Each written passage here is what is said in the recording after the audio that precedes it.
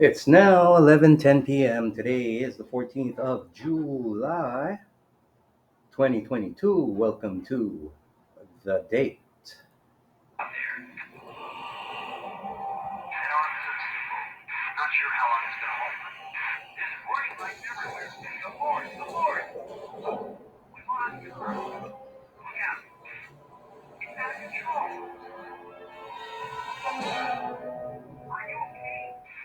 Yeah, so far we're holding up. So welcome to the date once again. It's now 11:11 p.m. and yeah, I like to do this little mantra, if we call it. It's not a ritual per se. It's 11:11. Make a wish. Send out a prayer. Actually, better to send out a prayer than just a wish, right? If we're talking outside of the context of the mystics, what's the great mystics out there like Dr. Phil Valentine and Bobby Emmett. Bobby Emmett, on dirait c'est un Québécois. Yeah, he's very, it's such a different level of, you know, uh, trying to understand the secrets of the world, right? Pretty much like what we're seeing with the Israelites. And even though there's some little infighting, it's better than Catholic, I personally think, I mean, considering what they do, right? It's not 100% perfect, but this is why we're here with the mundane. So just before we start, I'll tell you, I am the data jockey, like the disc jockey, right? I figure I call myself the data jockey. It's still 11:11 p.m. Now 11:12. Thank you for your prayers. Once again, you can give a like, thumbs up, share. My deal is I'm a Gen Xer, proudly so. That kid, that Martin Luther King, said where those kids would be playing together, and then came back and said, "Whoops, I brought you all into a burning building, and we're the generation of being the kids that saw the roof on fire." Yeah, so this is kind of mundane. It's a mundane in order to like keep you from being insane. So I'm a data jockey, digital data, get it? Because today, myself coming from the school of the early days when we used to call it the mosaic designing, and then integrated the video into the design of the what we see today is like what is a YouTube and all the other great sites that we've been using. Many of them also on a basic uh, formula and design, like let's say the text design. Yeah, you see that also online. And that's why you'll see a Twitter like and whatnot. So I check out other sites. But let me just finish giving you the facts. So I am the data jockey streaming educational, factual, unadulterated lessons from world Black history, finding solutions to surviving basic instructions before leaving the planted earth. Informational documentary, streaming historical educational media, fair use act disclaimer. This site is for educational purposes only. Fair use, copyright disclaimer under Section 107 of the Copyright Act of 1976. Allowance is made for fair use for purposes such as criticism, comment, news reporting, teaching, scholarship, education, and research. Fair use is a use permitted by copyright statute that might otherwise be infringing non-profit educational or personal use tips the balance in favor of fair use. Hashtag New Black Media, Stop the Black Genocide, Black Hop, Drop the Hop, World Black History, History Literacy, Culture Afro First Nations. And yes, shout out to my First Nations. How's your water today? I hope it's better today than it was yesterday because we always know, even just like Flint, Michigan, right? There was a lot of issues with that, but apparently recently we haven't still heard anything. So anyway, you can also follow me on the date as the date on Internet Archive and Getter WordPress also, where this will be actually posted in the final post, and also Medium, date on Odyssey. You know what? You can buy me coffee. And then once again, I'm here just being the mundane.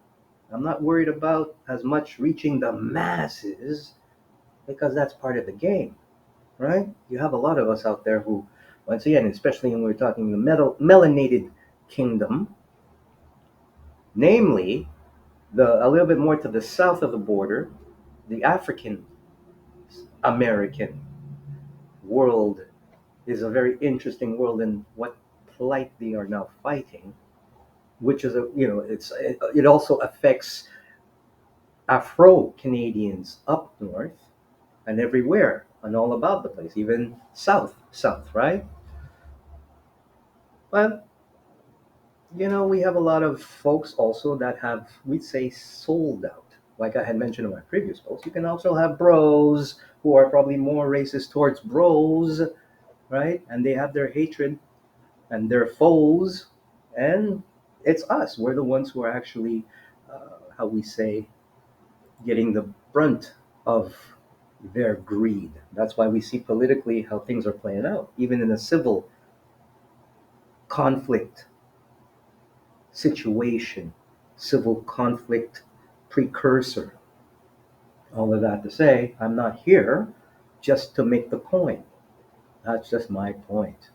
A lot of folks out there, whether they be black, white, this, that, extreme left, extreme right, it's all about the coin. So while this could be also monitored like everything else, I try to keep on the good side. So I try not to use triggering words, but at the same time, I might just cuss because I'm talking in passion and to make a statement and a point, which is now being policed as we speak. And that's for everybody, right? So that's why I can keep cool with the old school, once again, knowing that this was a mosaic that, well, other people, other sources, and we're able to get even the bandwidth that can carry a website and you can have video on it. So yeah, I'm not here, at least particularly with the YouTube being great. I love YouTube. I've always loved it. Like I said, it's almost what 20 years, something like that.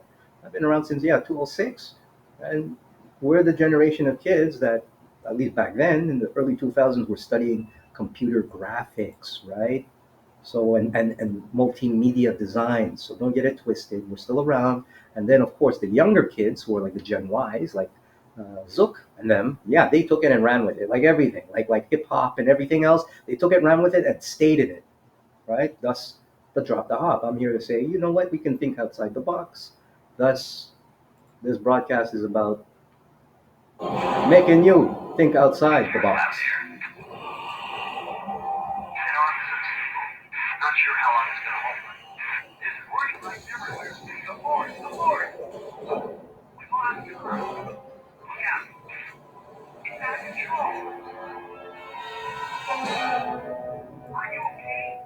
So we're going to cover a few stories, and being once again that since I just read the Fair Use Act disclaimer, I'm going to go through the date of when those things took effect. As this shows the date, this is one of the episodes that we will be covering in the broadcast and a few future broadcasts. Once again, I cover all kinds, but let's start looking at specific dates and how they actually impacted the history of where we're living now.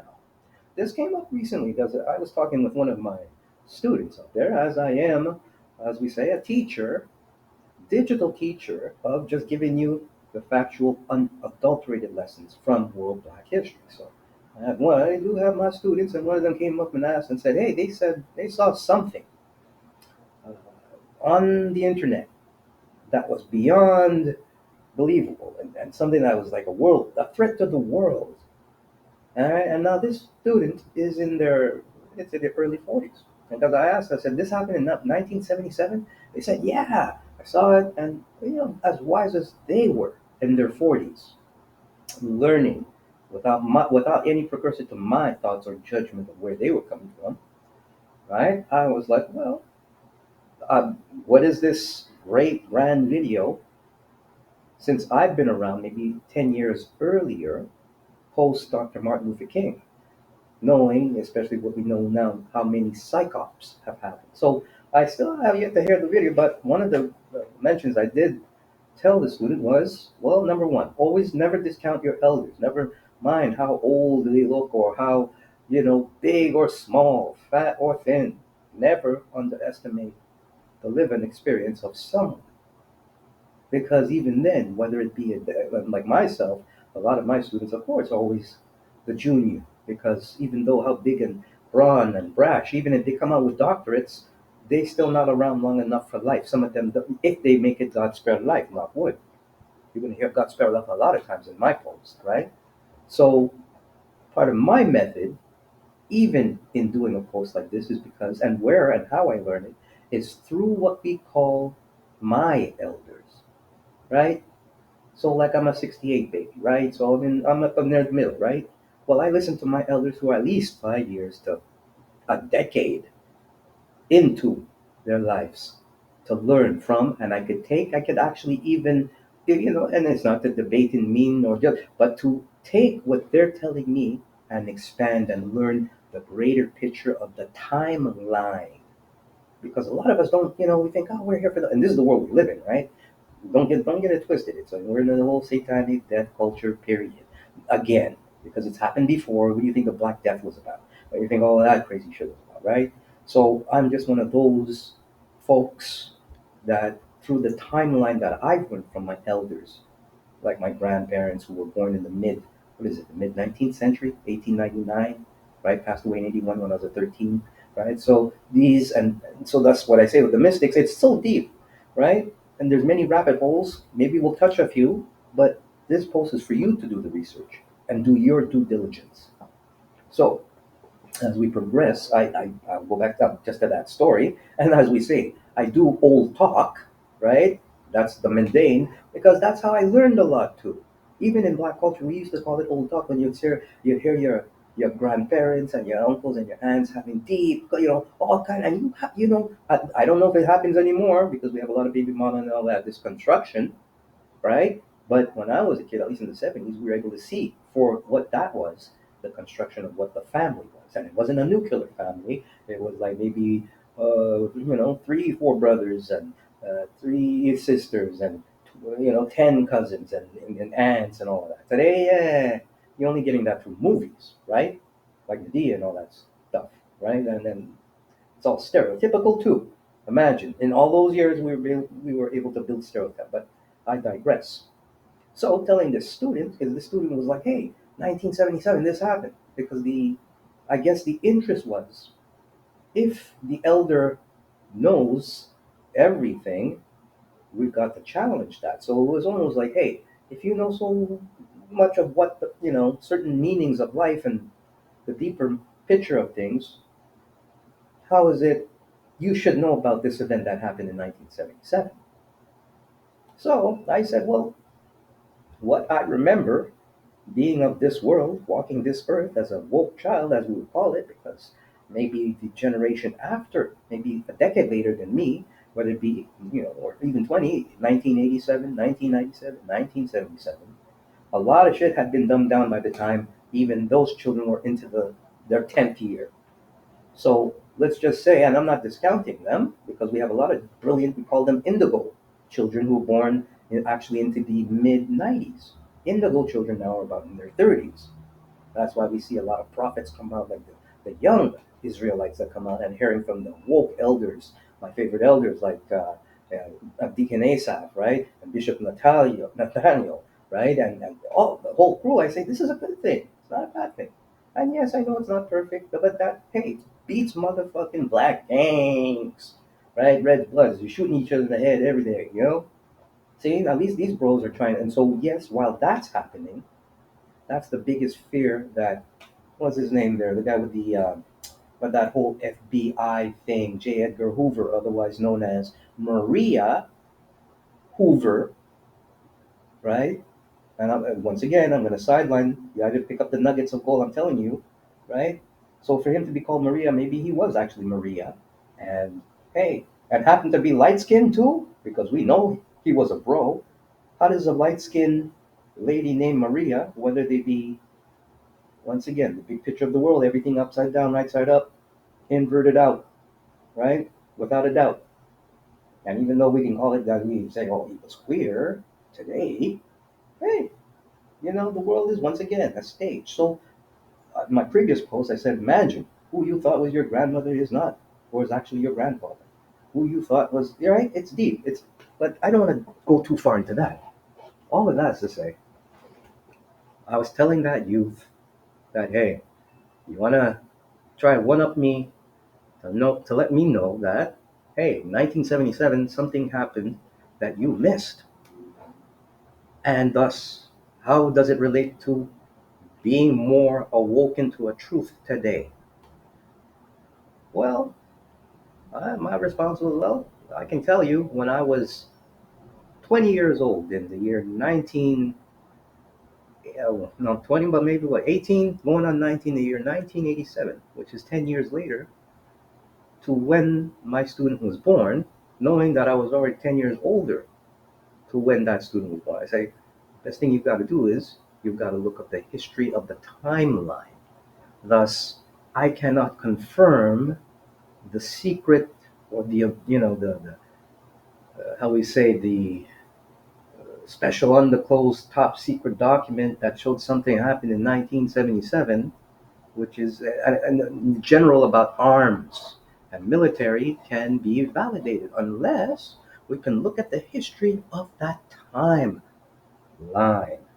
and everything that did happen before and after.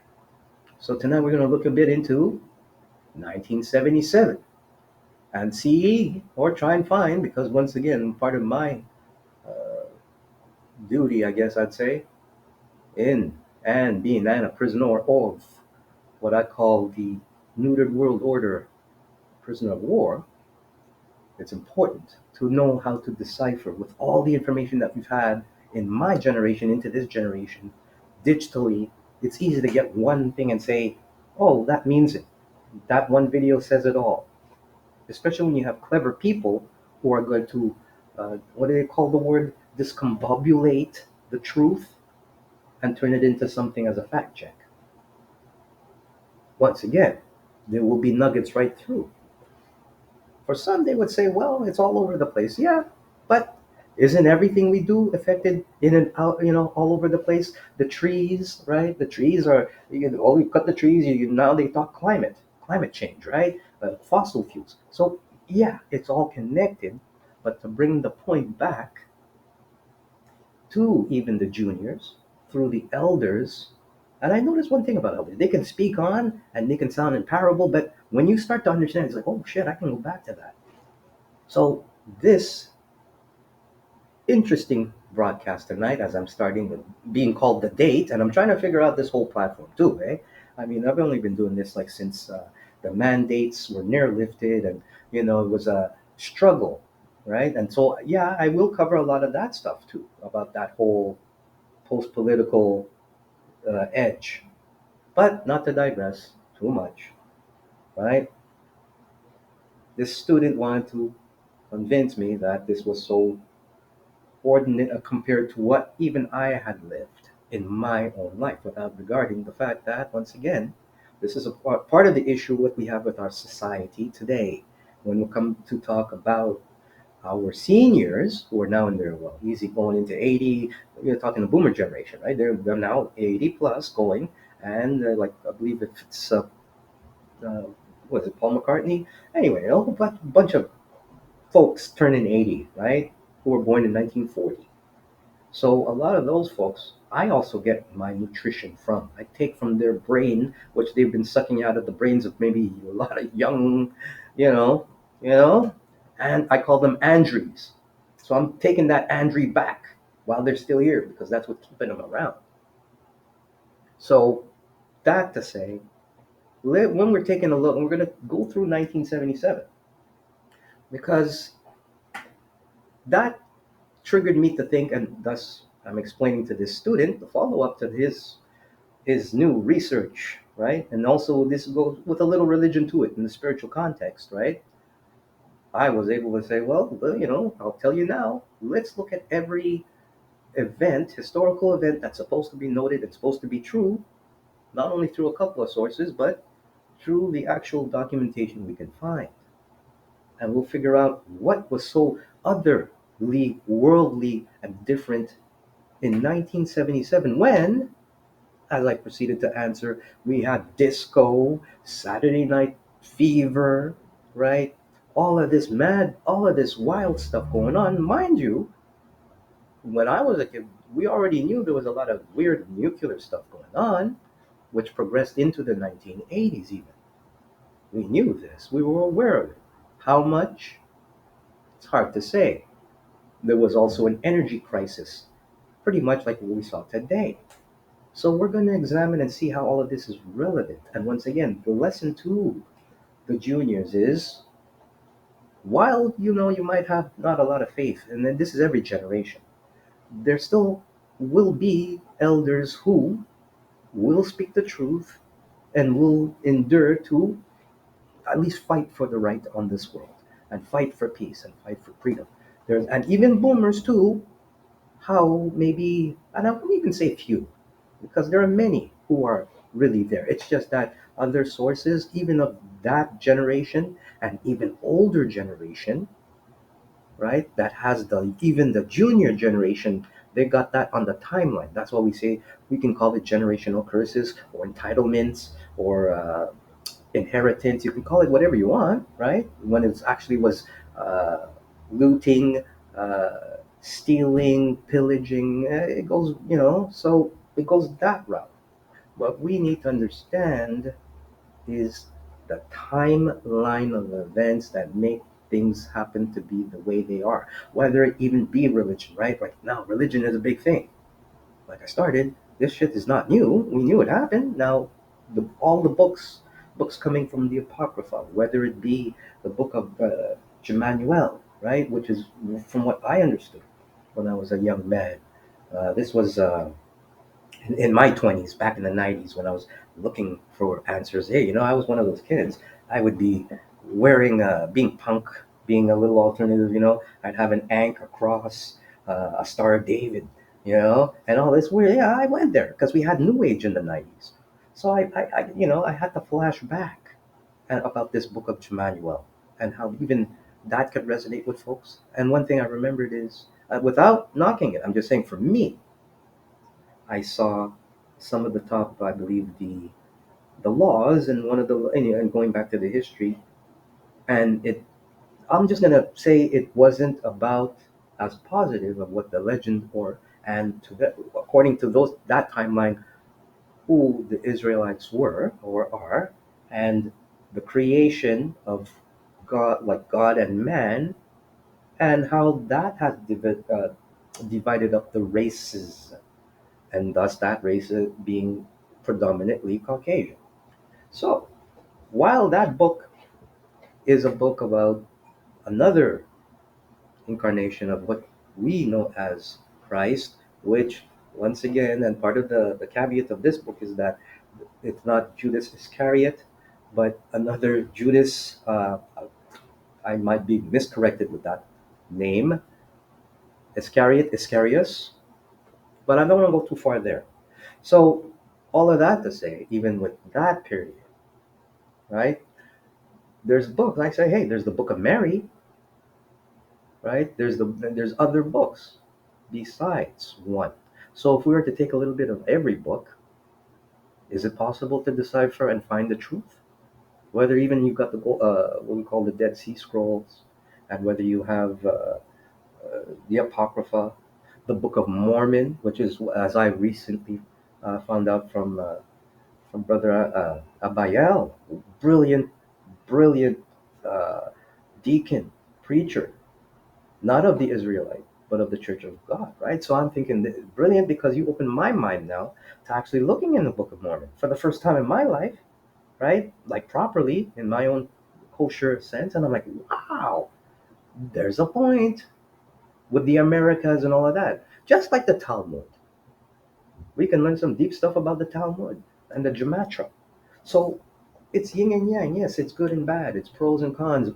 And I believe part of the keys to understanding, along with even like numbers and the whole metaphysical angle of it, you just sometimes just have to read and look at the year, and just like, okay, let's just take a look at history. That's why I believe history, even in the Bible. One of the good things about at least Bible 101, that I was discussing with this student, Bible 101 is, even though in the simplicity and right now, even the richest of the rich and the top of the top whistleblowers who are, down to now nearly what I understand under 4,000 of the powers that be who are turning against the grain and going against the neutered world order.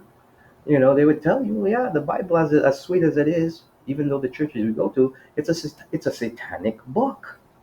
How dare I say that? No, that's what, if you want to do it. I bring up my brother Ronald Bernard. Big up, he's OG. Check out his stuff. He put out a petition to bring the whole world in peace. Check it out. I don't see a lot of people talking about that, but he tells you, right?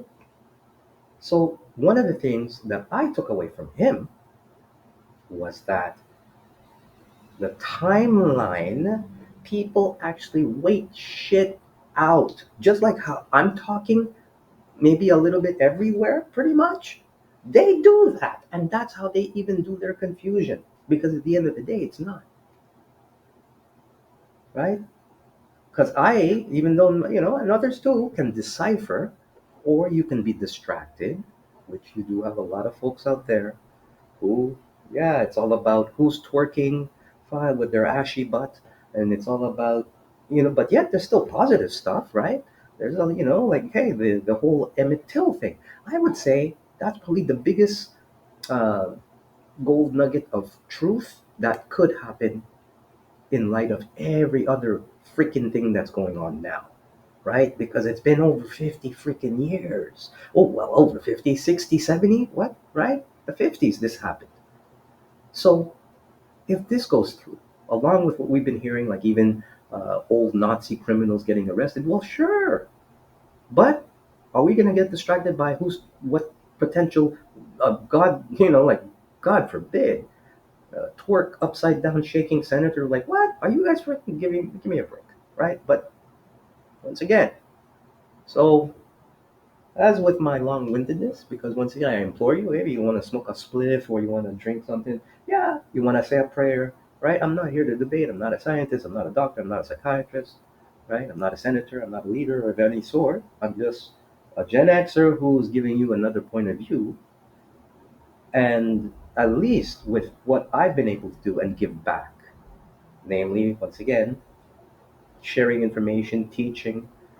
Most recently, in my case, I was one of the first responders during the COVID session, helping recovering addicts. Yeah, I'm talking people shooting up and stuff during COVID, right? And smoking and all this stuff. It's real. So you get to see a lot of things, especially when, you've got folks who have OD'd and you have staff that's got to give them Narcan, and the first thing they do is slap the heck out of you and say, "Wow, you killed my buzz, man." Yeah, you start to ask some spiritual questions too. You're like, wait a minute, you were dead like 5 minutes. How is it you can come back? Do you even get one of those near death experience? Maybe not. I heard a lot of people say they didn't. I say, oh, maybe not the next time. But here we go with that, right? So I'm sharing this as I've been a little, I would say I've been activated, right? Because they put me out, they're like many people who said they chose not to conscribe to just anything anymore. We don't, just because you say so and you're a young lad. Now I'm talking about even world leaders now, right? I was just talking about my students, right? Here I am, right? We're not, of course, they called us B-boys forever. Still, the image of the black male is a boy, right? But we have leaders who are now younger and they're not as cool. And we're finding out there's some messed up, fucked up, ex-traumatized people who think that because they have some elders, noted, elders, who are maybe not as, or as just as doubly corrupted through their own trauma. So that's the cycle, right? So yeah, we got to start saying something because nobody else is really saying anything. We're having a lot of discussions. We're having a lot of arguments. We're bringing up history, even though folks don't know their history, especially the majority of the younger Gen Y. That's why, at least, if the boomers are, we got world leaders who are boomers who are telling you, "Fuck you, you don't give a crap about you," right? After 1968, forget about all that shit, right? If you haven't been around at least that 50 years to see the shit that was already going on before that, and you see what's going on now, huh? Well, I'd say, yeah, we are in trouble. We are in trouble about nuclear conflict because you weren't around to see, even if you were a teenager in the early 80s, how close we were then. Thus, I could say, oh, maybe it might not be the same either. We might be able to avoid it, but we don't know because we got some messed up people who have been around for a while. So welcome to the date. It's now 11:40 p.m. That was my early intro ramble session in code, in parable, whatever the fuck you want to call it. Thank you. I will not swear too much, but as I said, as we go along, I'm here to make a point, right? You can either pick the nuggets. I talk in the sense that I like to really go through with a fine tooth comb where these people parents come from, all of this business, right? It might be even maybe an overload. I wouldn't call it any attention deficit. I would just say it's attention focus, which is not a deficit, right? And the relevance of how it hits. So come check me out on Getter. Oh, I love Getter. Man, that's the place where anybody should be, right? Like I said, I'm not here to make money, like per se. You want to buy me coffee, you can go to my buy me coffee, right? But heck, me, because I'm black and I'm allowed to say I'm a nigga too, or a Negro, right? Yeah, this nigga suffering too, man. It ain't easy for me. So hey, if you want to throw out something, yeah, good. Apart from that, I'm still gonna suffer like I'm still gonna fucking fight it like a nigga, right? I'm still gonna try and survive like a nigga, right? All right, I've seen it. I've been the homeless and all blah blah blah. But I grew up very nice, right wing, very patriotic black guy, and of course I got disenfranchised just like my white friend, my best white friend, right? And here we are today. We're like, okay, we can mix both shits up now. We can be that guy back in the. I was telling my student, I was like, yo, Negro, when you were 10 years old, going back to the beginning of that, I said I was mentoring kids who you, as big and large as you are, because a lot of those kids after 77 got that hormone injection and in the food, so they grew up like the girls got their tits extra big and the men are fucking giants again, right? So we're like, how is it these kids got so big? So I was like, don't even, like your generation, part of it now is because you got that, and the world works on this size thing, right? They believe like Goliath the giant was the big and bad, right? Well, like I've said before, my premonition is like that Goliath, a little David would come around and throw the humiliation of that stone right in the middle eye. My off the cusp prediction would be that eye in this generation is like the towers of the most powerful communications, right? Because I'm not just saying, I'm just saying like it starts from the top of that. It's with that tells us how to think and live. Look up Pink Floyd for fuck's sakes. Oh, I'm sure a lot of you Negroes don't even know Pink Floyd. Get it? That's why even I, at my age, I hang out with my old folks, or even the white folks. A lot of black folks, yeah, they kind of, a lot. I've noticed a lot of the old white folks will be with me at Gen Xer. Even they don't give a fuck about Gen Y. No, but when we're still around, they're kind of like, well, they'll give us a little run for their money. And I noticed like a lot of the elder blacks, forget about it. They're just as kiss up, kiss up, kiss up, kiss up. Not even able to like, they get mad at bros like me, right? And our generation because they're like, you're wrestling the master. And we're like, shut the fuck up. The master told us to tell you to fuck up. Right? The master told us, hey, you know what? You can be even a better racist than my other little monkey Negro here, just lapping up everything I give them. Right? You at least got to you from what? 19 where? 68? Oh, you one of those black babies that survived. Right on, okay. Okay, I'll show you white power, and somehow you can work that white power with the black power, okay? But hey, don't kill me for it. No, I'm your ally. Get it? And they're like, holy shit, I got my ass whipped for that. I got so bucked, I got so fucked. And they're like, what? You don't like us no more? And that's what's going on. That's why they're like totally well, the last vestige, the last battalion, right? They're like, well, a lot of old Negroes. They're like, fuck, we got beat up in the '60s and the '50s for this shit. We thought it had it good. We thought we can retire and die peacefully without getting our ass kicked. And now it's our grandkids who are kicking our asses just as much. And not only that, they're killing themselves. What are we gonna do? Are we gonna still exist like a nation when we went into the burning house a long time ago? Anyway, so that's what went down, right?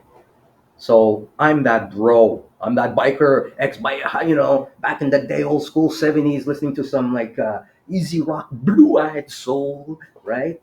And even the soul of the Commodores, the soul music, the love music, the slow dance music, right? We were cool. It wasn't all that fucked up in the '70s, with black and white and all of that. Yeah, it wasn't fucking perfect. But now, ooh, shit, now we're going full steam ahead. So, in order to counteract that, okay, I saw the Mike Tyson interview with Alex Jones. My precious white people, like Deacon Asa says, right? And you wicked Negroes, right? I was loving it because Mike was straight up there. He's like my generation, right? He's my age, and a little older, I believe, right? 57? Fuck, I don't know. Anyway, so he's like the Black Panther baby. Even the most, worst situation, he got out, he knocked the fuck out of how many people? Knockouts for generations, right?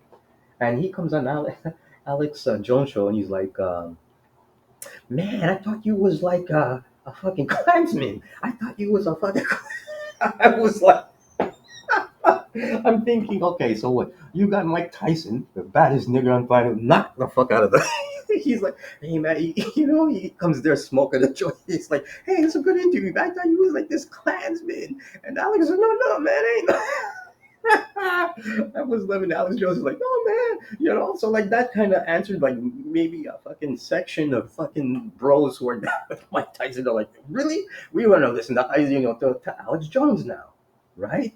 Because he was like put off as a race. But I liked him since he was with the Bohemian Grove, right? And right there, I said, well, even if you're gonna get away with that, and they're not gonna say anything about. Like I said, you've always got to look deeper. Why?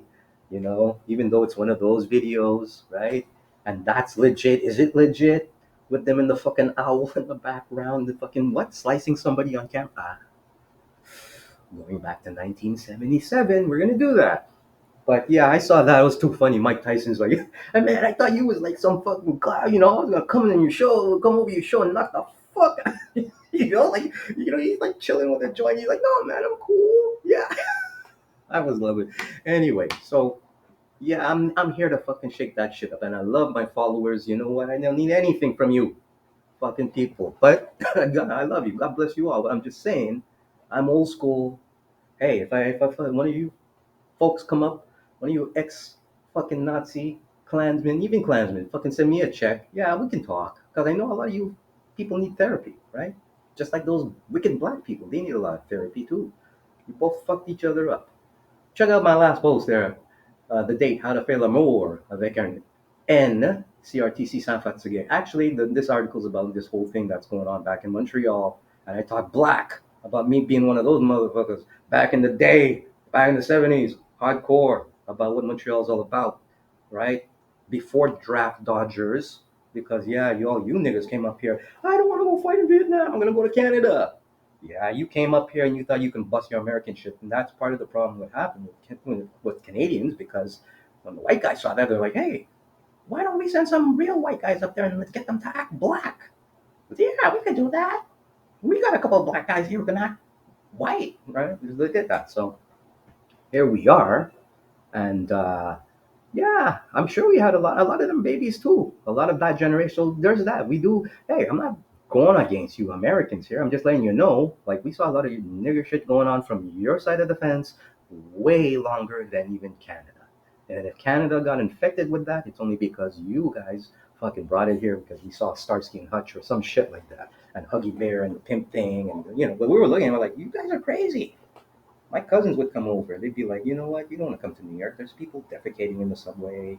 People just got shot down the street. And they work for the cops and stuff, right? So anyway, but all of that to say, in Montreal, this article, "Comment faire l'amour avec un nègre," which is a nigga, without getting tired. So I did this article about that because they're making a stink because you got some crusty ass boomer, right? Some real crusty ass white boomer teaching a bunch of soft ass Negroes, right? Like I'm talking like painted nails and all that shit. So hey, respect to them. Maybe not, but all I know is that a few of them bugged out. One male, from what I understand, particularly bugged out, and they're like, "Yeah, you can't say that. You gotta." So I'm like, "Oh, you guys really want to go there? Okay." This episode tells you why they call themselves the French, the white niggers of America. Can you imagine that, Americans? Imagine if Americans put out a book, The White Niggers of America? No. You guys should be pissed at him, right? How dare he? Yeah, but that was the French thing. That's a French thing. You see? They didn't even say the white niggers of Canada. They had to put white niggers of America. Why? Because they wanted to compare it to the civil rights movement and said, and meanwhile, like from where I come from that stock, right? My family was like, yo, we're going to university and they're going to go to computer science. They almost fucking burned that shit down. And people like, oh, no, no, no, no, don't fuck with those black people. Not in Canada. And. And then the French tried to do it and they totally fucked everything up. They started. But I'm not blaming it like that, but I'm just giving you the history. Thus, they had the Parti Québécois, long story short, and all this shit. Yeah, so this episode's about that. Uh, the sound might be a little off, but what can you do? I didn't have internet during that time. Yes, so it was kind of the energy. I don't know if anybody's been feeling that weird energy, like weird, some type of yeah, so weird gut energy, however it be. And the internet was down for what, nearly a freaking week, right? Which I called it. It was like a siege, right, or a bite back, if anything.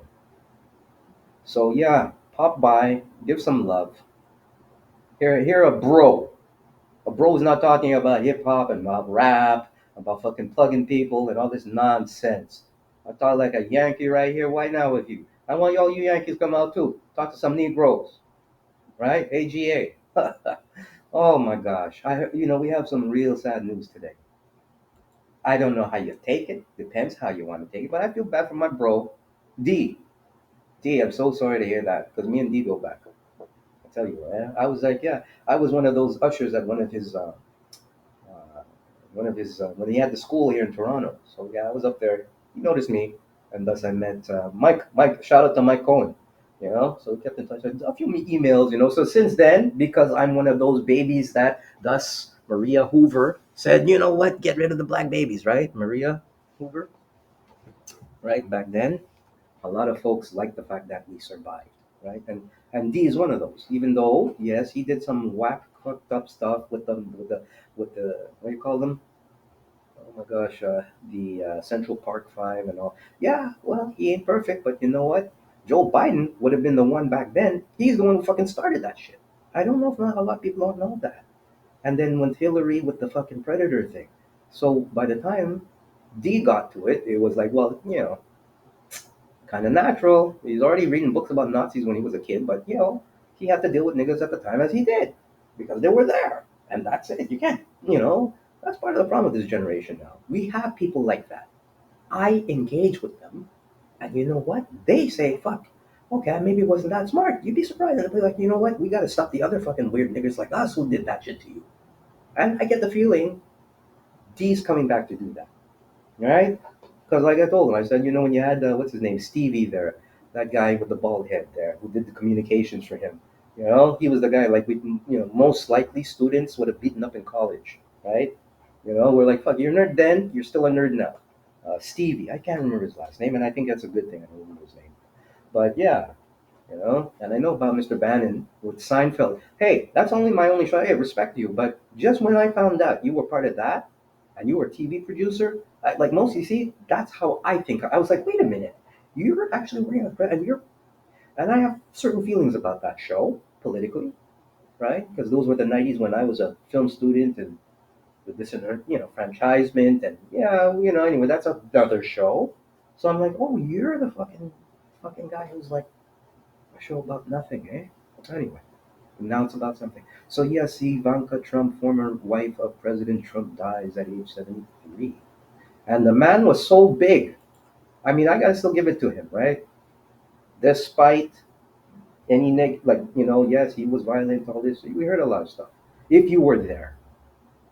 So, statement by Donald J. Trump, 45th President of the United States. Yeah, you could still say that. I am very saddened to inform all of those that loved her, of which there are many, that Ivana Trump has passed away at her home in New York City. She was a wonderful, beautiful, and amazing woman who led a great and inspirational life. Her pride and joy were her three children, Don Jr., Ivanka, and Eric. She was so proud of them, as we're all proud, so proud of her. Rest in peace, Ivana. Rest in peace, Ivana, like he would say. And for the kids too, right? Because hey, they're like grown. They're in that 40s age, right? They were born in the 70s, 80s, right? So we're gonna get back to 77 in a bit, in a few minutes there. But how they can influence the world today, it means a lot, right? And of course, it's good to see that we see even though we gave them a rough time. And like I said, everyone from me except Stevie, right? Um, yeah, my condolences. Here, let me give you a repost here on my getter and a thumbs up, sir.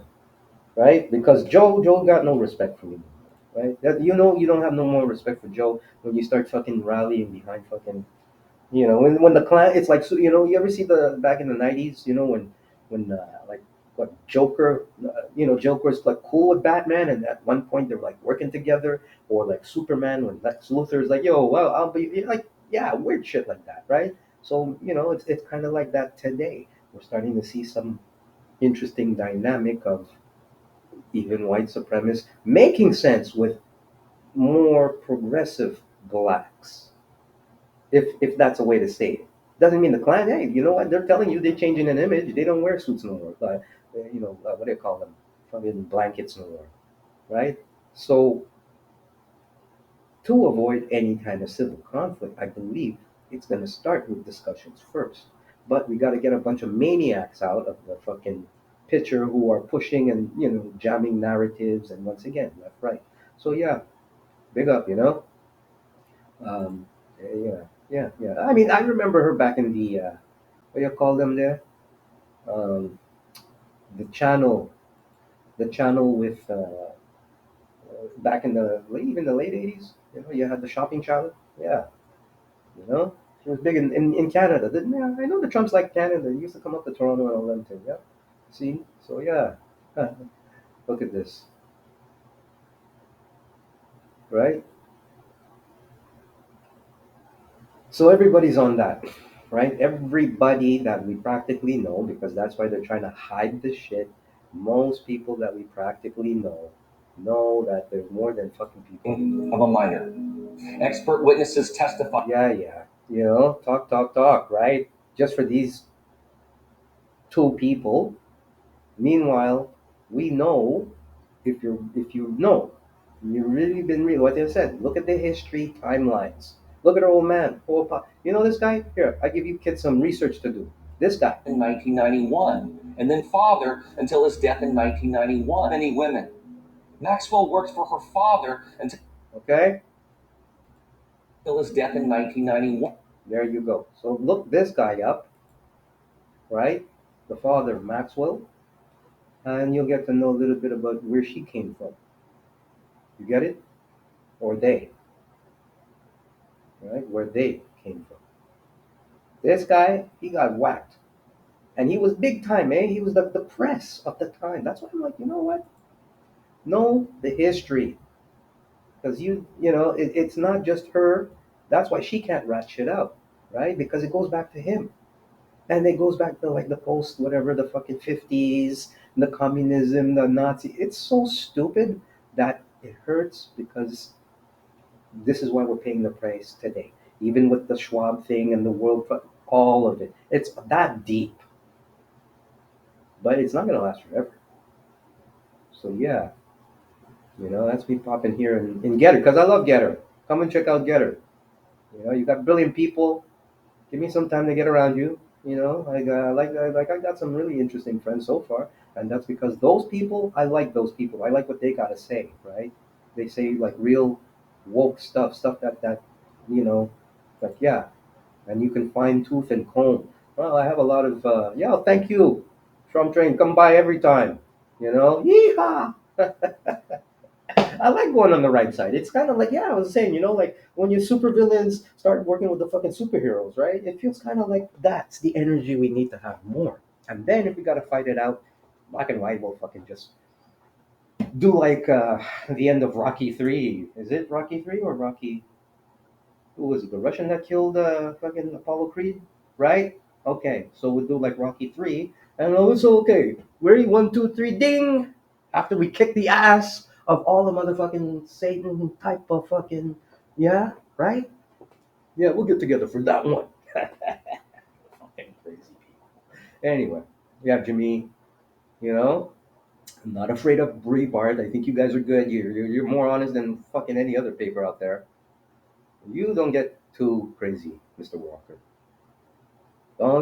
We can like one other thing about us black Arabics. We're gonna call people out more, even though you might not be like some people like to make fun. They're not the brightest. We get it. We get it. The elite who they got their education, they could put it up their butt, but doesn't mean that we have to also thrive on that image. It's like you never hear about right wing intellectuals, right? But that's because we associate right with the fucking clan thing. And we gotta kind of open that shit up. And you know what? While we're at it, let's take back right from the fucking clan, and let's take back the swastika from the Nazis. That's a very positive peace symbol. That was Indian. Why the fuck did these guys go and or Sanskrit, if I'm correct? Look, I don't have time to look into that now. But what the fuck? Take that shit back. They've been having that shit what over 70 years. They took it, they made it. How come nobody ever fucking launched a fucking off on that and said, hey, you have no right taking that? Well, okay, wait a minute. I digress. Don't forget, those fucking Nazi niggas went up to what do you call it there? Up in the fucking mountains, measuring people's skulls and shit, right? In the Himalayas, wherever the fuck they went, making it their business. You get it? I hope you got that nugget, right? And then they took the swastika and they said, you know what, we're gonna make it what? Now it's time for people to say, you know what? Now you got your little Azoffy thing and you got other ways, you got other fucking golden eagles and all that shit. Why don't you just give us back the swastika? And we really consciously, everybody on a societal level, part of the healing. Let's just hold back from the let's go on a humanity aspect and hold back on the, let's say, the racial aspect, because the swastika is supposed to be more than that. Reverse the bumbaklate, because that's how they're doing their magic, right? They fucking flipped it so everything's all confused like everything else, right? That's probably one of the oldest trick in the book, because they could take it and make it that doesn't mean it has to be that. I bet you we'll see things going around. Anyway, that's just me rambling there. So let's go on with the show. So yeah, I just thought, you know what? Every time I pop by here and I'm actually posting, I like being on Getter posting, right? Because Getter shows a different love, and like I said, love doesn't have to be 5,000 followers, 120. You know who's listening, because like I told in my last broadcast, a lot of them motherfuckers are bots. Mind is a good spot. Also, you might want to check that out, right? You got some people who will engage, and people are reading. You don't need to necessarily always like come back and fucking comment on everything. That's why when I generally post and I share, I just give a thumbs up. I make it simple. You either like, you can contend or you don't. You don't need to get into no bummer ass discussion. Well, I think, but listen, nigga, you either like living or you like dying. You like living? Okay, so shut the fuck up and enjoy living and advocate for living and go and bring yourself around people who like living. Well, like, wait, no, well, fuck that. We can work through that, but that's a whole other dimension. If you're willing to accept that in your quantum blood faulty rules from hundreds of years, right? That can we all agree that we're all fucking human? Yeah, by blood, yeah. And know that yes, there are discrepancies in how the laws had been had been separated and divided, because a couple of maniacs going on and going back. You gotta go back, like Genghis Khan back, to rape and pillage, to lighten up people, and thus once again here we are, right? So it's always a hard time to get rid of black people, because now we're hearing about the Schwartzy Germans, the Schwartzy Black Irish. So people are kind of like, well, wait a minute now. Have they been really whacking out? So how is it that we got history so whitewashed? And as it's whitewashed, it's fucking evil. Face it. Like, look at this. You don't see no Negro out there. Fuck. How many black guys you actually, except when they try to pull one, like, you remember, Where's Coney? George Clooney? Remember that campaign? You kids probably were too young, but in 2012, where's Cooney? And you had that black guy's face all over the fucking place, Like, let's bring him for fucking war crimes. Yeah, more. You fucking jokers. Like, so look at this guy. Now, if he was black, and even if he has black blood, that's what my point is. You fucking dummies, you all got it in you, even though you don't have to look like this, bro. But because of the minds of some people, they turn that shit inside out. Look at him. I mean, this is not an actual picture of him, but I'm just saying. I don't know. Yeah, you can have Barry, what's his name? Barry Hussein too, right? That could, this could easily be Barry Hussein too, right? It doesn't have to be just that. But generally, the monopoly is like folks like who look like that. That's all I'm saying. That's all I'm saying. So yeah, Black Authority. Yeah, shout out to those folks out there. Once again, like, subscribe, and share. No pressure. Just know that this is coming from the heart, and this is for the folks out there who just wanna, you know, hear like radio. Like I said, get yourself a transistor radio because this shit probably won't last forever. The design, the mosaic, right? Maybe get ready to, go back to the old school of what we call newsletters. But for the meantime, yeah, this is about just sharing the information out there, chewing the fat. Pop by if you want. You can also check out Odyssey, which I like. Let's quickly in the news before we also speak about something I want to bring out here. Gab, I like Gab. Gab's cool. Um,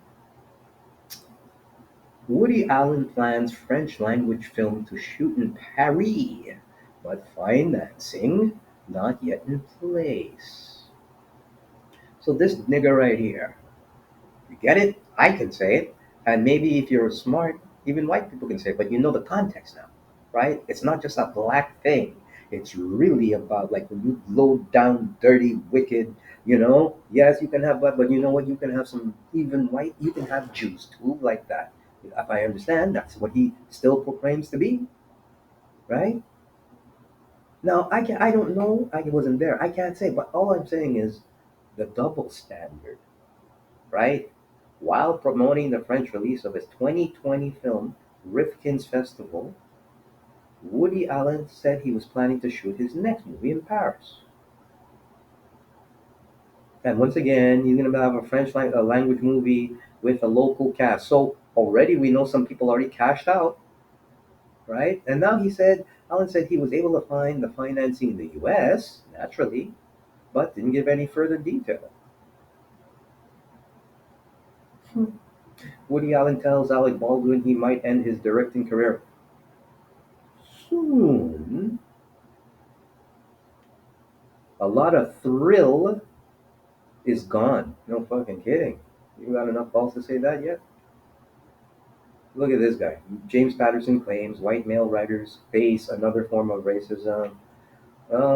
Yeah, well, while that's true, look, the racism is right there. Criticizes publisher for dropping Woody Allen's memoir. So that's how some people feel still. Um, but hey, we want to fight just like like how we did the fight to make sure R. Kelly fucking was put away and fucking locked up, Key and everything, and Giselle, right, who has the list of all these people probably with this guy's name on it. Well, yes, by all means, let's definitely put it out there, right? Look at that. He's gonna have an anniversary. It was a wonderful, and this is the once again. Maybe you can say, well, here's the comedy, all right? And once again, it's educational, adult purposes. Can you imagine Woody Allen, doing what R. Kelly did, taking a pee, and like the porns were out there, and you got like all these tapes of Woody Allen fucking somewhere in the black market, Woody Allen doing a fucking scat film and some shit like that. I mean, hey, you know what? Me and my bro seen all the weird cookie stuff, right? It's really about a gag reflex because they got the vomit thing, they got all kinds of stuff, right? It's already broke that taboo. It was there forever. It's whatever, right?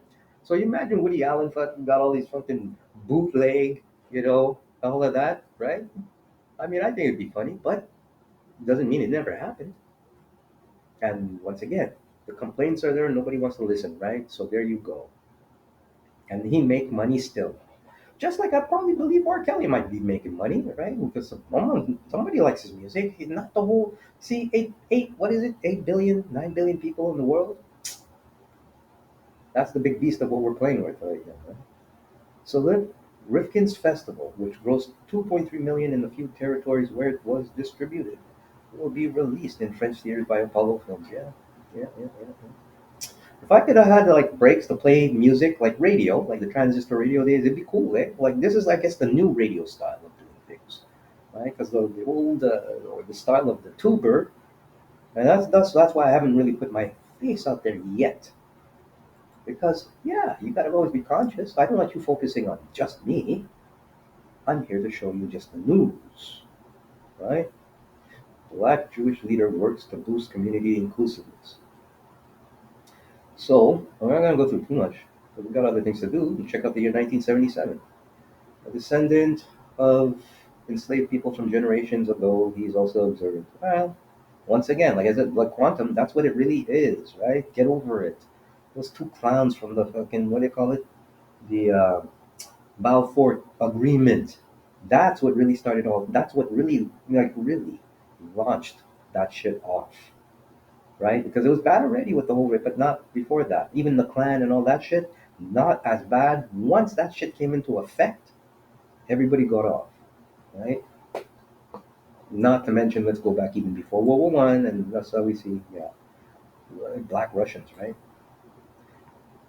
So he once walked into a synagogue dressed for Shabbat services in slack button down and was told to go to the kitchen. That's a funny one. I could laugh at that. Because why? Yeah, because it happens. It's like that. You ever hear that legendary story?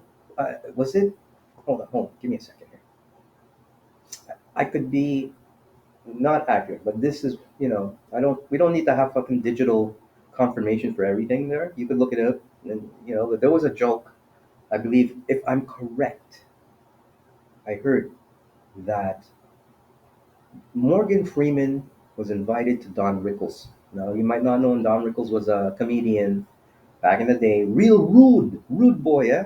Rude Jewish man boy, one time. And still, considered a great comedian. He's funny. Just like Joan Rivers, right? They whacked her ass out big time. But the thing was, he has crass humor. And maybe he, if anything, he probably one of the last and only few people who got away with shit, talking shit, right? If anything, he could have opened the way, paved the way for what Eddie Murphy, which you might be more current with his old comedy acts. I bet you they probably wouldn't even play Eddie Murphy stuff because it's so fucking like off the hook, like raw. Like a generation of kids will completely like have a complete meltdown, and we need to medicate a generation of kids because of Eddie Murphy's raw, right? But anyway, so there's that story that Don Rickles. It was a dinner, right? And Morgan Freeman comes over, right? And he grabs a seat next to Don Rickles. And like I said, not quoting quote. And Don Rickles is like, all right, so who's the waiter? Okay, well, nice to see you're here. Now go back in the kitchen. Uh, you know, so da-da, here we go, right? Nothing new, even though it happened a long time ago. I find this funny still as it's happening today. I was told to go to this because of the way he looked, right?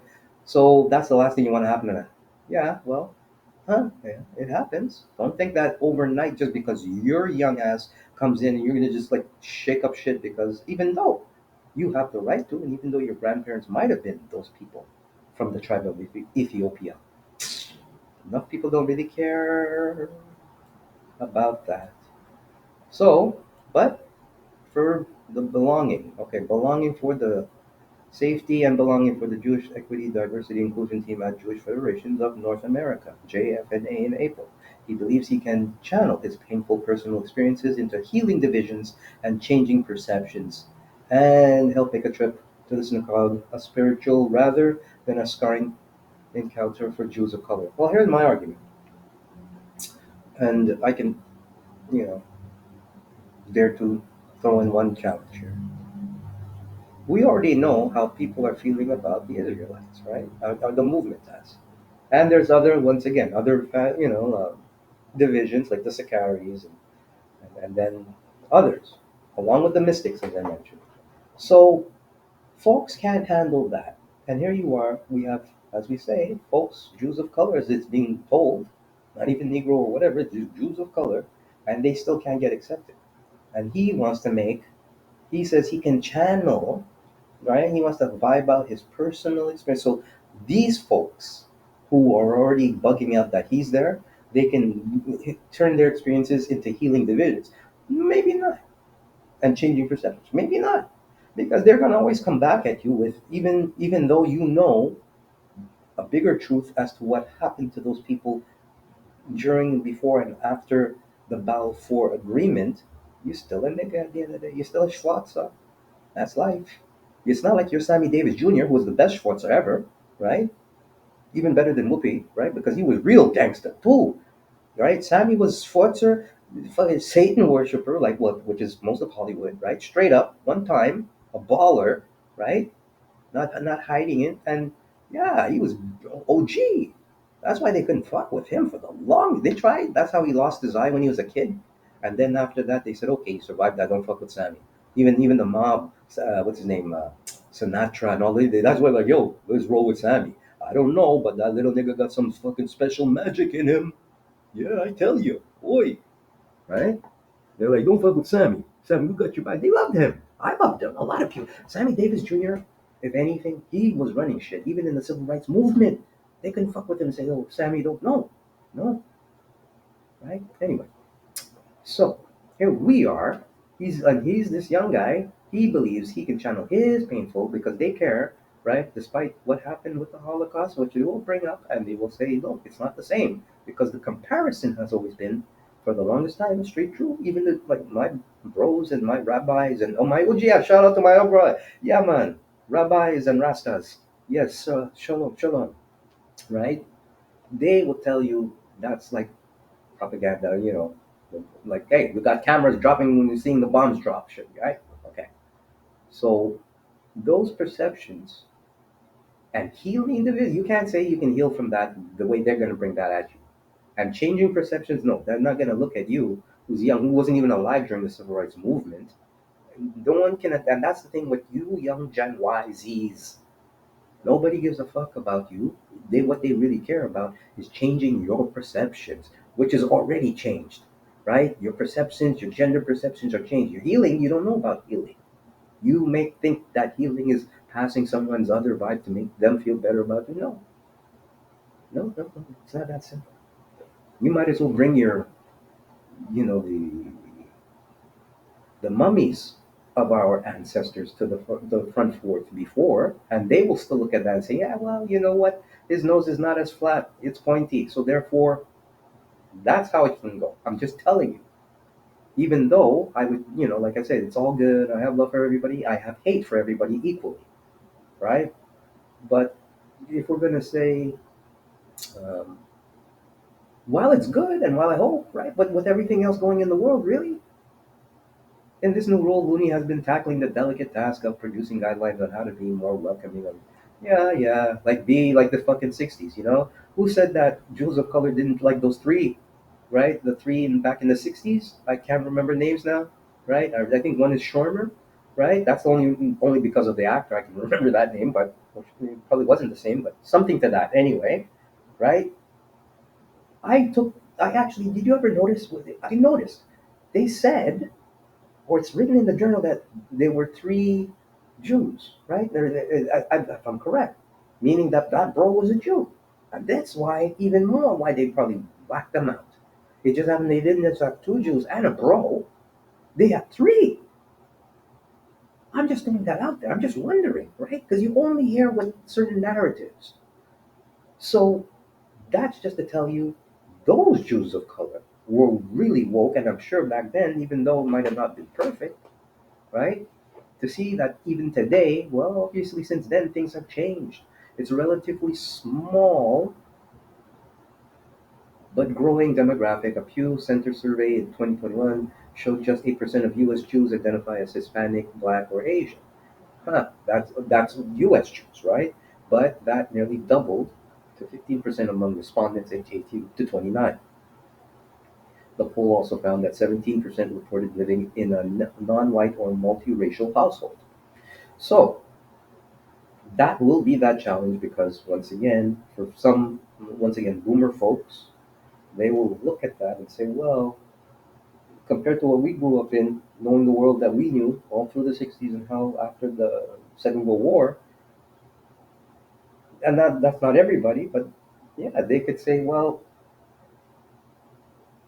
they don't identify with what this demographic of 18 to 29 is doing. They'd say, you're too young to know. How can you even know? Well, surprise once again.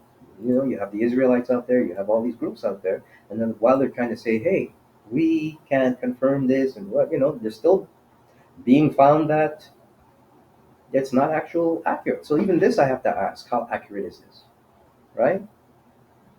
Because you're asking, just so once again, going back to Israel, they're saying, well, it starts here without disputing Okay, Black, Hispanic, Asian, because this claim here actually originates way back where it actually counts, and it is noted that and then it comes here from the melanin roots, right? You're talking Abraham, uh, Ham, Japheth, and of course Seth, which spawns all of this. You get it?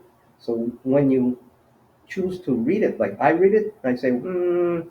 Once again, you're kind of telling us who these people are without saying that they have a right to identify as that, or is it that they are born like that? They're born this way. Anyway, so Looney 37, young one, see, has led a life that has taken several turns. Military, police, National Guard, great, brilliant. You see, all of this is once again engineering, and I say this is great. Look, he worked in real estate, has even done urban farming, microgreens, right? And he's still being treated like a nigger. Fuck. Just like I was saying in the 60s, you couldn't even drink milk, and we fight to drink milk in the fucking Woolworth back then. I remember Woolworth. You might not, right? And luckily, I was old past that time because we're the kids of integration. I could drink milk in Woolworth after 1972, right? But here we are. He's there. Well, can I drink milk and take service with you guys, even though, and even though the great grand, like what? His spiritual journey began at 13 when a friend asked Looney, whose father was a Baptist and mother was uh, Episcopalian. Yeah, I can never. Episcopalian? Yeah, that's it. Episcopal. About his own religion. You gotta look at what that Episcopalian is. I never really, I know it's one of those, like, I would have probably read it, but, you know, I'm sure there's books there about his own religion. Despite his family's Christian faith, Mooney said he never felt connected to it. Well, yeah, he's right, because once again, maybe they're not connected to the blood, that blood of Christ, which is, once again, goes back to the Father, and it's bro blood, as we say. Bro! There you go, I said it. Bro! Everybody together. Bro! All right. I was obstinate that Christianity was, yeah, okay. How did he switch it up? Let's get to the point. I believe that religion was practicing, okay.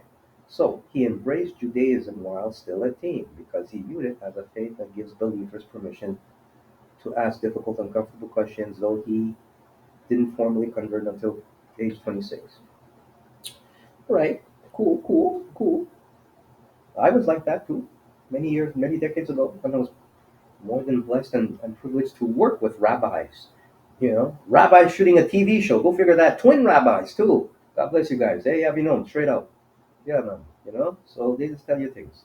It was after the police killing of George Floyd and racial reckoning of Summer 20. Yeah, started working with organizations about Jews of color, which I'm sure would have been contentious around that time, whether that time be a suck up or not. It's still, like I always say, it happened. It showed whether it's true or not. And then people are saying in Masonic, all that bullshit, whatever. It happened.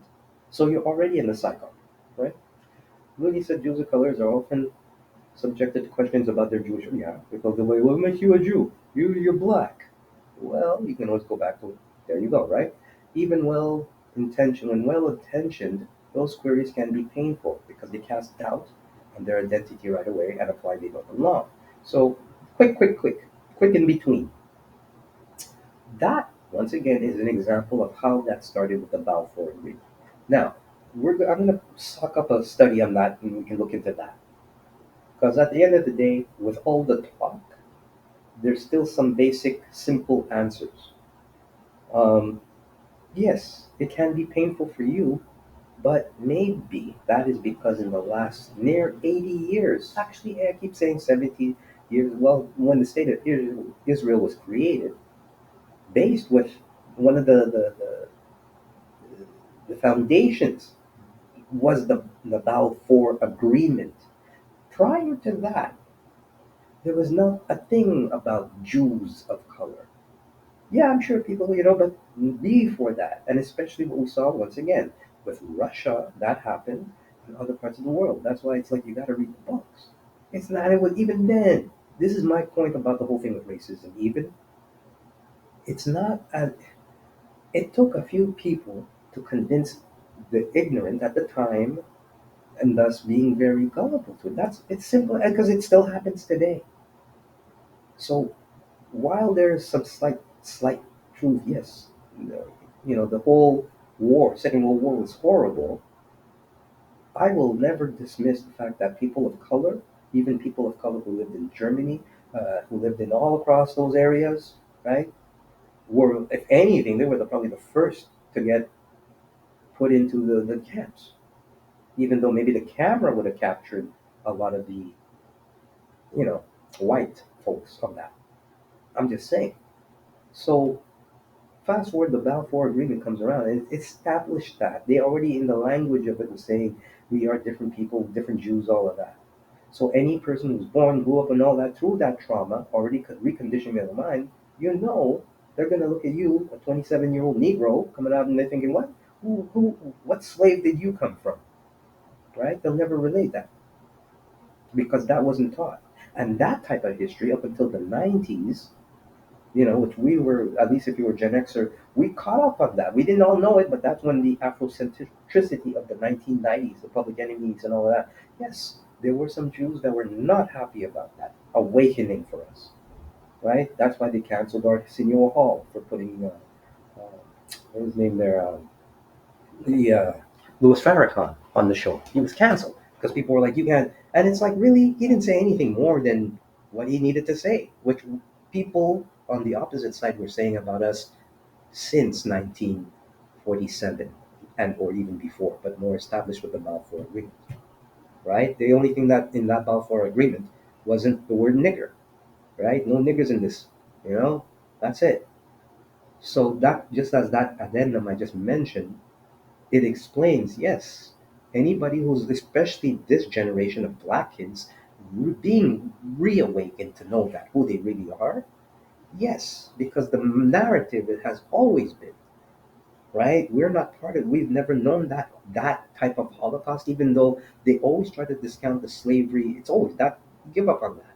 You're never going to be able to outbalance, even though woke, real people who know, like us, like you, know, even with us teaching each other, that that's not necessarily all true, and a lot of narrative of history is not factual, right? Especially if you're around and have at least the information coming to you through family.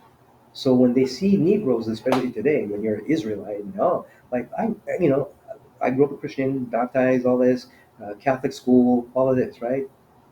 Today, because of what I know personally, okay, I can't call myself an Israelite. But learning my DNA, I know I have Israelite roots. So can I claim that? Yeah. However, I still got to get introduced to learn about what that structure and family was. And while it still might exist even today from in the lands that where my roots are from, I have to open my mind and learn more along with everything else. So for me to just come out, and even if I do follow, like I love IUIC. Now, the question I guess I have to throw out there is, I know if I have to join, I have to, I have to put out there. I know in Canada, we don't see them everywhere here like that, right? But where most folks will even have some criticism, and once again, it's new per se. It's not old, let's say, in the sense of how it's being reincarnated today, but it's been around for a while. I'm very familiar with it. Quote unquote, Sammy Davis Jr. Was he considered an Israelite? Well, he was Jewish. But Sammy Davis Jr. At least grew up, I believe, more with or was more with the Talmud. And of course, the post Balfour Agreement, because there had to be some type of transition. You had some people, like, let's say, if you had an Ethiopian Jew back in the 1950s, right? Well, they didn't really bother with that guy, but the person who was the Ashkenazi, as we call them, well, yeah, that took precedence, and that was the culture in society. So that's today, a Sammy Davis Jr., it's almost like, wow, we didn't know you guys existed. We thought you guys like did like Whoopi and then, or like Sammy and then inherited their. Notice the word I said, inherited their uh, bloodline, which is actually the opposite, and that's not the truth, right? So added to that, increased security at synagogues, there is even greater potential for people to feel other. Yeah, so you know what? It's at the point where it's like, why do you have to strike a balance? Why do you have to be equal? You don't exclude anyone, anyways. I'm sorry, I just threw that word in you, but he says, how do you strike a balance? You don't want to exclude anyone, and yet you want to be discerning of who's coming in the door. Cultural competency is important. Just the fact that someone who's black is walking in shouldn't raise alarms. Well, Negro, yes, it is. And this is part of my episode. Once again, we're going to get into the year 1977 and take a look in just a bit. Um, I just say in a pause that I love it. I love the fact that the activism is coming. But oh my God, how is it that we can be so? Even the fact that we could say today and call it cultural competency, a lot of these people don't give a shit. We see how nasty the politics are. A lot of these people could even be liberal. That's why, once again, I'm giving you my Negro perspective, but from a Negro smart angle. So he knows from personal experience, and of course, as an elder, he knows from personal experience the morning of the tree of life. Blah. Sorry, but you got more questions than experience. So, yeah, I'm not going to go too far into this, but I'm just reading a few things. But once again, if you dissect it and you see this is happening in a time when all of this shit's going on and Ukraine and all, you have to start like, really, bro? So far there's a lot of people saying either way they're not on our side. Even if they're on our side, do we really want to congregate with those people who are already probably not on our best interest? This is all I'm saying. Like the world cares that you got like how many? First of all, there's not even that many of us. This is even a new awakening. So that's why I'm like, be diligent. There are some bros out there who are just like, yeah, a little weird, scammy, whatever. They're young too. There are some bros who are elders who are totally fucking up the groove for us too. That's happening, but they're fighting against other elders. What else is new? So let's see here. If this is my first time, and I've never, yeah, well, you shouldn't. They're telling you that. The guidelines he's working on will be shared with Jewish federations across North America, and when he hopes implemented at the local level by synagogues and community centers. You know what? That shouldn't even have to be. That's the whole thing. He shouldn't have to like that shouldn't. But I give him gumption for doing it because yeah, maybe we need something like that when you really think of it. Coming to reconstructing what was the Balfour Agreement, because the Balfour Agreement is what we're on, and we're on that time. That didn't change, even though it's like maybe expired per se in the sense. After 75 years, we know what place is still around 75, 80 years, right? Okay, duh. One goal is to inculate the security guards in deeper understanding. No, security guards are being security. They're not there to get fucking emotional. No, they're not going to want to have a conversation. So let's say with Rabbi Isaiah Rothstein, who founded the Diversity, Equity, and Inclusion Initiatives and serves as JFNA's public affairs advisor, said Mooney's professional experience as military policeman and lived his experience as a Jewish person of color makes him uniquely qualified to boost it. And here's the thing: I nearly went to Israel. I was one of those opportunities I had in life. I didn't go. It's one of not like I regret, but I should have. But anyway, long story short, I couldn't have gone, but I was invited, right? And it was my Jewish friends who were like, "Oh, you gotta come to Israel. You gotta join the military. And, check it." So I'm like, "Yeah, I'd be down with it, right?" And I know that when they were telling me, they said, "When you join the military, you come out," and I was like, "That, like I said, that's probably one of those things I should have done when I was younger, right?" But it just didn't happen. And I even remember there were some who were opposed to it. This is the 90s communication students. Oh, black guy, would you like your public enemy? And then it was like my cool Jewish friends were like, ah, shut the fuck up. You know, you schlemiel, what are you talking about, Negro? Leave him alone. Yeah, we got bros over there, right? You want to come, Rich? And I was like, yeah, this girl, she was digging me. It was my girl, girl was digging me. She was like, yeah, yeah, you gotta come. And smoke some weed, She's like, you'll be okay. And I believe it because in the 90s, that's when at least you had a lot of the Ethiopian Jews being, literally cargoed in to Israel. Go figure that. They probably said they needed some melanin. That's why they had no choice. They said, "What? This place got so white up in and they said, "No, no, no. We need some melanin here to balance the chakras and the minerals and the what you call metabolistic, metastasizing the air. Yeah, it's deep, man. Living in the flesh. So security and belonging don't have to be mutually exclusive, said Rothstein, who is the son of a white father and a black mother, and has seen his darker skinned relatives being treated differently in synagogues. Nate is helping us bring an equity lens to make. You know what, you bros, you Negro Jews, you should just do your own shit, man.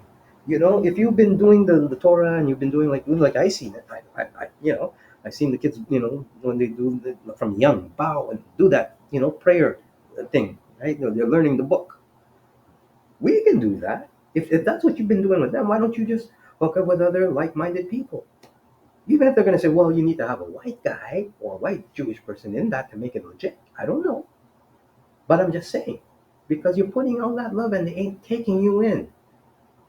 Even if they have their own people trying to say, well, we want to include you, they're following blowback, right? Just like in the 60s with those three bros, those three Jewish bros, right? Two white, and then the third bro, yeah, well, there you go. Not so much for helping your bro, but they did it at least. If it wasn't for them, we probably wouldn't even have certain freedoms we have today.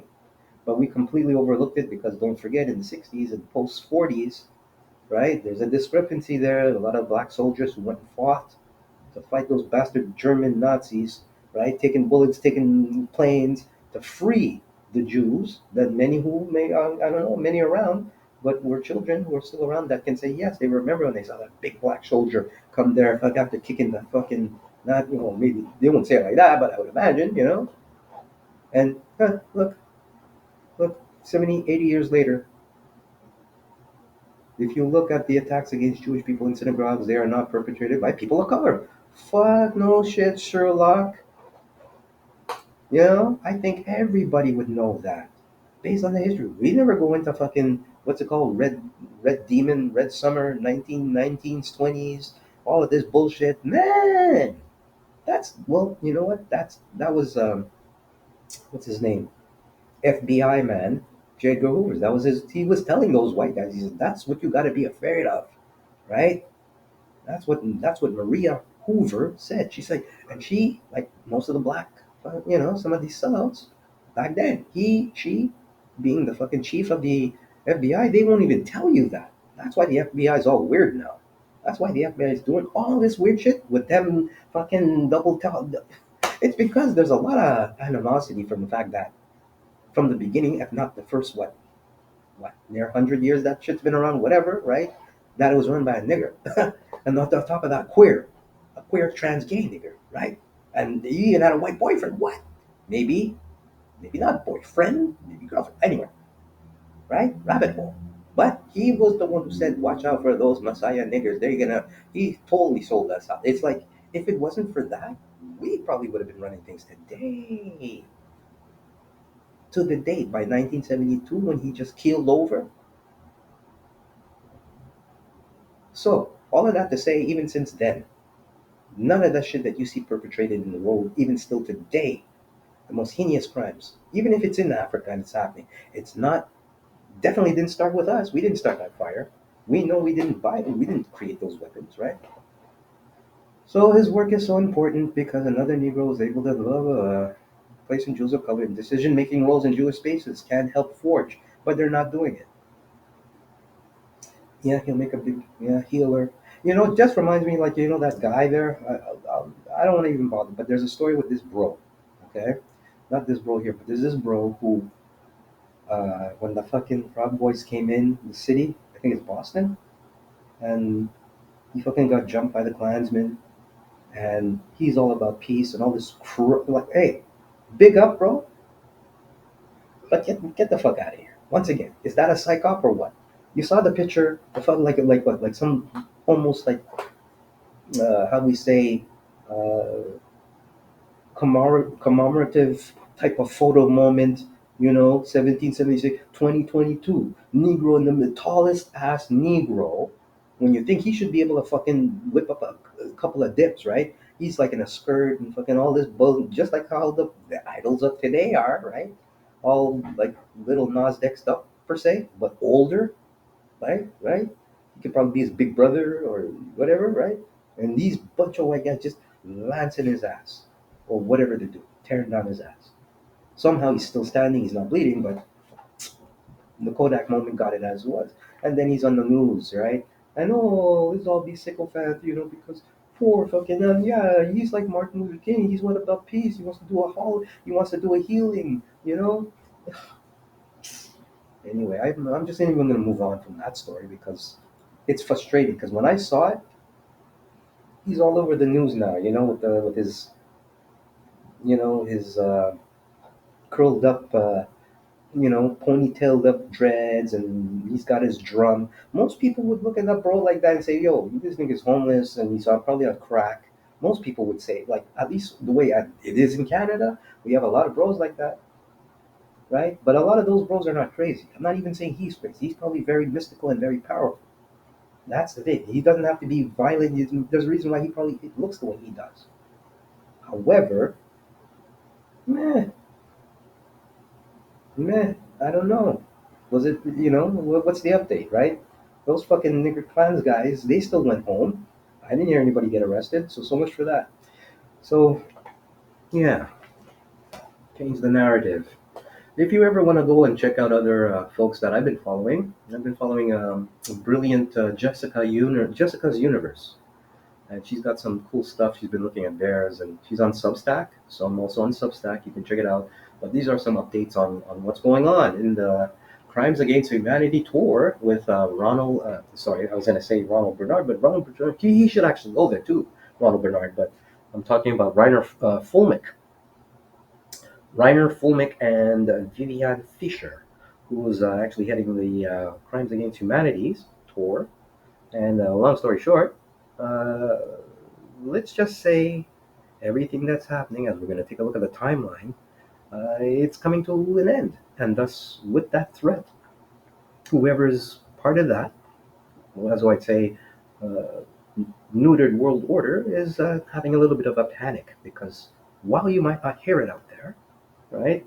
Now, once again, I'm being talking in code and being smart about it.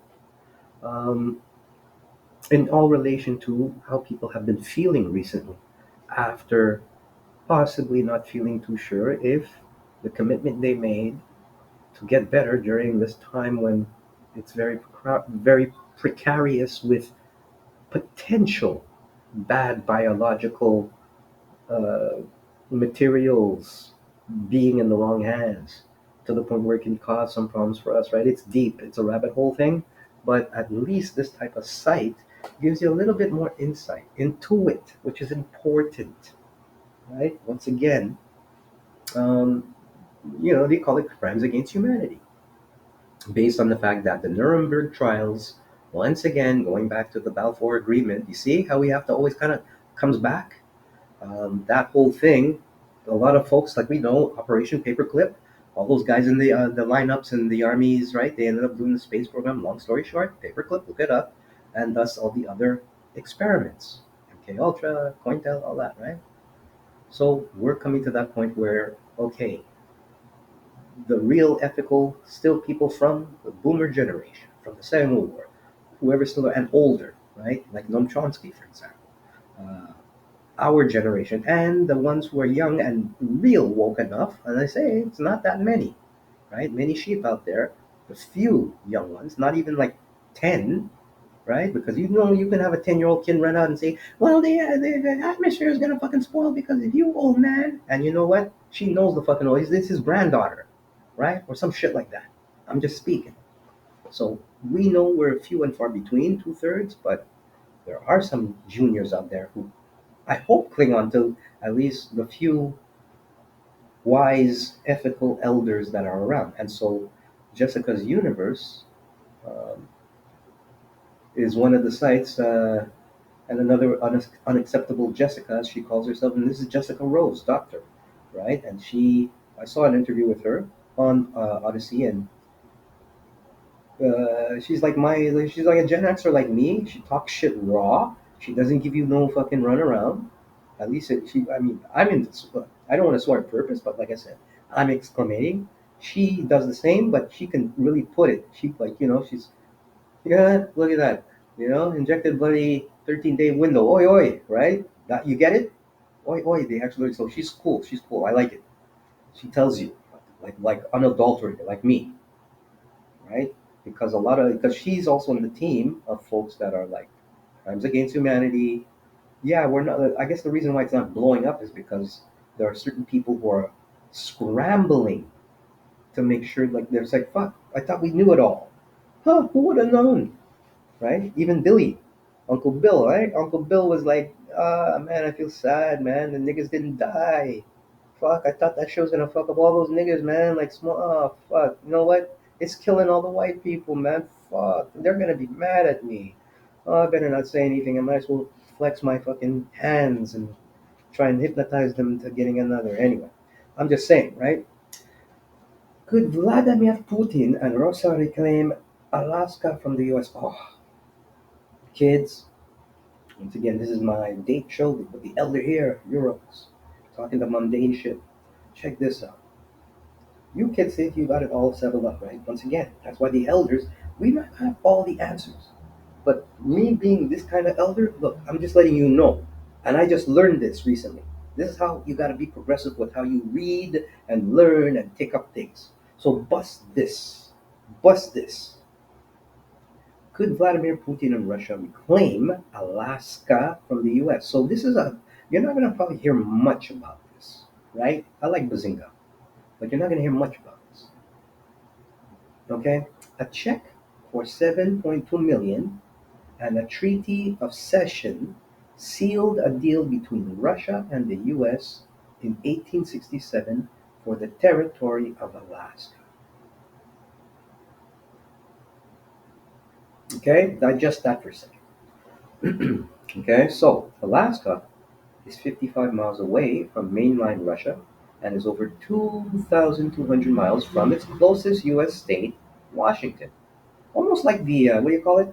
The Strait of Gibraltar? The Straits of Gibraltar are like, you can literally cross Africa into Spain, right?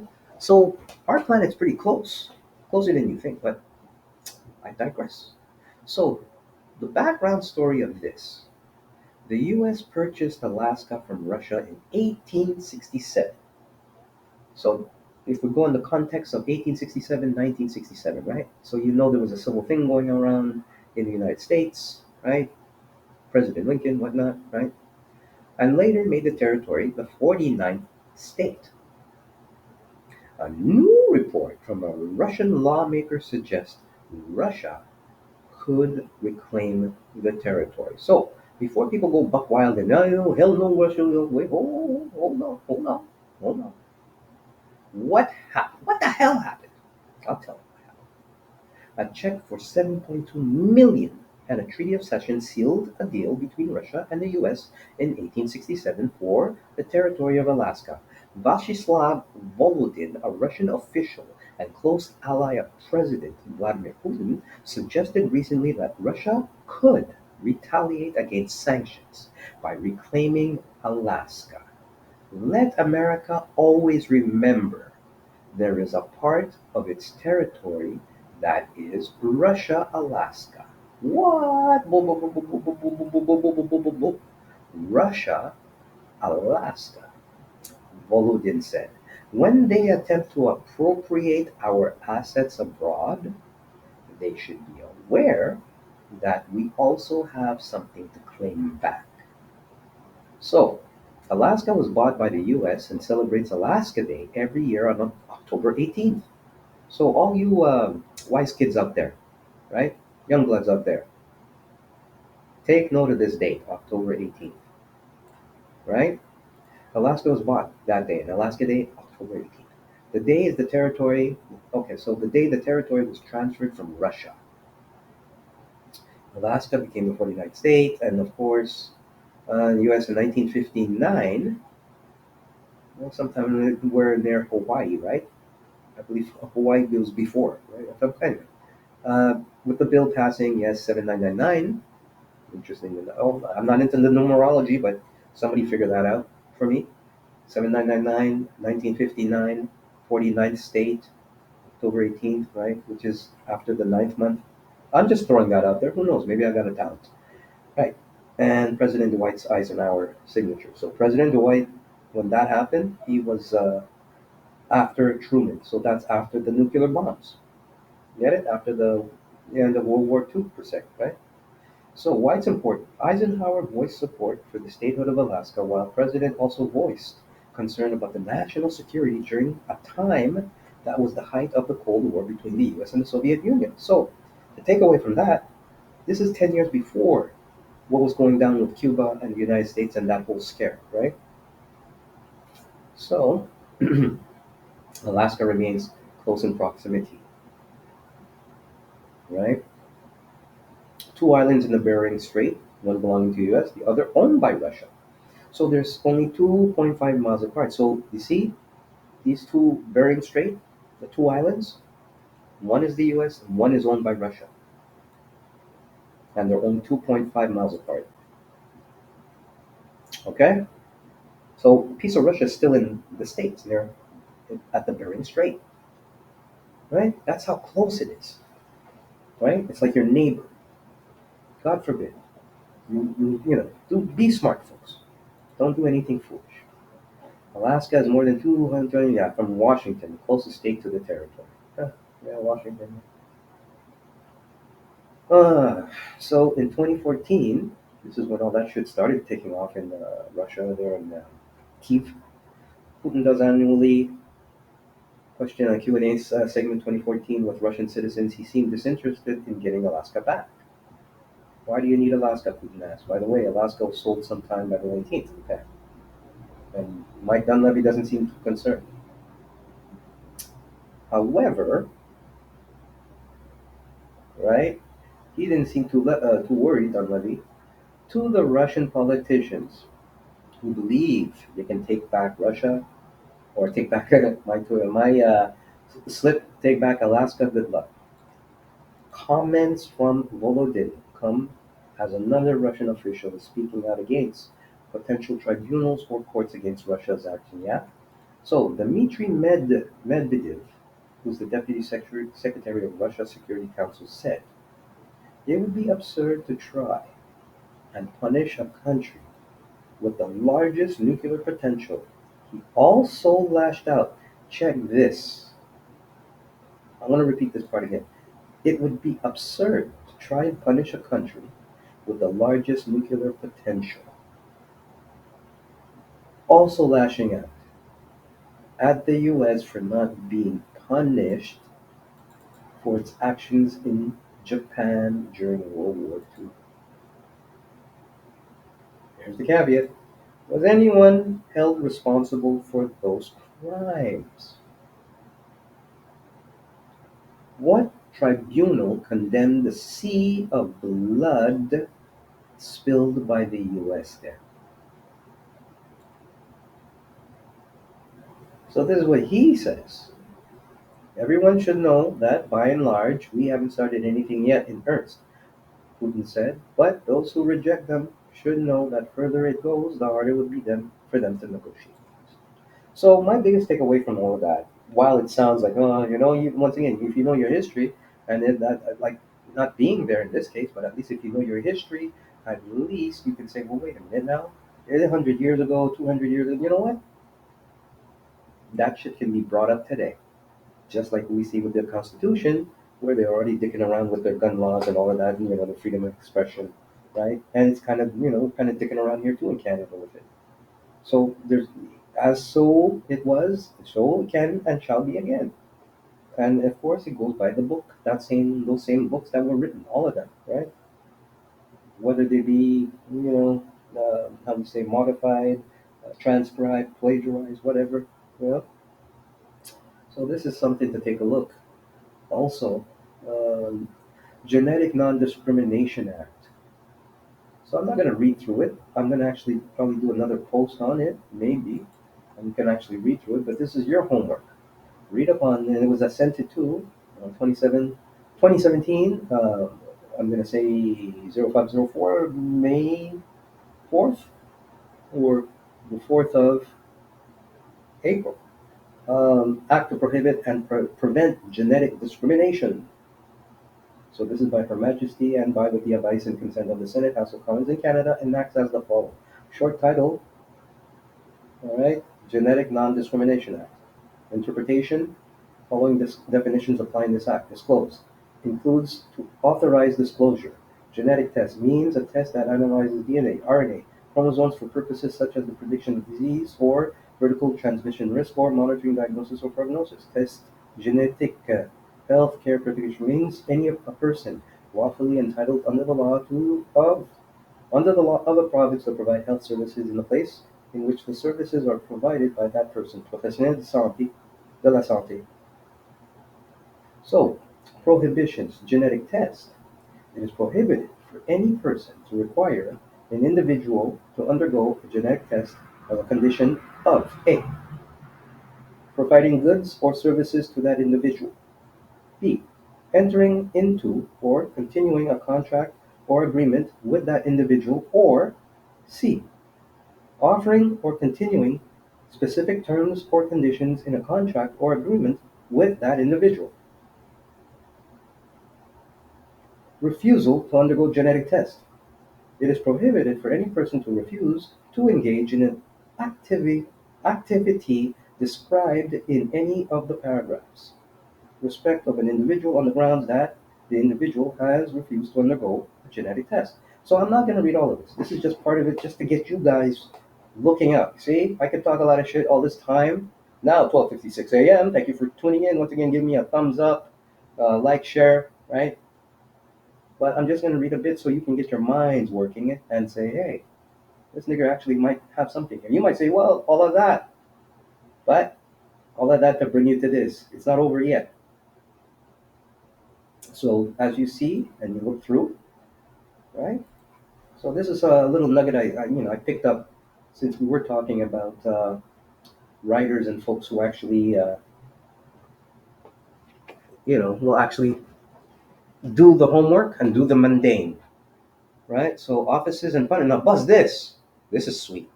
Offenses and punishment. Every person who contravenes any sections of 3 to 5 is guilty of an offense and is liable. A. On conviction on indictment to a fine of not exceeding $1 million, or 2. Imprisonment for a term not exceeding 5 years, or 2. Both, or on summary conviction on summary conviction to a fine of not exceeding $300,000, or 2. Imprisonment or term not exceeding 12 months, or both. Canada Labor Code, Human Rights Act, and that. So I'm sure, even though I did cover a bit, I'm just saying there's an act for genetic non-discrimination. All right? To refuse to engage in an activity described. Right? Disclosure, refusal. Right?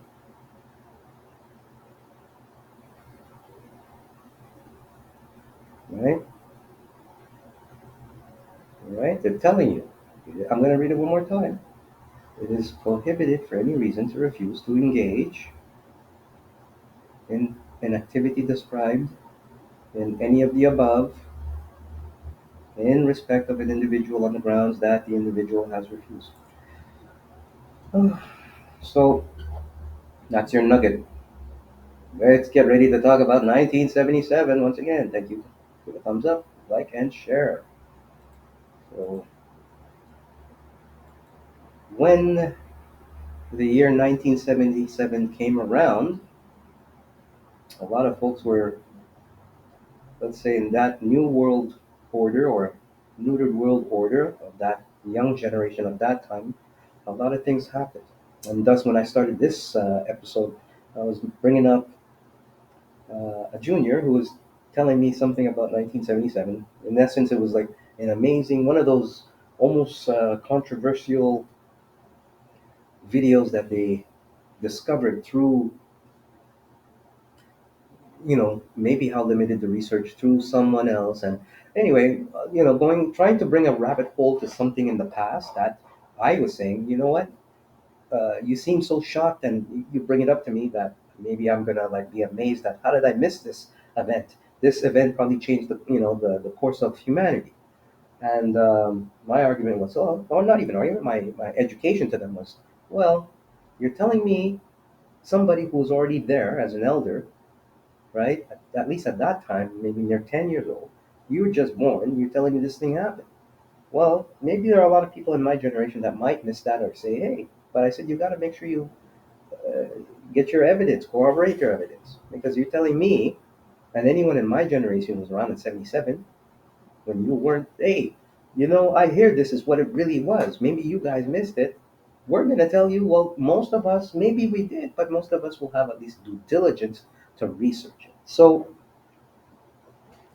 while we look into, what 1977 was, and I'm not going to be very long on it, as it is now 1 a.m. Today is now, of course, the 15th of July, 2022. Welcome, we made it halfway through.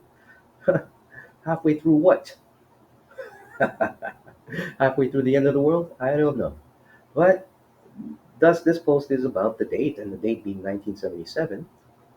Um, I had mentioned to this youth, I said, and of course, this is an adult I'm talking about here when I say youth, but and I'm being humble here. So I said, in the humility of being the elder, never assume that you got it all figured out, because that age discrepancy, whether it be minimum, at least 5 years, even a year, it means a lot. You've seen something a little bit more before. And I said, of course, their generation, the younger generation, always should always be aware of the elder, right? Because even if we let the younger go buck wild, which also we see happening in our world, it's happened. We've had royal leaders who were children and they basically blow the shit up, right? Way back in the Middle Ages and all that, right? Until they just died, of course, as children. So we know today that, yes, while from the mouths of babes you can have some wisdom, and we do have genius children born every day in the world, right? Every day, since forever, like Jesus, right?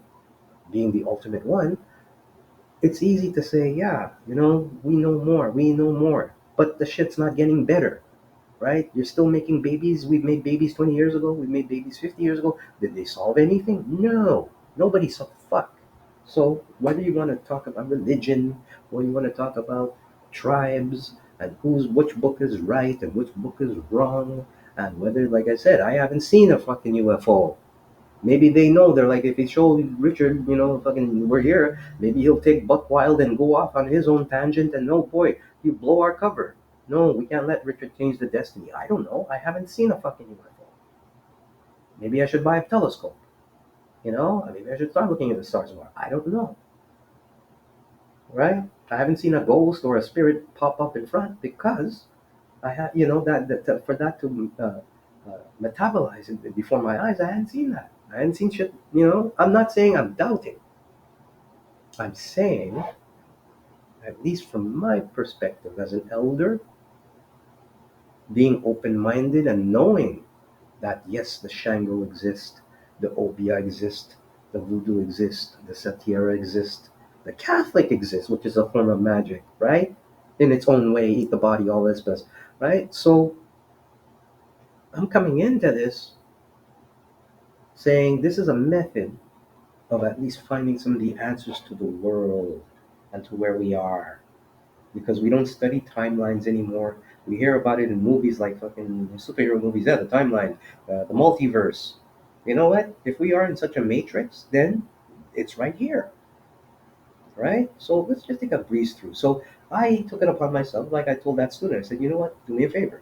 Since you seem that you want to challenge what my knowledge is and pick my brain, don't pick my brain. I'm gonna show you how maybe I can take heed to what you're saying. I might agree, but let's take a general look and scope as to what transpired to make this controversy secret mission thing happen. Because there are people attached to it, and it is always revealed. And because there are people attached to it, those people have a right to how they want to distribute that. Even if it's a whistleblower, somebody in the top is going to get it, and then they're going to police it, right? That's how we can say, like they had JFK for years, that footage when he got popped in the head. It took a while before, even though they probably even had all the other footage from other people that gave and put together and all that stuff. Maybe they had that shit well before. Maybe they were actually having what you call street cameras even back in 1962. You don't know. Anyway, so Yeah, it was a common 1977, a common year starting on Saturday. 1977 for me was a sweet year as a child because I was in what, grade three, going on four. I had a crush on somebody. The music was fucking amazing. Yeah, we used to play outside, but yeah, we watched a lot of television. Don't get that twisted. These days, you go blind if you're watching too much color. It was still black and white TV. But if anything, if you were around in '77, so much happened. It was like a bubblegum pop of the last 10 years, decade, which was 1967. So if there were teenagers, young adults who were born during the boomer time, that was their coming of age. Mainly just '70s and the '80s, and then into the when some of them did turn, like I like to date it from John Lennon, right? Who so famously was assassinated at the age of 40 in the year 1980. So when that happened, and then Marvin Gaye, folks were like, wow, that's when they say the big chill rude awakening of their uh, uh, life or their existence, the possibility of their expiration. That's when all that came into play, right? They're like, oh, we're not young, like the '50s when we were children and the '60s when we were free. Now we're like fucking middle age and dying of fucking heart attacks. Wow, too much blow? I don't know.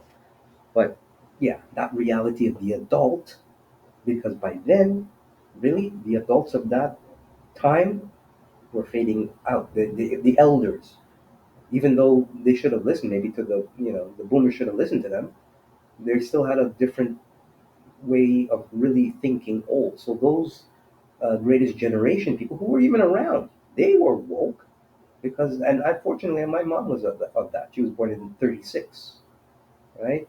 So that would be up until just before the war, right? Those kids, those people, those folks, the early jazz era, the children early before to become the beatniks, they were woke in the sense that, yeah, the Gainsbourgs and the beats, all that. So children after the war were considered to be very, yeah, privileged, spoiled, right? Because there was no war. Duh, simple.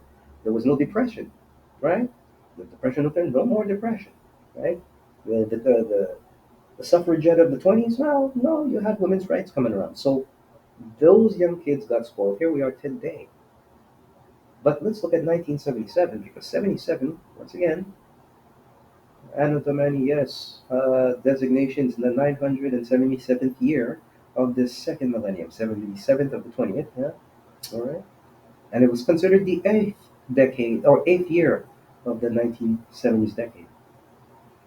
So this is just the Google page, and it just gives you a few, or not few, it gives you the down low as to what was going on in the world, right? By the months,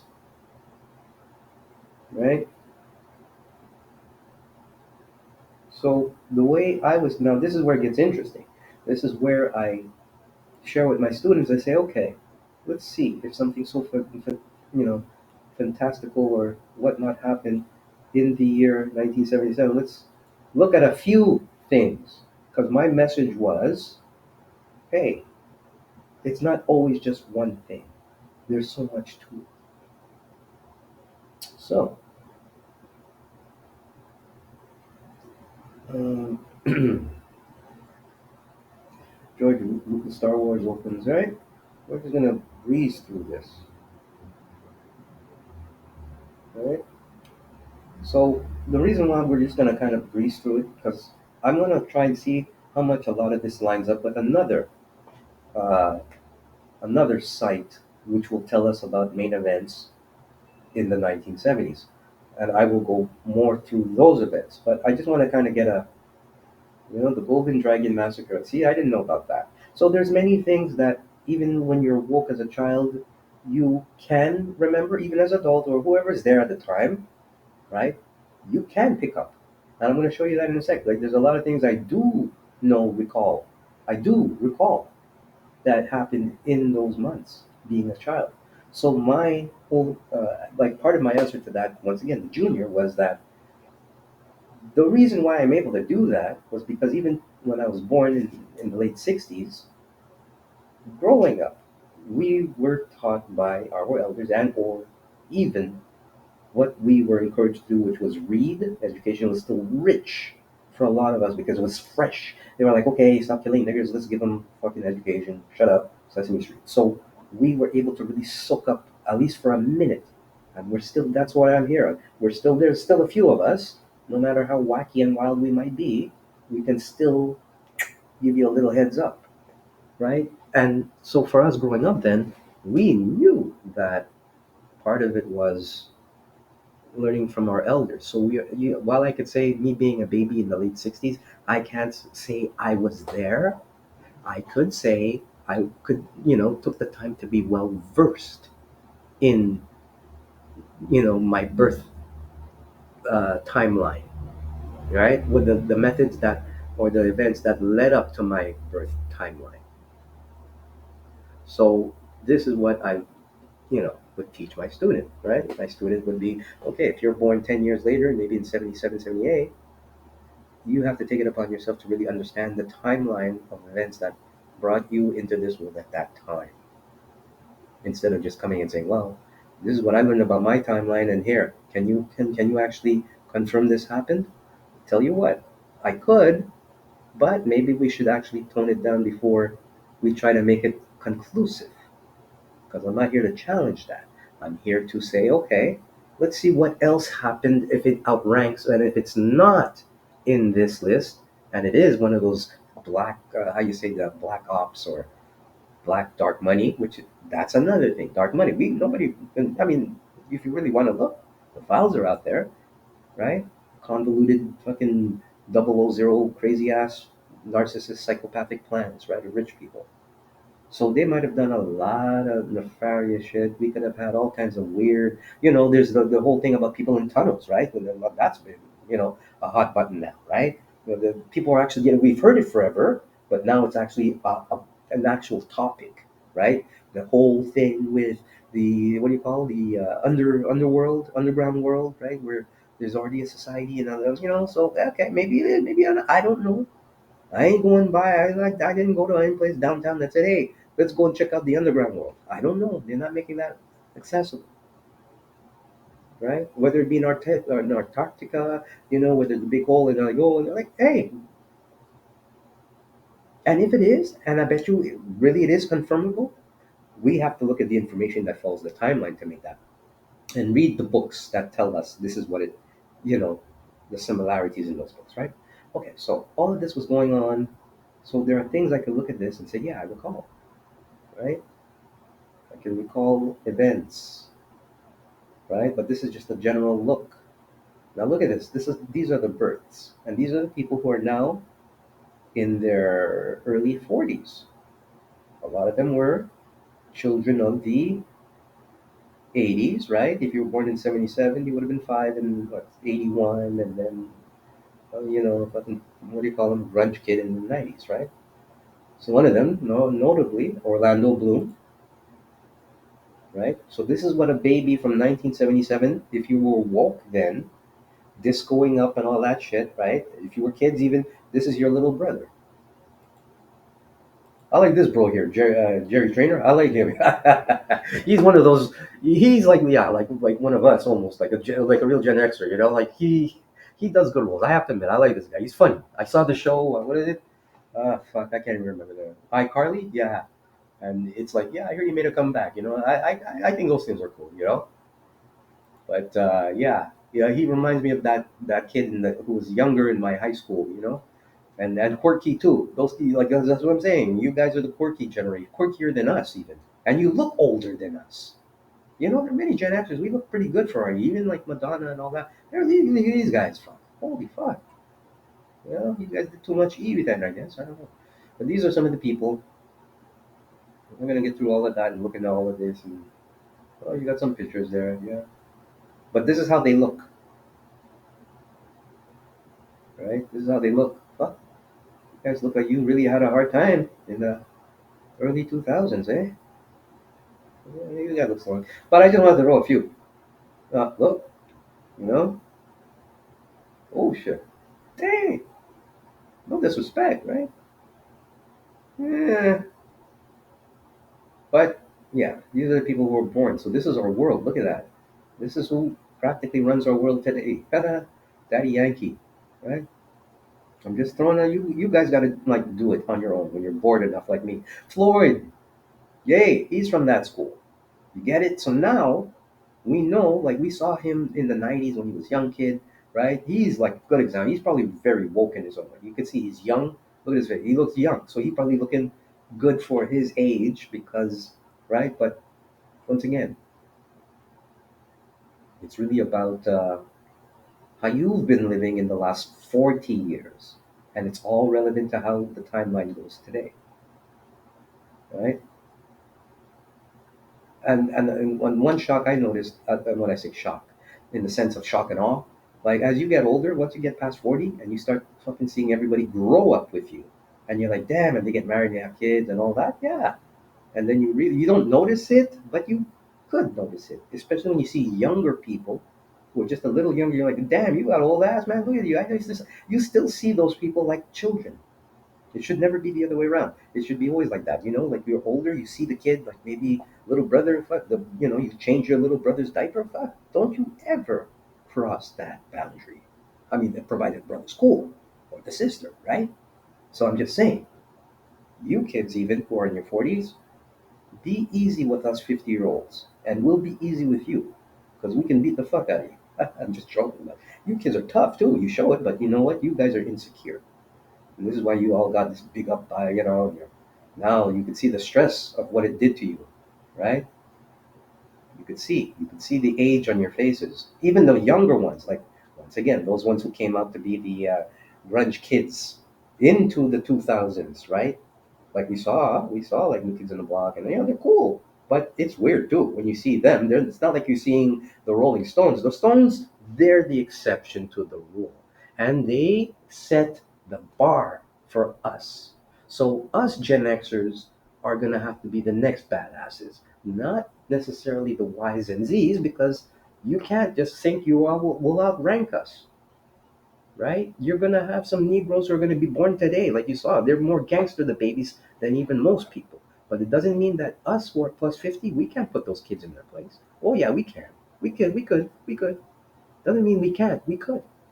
If you can't do it, that's what's happening in the politics. You got some old farts telling you you gotta fucking snap your kids' genitals up. Anyway, so these are some of the people, you know. Some people are aging gracefully, and some of them are not. Look, and there's so many of them, right? And they're popular now. That's what happened in the mid '90s, the '80s, right? A bunch of kids were born from the boomers, some Gen Xers, and now this is the world. You're the majority. But heed, that's so many of you that people already planned before you were born. They said, we're going to fucking wipe you kids out. You fucking nigger kids out. All of you. You're all a bunch of niggers. You call each other niggers. We're going to wipe you out. We're going to born you. We're going to clone you. We're going to, what do you call it? In vitro you, bring you into an artificial womb, and then you know what? We can control you, and because you are a product. So that's kind of this, and of course, Gen Xers, we're in that because with the MK Ultra, and they already started the test with the drugs and all that. I'm just saying, okay, so we're so far down that rabbit hole. All the babies that are going to be born for now, well, what the fuck are they? And how are they going to be people when most of us don't even know who real people are? When you've already been created as a patent, right? Without love, without, the natural conception methods. Doesn't mean you're not people. It just means that, okay, you didn't come into this world maybe the way that, the Lord would have wanted you to come in. Anyway, so these are some of the people. This is how they look. This is what, 1977, 42 looks like. Yeah. 40, 41, 42. Right? Not like it wasn't like when I was a kid. Fuck, those fucking people were looking older even than fucking, like Dean Martin. Like he was already probably 50 in the '70s or some shit. Like, fuck, those guys look old. What? They look like they was gonna drop. Frank Sinatra looked old in the '60s, right? So it is a little bit more enlightening to see that we look a little younger. But like, look at this guy, right? Like, get the fuck out of here. Look at this Negro. This bro. Okay, he's 44. You know who he is? Look at him. I'm not insulting here. I'm just saying this is, it's interesting because when we were kids, we used to say like the Brady Bunch, right?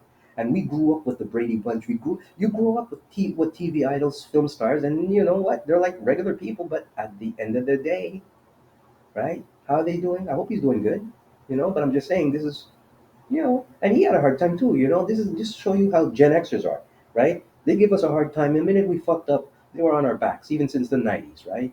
And they try to whack us out like they did with is it River Phoenix? Yeah, and all of them, and back in those days, right? But they always try to pick on the fucking tough stuff, and so yeah, he might have had I guess, yeah, look, substance abuse, like fuck off. We're cool, all right? You guys are not cool for bringing those substances in that you knew you could have done back in 19 when he was born, 77. You're like, yeah, we're gonna give that for them when they get older. Right? Detroit Rock City, that was a good movie. I like that. That was fucking one of the good ones. I really like that one. That explains my generation. That explains who, like how we really are. And so yeah, Edward Furlong, right? And so this kid was John Connor in Terminator 2, Judgment Day. So if you caught it, you'd be like, yeah, he was such a kid. Look at kid. Cool kid. John Connor. That's how they have him, right? But John Connor will be always John Connor, immortalized, right? So that's food for thought, right? And here we are. That's John Connor today. And John Connor will be, getting older. But all of that, once again, is to say some secrets, from the slight elders. And yeah, I'm going to pick on those who are in my age. I think I'll do that as another thing because anyone who's born in 77 would be in the 40s. Now maybe I'll do like a series of instead of like, okay, I'll do 50s, I'll do those who are in their 30s. Maybe I'll even pick on that, and we can size up the year and the generation. But yeah, Kanye West, look at him. Congratulations, bro. See, this is what the '70s brought ya, and he's brilliant, in his own way. Like I said, he'd be my little brother today, and I'd be like, well, you come a long way, little brother, but you're fucking. I don't know. Why are you so crazy like that? You get it? What the hell happened to you in 2000 that got you so twisted? Like Kim, right? Same thing. She's from. I don't think she's born in that year, but maybe not. I'm just like I said, scrolling through it. She would tell. Yeah. Okay. So and just before, so this is what one way to research, right? Before you come up and you say, "Hey, I got it all together. I know what I'm talking about the year 1977 and how that could be connected to whatever bad is happening today and all that shit." And well, let's look at it. Let's examine the year. Let's examine the people that are still who are still alive at that year, who are saying what you're saying or not saying. So that's just a general list. I just wanted to see how fucking, like I said, people, yeah, 70, sorry, 70, but 40 years is not that old, right? At least today, like I said, compared to the '70s. So Tom Brady's one of them. He's still playing football. Now, one thing for sure, as you do get older into your 40s and whatnot, yeah, your body does fucking change. So any one of these folks, or like, let's say if you're partying hard or whatnot, or you're doing whatever you do, you're ticking time bombs, right? Because you don't know what can come up. And of course, some folks who could, like we see, even folks in our generation, like we saw what happened to, like our great talent, such as our rappers who had passed. I was trying to think of some names, but there's so many, you know. But at least the one, like I guess, the more notorious one, which would be not notorious big, no. No, even I'm having a little mind gas. DMX, right? But DMX was like, yeah, no, he's really our generation. He was already 50 some, three, four, right? So that shit hurt. But what hurt about that is there was not many of us already, right?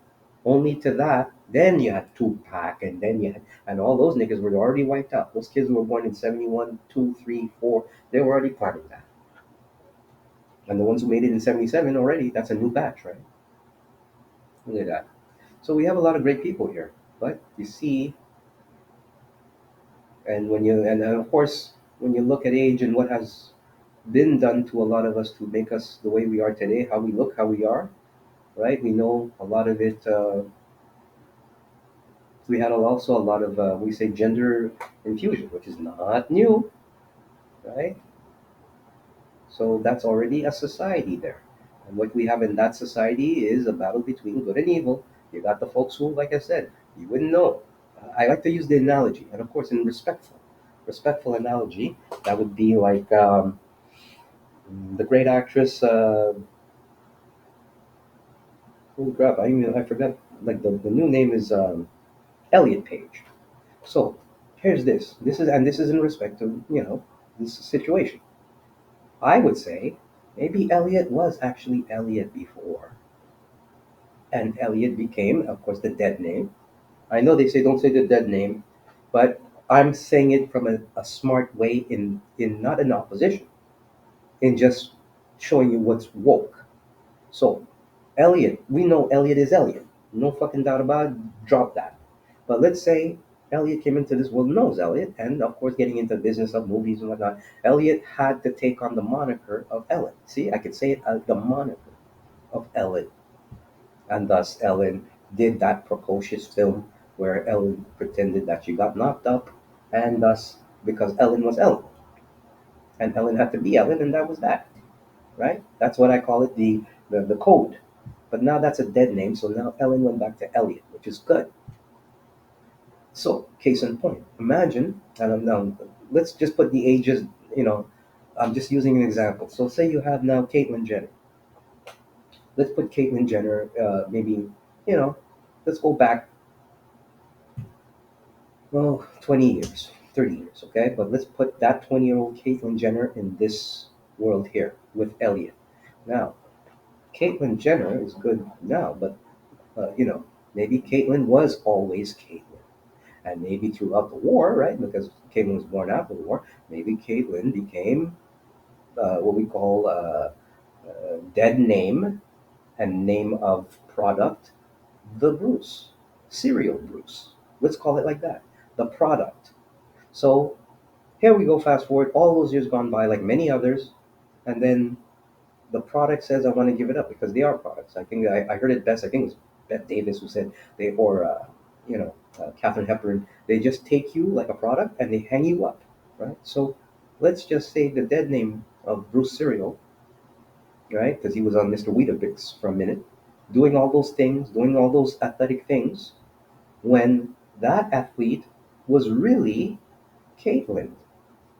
What? How could that be? Well, once again, get back into the you gotta go down. Like I said, you can research it. Even you can even freeze what I'm saying and stop it and go for, take a link and what I just said, right? Reverse engineering. So imagine. So now Caitlin is happy, and Elliot is happy, and we move on. Now I say those are the good people. Why? Because while even Elliot could be more politically active about what that meant to him, Caitlin can also be uh, politically active and say, hey, on the right side, I'm still old school. Doesn't matter, it's none of your damn business whether I was, Caitlin or dead name before, but now I'm Caitlin. Okay, it might be hard for people to deal with, but this is who I am, and Caitlin doesn't agree with what folks are doing, maybe to younger children who are not sure who they are. But that is not by happenstance, it's all by design. So that's why I would use an example like Caitlyn Jenner and Elliot Page to say, well, you know what? How about this? How about that's always how it's really been? And those kind of switches and whatnot had been when they were young, thus being who they are really today. Now let's reverse that. Let's just say, okay, both names I just mentioned reverse back. Why? Because that's what their job tells them to be. And let's say you have those people who adapted and they adopt their kids and they say, let's switch up. But the difference is today they're doing it straight up in your face. And then you have other folks like that who are the complete antithesis, the opposite of what Caitlyn Jenner and Elliot Page is. You will have folks who are like, well, we're like them, but like we're more on a sinister edge. We want to, and of course, I'm going to say it. I'm going to say it's okay if we got kids involved in that. Whereas they will be like the folks like the previous folks I mentioned, they would be like, no, what the hell's wrong with you? That shouldn't be so.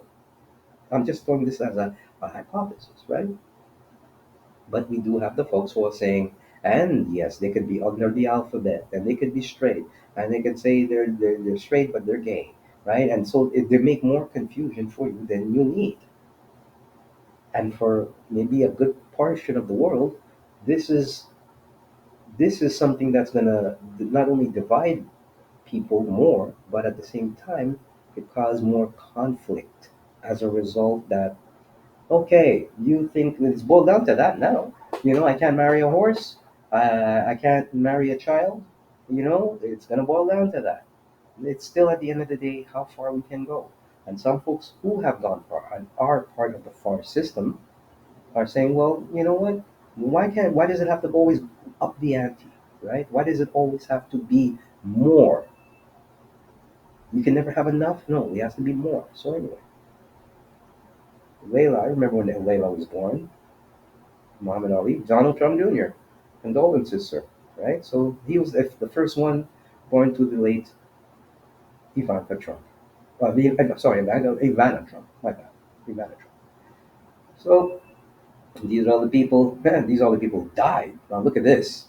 I remember Peter Finch. I'm mad as hell and I'm not going to take it anymore. He's from Network. So I'm just bringing up the point that if I was to look at, and we'll do one on 1987, if I was to go and do the Chronicle of 1987 with somebody who was born in 1977, and what do they know about 1987 in comparison to 1977 and 1967, this could be astronomical, right? Unless that kid really was a historian and really sucked it up. And there are lots of kids, but I'm just giving you that. Look at these dates. A lot of these folks now were born in, this is 1977, right? So a lot of these folks were born, if not at the turn of the century, which would have meant a lot of them, the average age was like near not even 100, but 77, 80 something, right? Look, you see 1916, Peter Finch was already old, man. I didn't know, you see, but my grandmother was 1899, so right? But she lived into the 80s. So look at this. All these great people, great and small, 1888, 1929, 1897, a lot of them from the mid 80s, right? The 18s, obviously. And as I was saying, is there one that beats that? No? 1895, 1884. Prime Minister of Jamaica, Alexander Bustamante. He's the first Prime Minister, 1884. He died August 6, 1977. So look at that. It's just so much. And some of them are still alive. Look, Maria Callas is still alive. She's an opera singer. But the perspective is 1923 now makes almost 100, right? So if it's almost 100, it tells you that, you know, yeah, life is precious from the minute of birth. To stick around, to be around long enough to make that difference. That's why it's a touchy issue, right? So yeah, his wife died. So Charles Chaplin,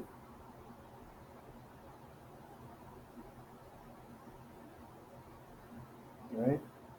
So this is the Wikipedia. Sorry, I don't want to make your eyes get all mixed up there, but this is the Wikipedia version of 1977. So let's look at the historical events on January 19, all throughout the year. And just to make it fast and not long, I'm just gonna breeze through big events. So far, at least on the Wikipedia, nothing really stands out. But let's go for another resource, and thus once again is the lesson here. So I'm gonna look at some people like this guy. I'm gonna come back for this. Ted Turner, founder of CNN. One thing I do know is that when that station started, it was quoted that if it's him, we'll get deeper into it in another research time. That if there was an event of a nuclear war, CNN would be the one to cover it. So CNN's been around for a long time, right? So just food for thought. That's going to be a next research. But okay, so let's see. We're going to breeze through because this episode is 1977. January 1st, woman ordained as Episcopal priest. Jacqueline Means. Okay. So what I would tell a junior is the way I do it, because once again, as you get older and elders can ramble on, old talk, as we just say, right? But at the same time, we still catch shit. So it's also about capturing shit fast. Maybe that ADD they used to tell you kids back in the fucking 80s. ADD. You know, a lot of us that's before that shit started. A lot of us is not. No, it's not about attention deficit. Fuck that nonsense. A lot of it is just because your brain was working so quick to take in information, especially by the time you were born, right? In the 70s, the computer just coming around. That would have been probably fast even for some babies to pick up, and now today a baby can take up a what you call a smartphone and work with it. Well, for my generation, even to get slowly into that, not everybody bought into it for the longest time. But part of it was to be able to take the technology. Back in the day, we'd go to a library and we'd say, okay, Jacqueline Means, let's take a look at Jacqueline Means and see who she is, right? But we'd have to go out and look for that information. But part of the trick of I would say, studying or learning more. You don't have to get into a big study to really overlook deep, deep, deep. You can just go and look up a quick name and come back as a reference, right? So far she doesn't come up. Let me see. She was supposed to be the priest. Let's see. Jacqueline means priest. So this is how you get to really vet. Okay, and then you also go with the letters. And if the first one comes up in this case, let's see. Oh, see, and she's still alive. Wow. Bam! 1936, my mom's age. So that means, look at that. 1977, Janet, first woman. Okay. So I'm not going to go on deep, but she's still around. Congratulations. God bless. So you see, this person's still around. In her 80s now, or whatnot. I can even look to somebody like her and I can listen to what she has to say, being somebody who lived in 1977, older than me, walking and, you know what I'm saying? Okay, let's breeze through this. So let's see how many things get relevant to even today, but we're going to look at big moments. So check intellects begin human rights book chapter 77. Okay, sports history. I'm not big on sports, but I'll throw it in. So Ted Turner. Okay, so I'm gonna go with what my interest is, and it should be yours too. Like news, information, computer, life and death. I'm gonna some good news. Sports. Apple Macintosh personal computer, January 3rd. Steve Wozniak and Steve Jobs incorporate Apple Computer. Where was Bill that time? He was working on the Mosaic, right? These guys developed the tool.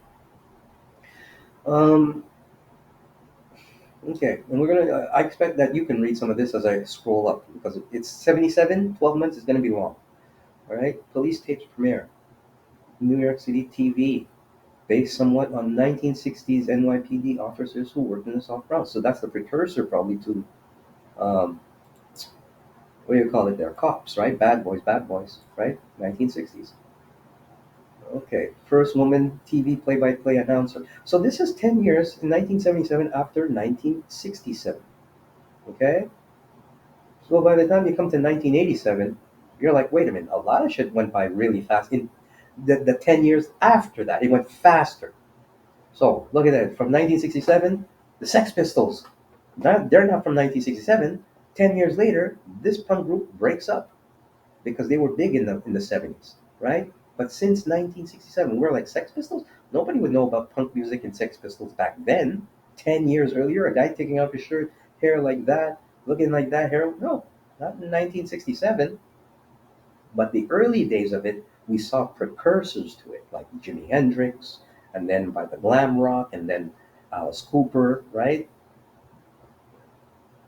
Okay, Czech's government human rights abuses is published in Prague. Okay, so if you want to talk about the Czech government, go back here. Quick. This guy, everybody knows John Madden, yeah. No, I'm not, no. Fantasy Island, starring Ricardo Montalban. Remember that? The plane, the plane. We'll go through this quick. David Bowie, 11th album, Low.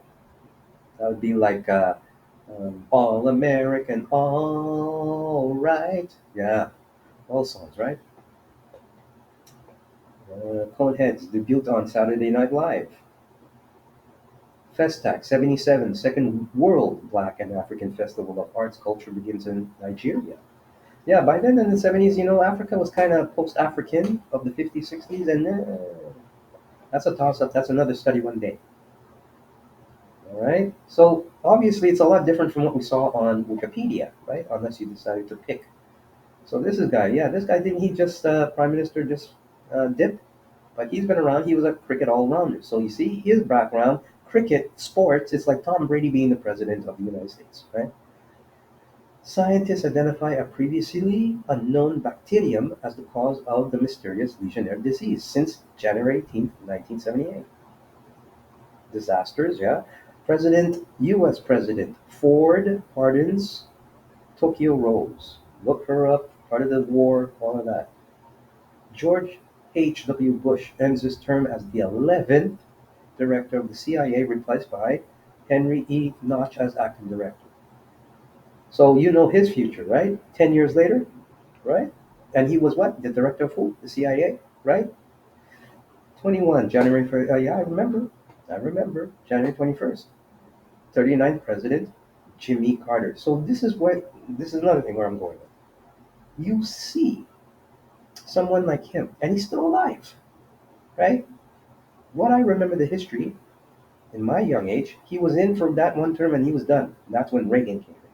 He replaced what was Gerald Ford, who most people saying was drinking and falling off planes, kind of like a Bidenish kind of guy, but for the Republicans. And already people had scorn for the Republicans because of Nixon and all of that. So when he came in, it was only, it could be speculated that he came in because, well, he was the better alternative for the time. And he was. And I was kind of for him, right? He seemed to be cool. People made fun of him for, what is it, Peanut Farm and all this stuff. And he's just a nice, good old, down home, by this time, golden, what is he called, the greatest generation. So he would have been like, not a boomer, but, he's that average guy, the suit and tie guy for the 70s, coming of age for that era. Jimmy Carter. So he got voted in January 20th. I remember we used to have a postcard, him and his wife Wilson. She's still alive too. Yeah, being the president of the United States from 1976, 77, right? 76, 77, 78, 79. Yeah, he was there for a minute, one term.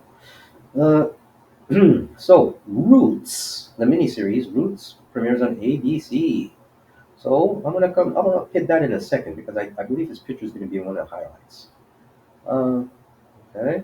Golden Globes, Peter Finch win, yes, for Network. I'm mad as hell. I'm not gonna take it anymore. Look up the movie. Great movie. Everything about it is about today. If it was about a movie about the internet today, it would be Network, except about television. Yes, Olivia Newton-John, Elton John. Good music from 76, 77 with these two. Yeah. All right. Island Girl. Right. Elton John's Twist. Jamaican hooker song. Why? Well, not exactly the like. What? Hey, it was what it was, right? Island girl, what you want of this whole damn girl, of this whole damn world. Ah. All right. So that's so far. Let's go for the events by months. So this is January, right? We just covered January. Let's see here. As I know, there's more to it. If I can just do it properly here. So I said events, January, February. Okay. Blizzard in upstate New York and southern Ontario. I don't remember that. See, once again, I can say with humility, I don't know everything. I wasn't, I knew what I needed to know. Don't ask me about sports. I don't really care. But, I know something, but not everything. Okay, rumors. That's Fleetwood Mac, right? Wings. Maybe I'm amazed. Wings is Paul McCartney's band after the Beatles. Maybe I'm amazed, right? Discorilla. So Disco Duck, Rick Dees, he was a radio And so this is some of the music of the time, right? Sugar Ray Leonard makes his professional debut. I know that, right? Uh, yeah, yeah. Earthquakes naturally. Larry Flint. If you were a dirty boy, you know about those dirty magazines, hustlers, right? So that's when that started. So now you had Hugh Hefner, who's like by that time the biggest porno guy because that's what it was, pornography with Playboy, and then Hustler came out, and this guy was even nastier, right? Sentenced on obscenity charges. Like he was what we call no holds barred, and that means not just more than no one hole as many holes. He was that guy, right? If anything, the porn and everything up the ante from let's say boring. Well, I say boring as a matter of what today would seem boring, right? Just regular kiss up. You show some bum. You don't really see any fallacy too much and all of that stuff, right? But he is part of that era in the '70s when everybody was going buck wild naked, doing lots of cocaine and what they call quaaludes.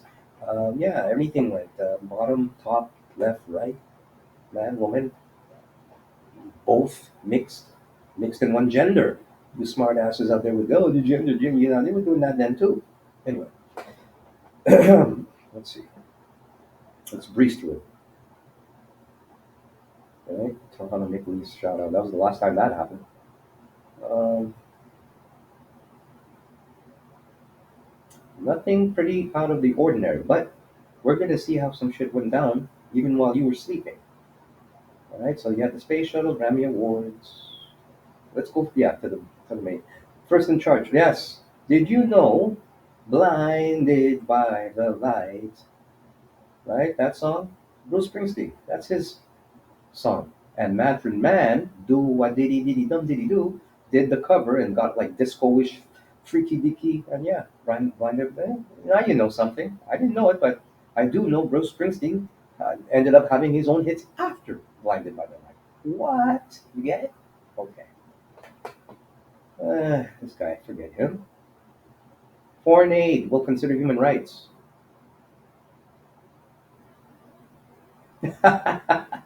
Hey, Dad, what are you doing there? Like the Rolling Stones guitarist, because I call Keith Richards dad. Right? He gets or mom. Hey, mom, Keith Richards gets suspended sentence for heroin possession in Canada. Yeah, because the Rolling Stones came down and the current prime minister's mom was chilling with them. Yeah, and the father, he didn't like that. He was the prime minister. Long story short, ABBA, Dancing Queen. I remember that. Okay. Oh, I don't have that done. I used to have. The last time I was looking at this page, even for this post, I was like able to actually do the little arrow. Now I don't have no arrow. That sucks. But anyway, we're gonna do it like this, I guess. Only because the Masons probably know I'm doing this. They're like, let's mess up with this thing. Let's take away the arrow. Okay, so Bank of America adopts the name Visa for its credit cards. Did you know that? You thought you was calling it Visa all this time? It's always been Visa. No, it's Bank of America. U.S. extends territorial waters to 200 miles. What the hell is that all about? I don't know. Look it up, kid. All right. TV, yeah, Bette Davis, she was alive. Betty Davis eyes. Yeah, cool. Jay Leno becoming getting his first gig in the Tonight Show, only to end up. This is what life is. It's 1977, right? This guy was the king, and then by 1990, what Johnny retired? What 1994? Something in the 90s, right? 96 even maybe, and then he had to wait literally almost 20 years to get that gig. See how life works? But young people today want it today. And Jay Leno actually went on to the like recent, right? Like he's still got a few years. So never, I learned that. I learned that. I'm actually gonna go back there for a second. I learned that. This is one of those I'm trying to master it anyway, but this is what I learned even from the higher, you know, Masons, right? They would say the time. Here's my hourly N word. Sometimes these niggers out there, these mystical, rich, powerful, right? They actually they master patience. So while this guy was got his first gig on 1977 as a comedian, and I remember that, I remember those days. I can look back now today, and I'm sure he can look back now today. Now nearly what 10, 15 years since he left that business. Hear what I'm saying? 1977, he comes in. 19, what, 94, 96, something. He ends up taking over for this guy. He lasts from 19, what, 94, 96 to like 20, fucking 2012. Wow. So that's some, see? So that's why we're going through timelines today. Uh, Sports, blah, blah, blah. Earthquakes, yeah.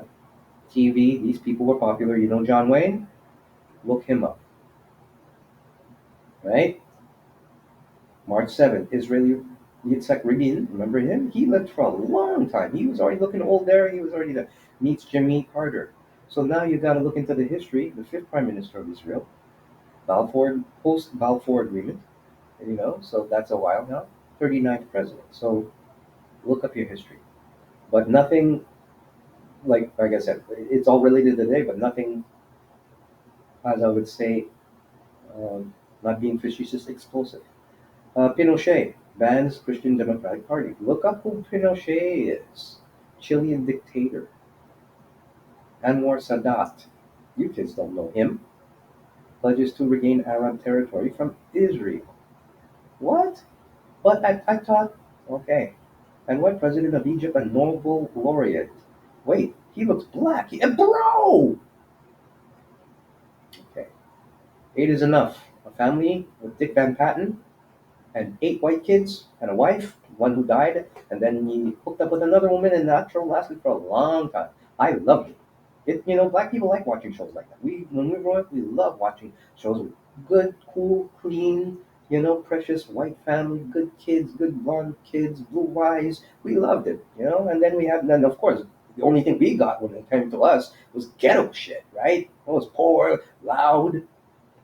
So yeah, I did it. Yeah, that was like, oh, calm. Look, let's see these kids eat a full fucking meal at the table, like the Waltons. They got turkey. Oh, they're drinking milk. Oh, anyway. Three's Company, rest his soul, John Ritter. They are the perfect transgender, LGBT, whatever fucking thousand letters, words show that they should make. Well, they can't make that today. They'd be banned. It's true. A white guy living with two women. The landlord says you got to be gay to live with these two women. Okay, he plays gay for like what, almost 10 years, right? And sometimes even the girls had to pretend they were swinging and all kind of madness going on. And then you had and he was still a bro, right? He still had to go out and get some pum pum. Anyway, the Clash. No, not a fight, not like all cap. The Clash was a band in the 1970s. Look it up. Hands MIA to the U.S. Really? Vietnam did that? Or maybe it was like maybe the ones who wanted to go back because they were making money out there after the war. Yes, I saw the last episode of It's a Long Way to Tipperary. Mary Tyler Moore show. All right. Jacques Chirac, another ghost from the past, the first mayor in a century. Parisians elect former prime minister as first mayor in a century. Can you believe that? Her? Yeah, look her up. So we're breezing through it. Oh, wait a minute. Big events in 1977. Elvis Presley, March 23rd, begins his final concert tour. Well, what do you know? With his long hair. Elvis Costello. A few, you see, this is what's funny. March 23rd, Elvis Presley begins his final tour. March 26th, Elvis Costello releases his first record, Less Than Zero. Right? He's the one who sings Listen. Right? So that's that year.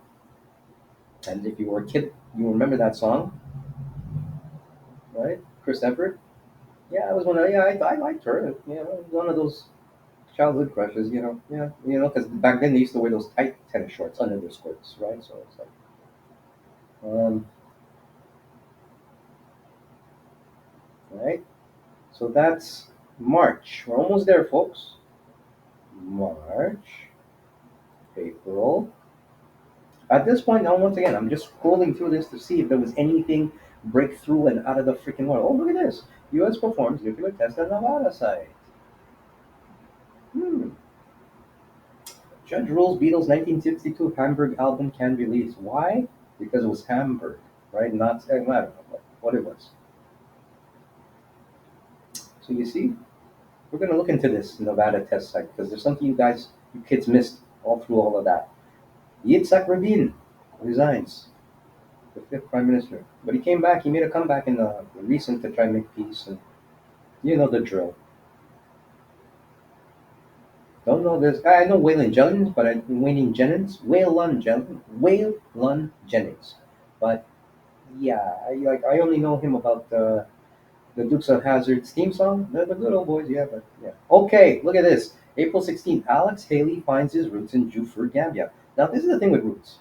If you were black and you've been white, that's where we got the contemporary history of who we are as a people today.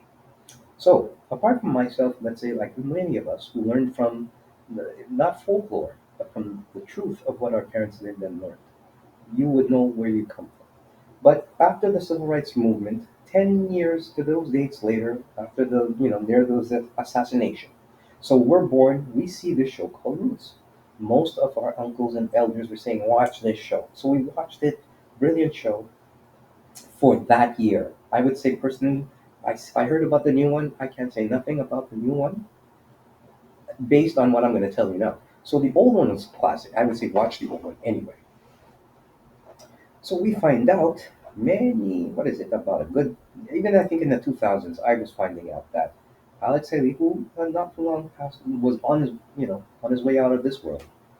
There was a case brought up that the story Roots, right, which is about based on his roots, of his family, Kinta Kunte, coming from Africa, being a slave and all of that. And it was a great miniseries on ABC. And so anybody who was somebody, especially if you were black, right? And back then we didn't say the word nigger like that. Like today, you couldn't say that because that fucking show showed you how wicked white people could have been. And even the precious ones, right? Chicken George cut the fuck right out of his leg. I was like, holy shit, I was traumatized as a kid. I was like, what? White people did I knew about slavery, but I didn't know white people were chopping off legs. And so he like that's the great actor fucking hopping around Chicken George, hopping on one leg. Lou Gossett Jr., if I'm correct. Or was it Ben Vereen? I don't know. But yeah, it was rude. But while we learned about that wickedness coming from the ships, being slaves, coming from of course, it starts early, even from the jungle. I liked it. It was really good. Brother, who's Evans in Good Times, I can't think of the name right now, but great cast, right? And LeVar Burton, the first time we've seen him, right? And LeVar Burton was the first coming in. He was Kinta Kunte, which is basically what the story is based upon as Alex Haley's great, right? So the series itself continues and it ends, right? And it had taken up I don't know how many nights. I can't remember if it was nights or weeks, but it had actually imprinted the nation to show for the first time. This is 10 years after Martin Luther King. The first time you get to see a perspective of how slavery affected us in light even after the fact of the civil rights movement. So it was brilliant, but here's the hook. In the 90s and 2000s, whatnot, before he died, it came out that, guess what? He was sued for plagiarism. What? So wait a minute. How do you plagiarize that you come from a family of slaves and all of this? Well, what's up with that? Well, it turns out that this story was based on the original story that was written by a white man. Wait, hold on. Wait, did you just say it was written? Yeah, it was written by a white guy. I don't have that. You look it up. You look it up. I'm not gonna go there today. But long story short, Haley lost the case. And yes, it did come out that this is an exaggeration, or maybe an extension, or maybe a plagiarized version of the original story that the original white writer worked with or wrote. All right, but Haley was able to, and so when I heard this, even in the recent, I was like, wow, that was the beginning of starting to wake me up to know that, well, things are a little bit more convoluted than they need to be, but it is convoluted because in hindsight, after the 10 years after the civil rights movement in the 60s, this guy comes up with this thing to tell us about our history, which now today we know already is flawed, which goes back to roots being flawed to a certain degree because it wasn't actually coming from that person who says it was his roots, right? And then here you are in the 90s, 2000s, and they even did a sequel, a sequel up to even when his timeline. So the sequel up to when how he got into writing this book, right? There was a sequel to that. I think that was James Earl Jones in that one. But definitely, by that time, we were hearing about that. Many people either took it, you didn't care, life moved on, hip hop, you're a nigger now, so it doesn't matter, right? By that time, by then, I was actually starting to get aware that something is amiss here because today, in hindsight, can I say after 40 years of Roots, after that show, basically the baby born created, influenced that child's mind. The big picture was what was the agenda behind it then, right? What was the agenda? Who gave Alex Haley the okay? Because he had to get it published, right? And how did they not vet that? What did they all know or not know? Because it's funny that they can come back and say, well, it's not true after they printed it, made money, made a TV movie out of it, right? All of this shit. And then all of a sudden he thinking, oh, we're good. That's the real history. Most black people got the history down. Right? Take it from whatever 1770 something. Forget about the other 300 years before that with the Moors, and then we're good. So that way they never need to know about who they are.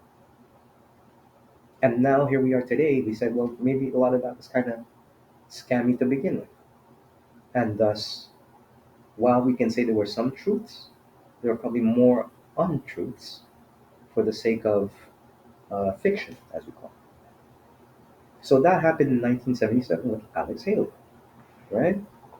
And then, of course, the future of it. And yeah, recently they did a reboot, if I could say, for a better word. And, and of course, we've seen other types of movies and shows like Django Unchained and all of that stuff, right? Always trying to keep us stuck in that whole era only as to who our being is.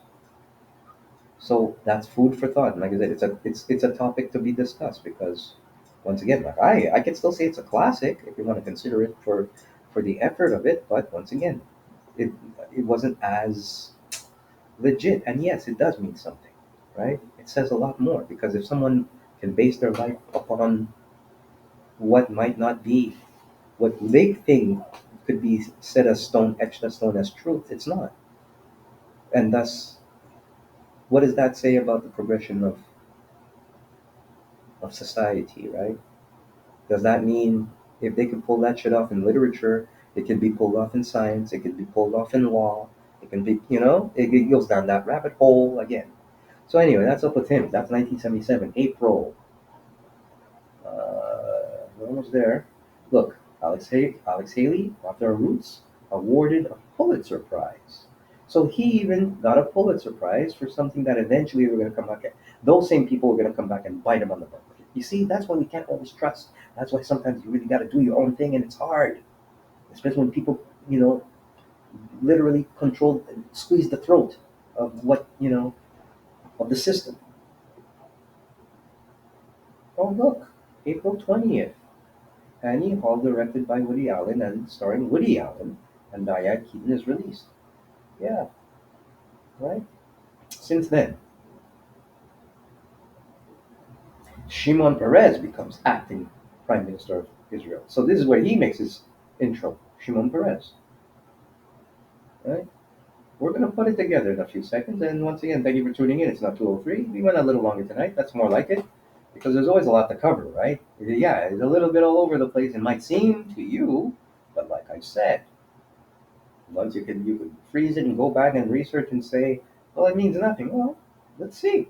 April 25th, USSR performs nuclear test at Eastern Kazakh and Semipalinsky, USSR. All right.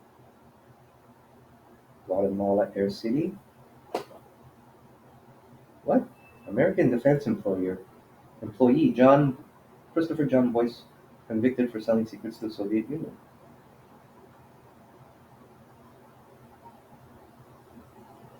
Okay. Budapest Treaty on International Recognition of the Deposit of Microorganisms for the purposes of patent procedure is signed. So this is what I would do, kids. Click. Whoop. That's for later. We're going to cover some of these. Because you see, I pick and choose, but right, April, I'm going to go a little faster. April, May, because we need to do this. We need to. This is how you do the research. Let's see what blew up in 1977 that got everybody peeing the pants. Okay, let's go with a, yeah. Yul Brynner? Yeah. Yul Brynner from Future. What is it? Future World. He's the original Future World. He was the badass bald guy that was, chasing after you. Okay, move on. Ted Turner manages Atlanta's Braves. Okay. Shock Jock. Yeah, that's when he came in the air. This guy, yeah, John Kerry's been around. Of course, the Canadians won all the time. Muhammad Ali, elections. Menachem Begin. I haven't heard that name in years. When I was a child, I used to say Menachem Begin. This guy, he wins the election for election in Israel. So there's a lot of stuff going on between that. Do we not see Shimon? We also had we had a few people go on and bust some moves here. And now Menachem Begin. I remember that name.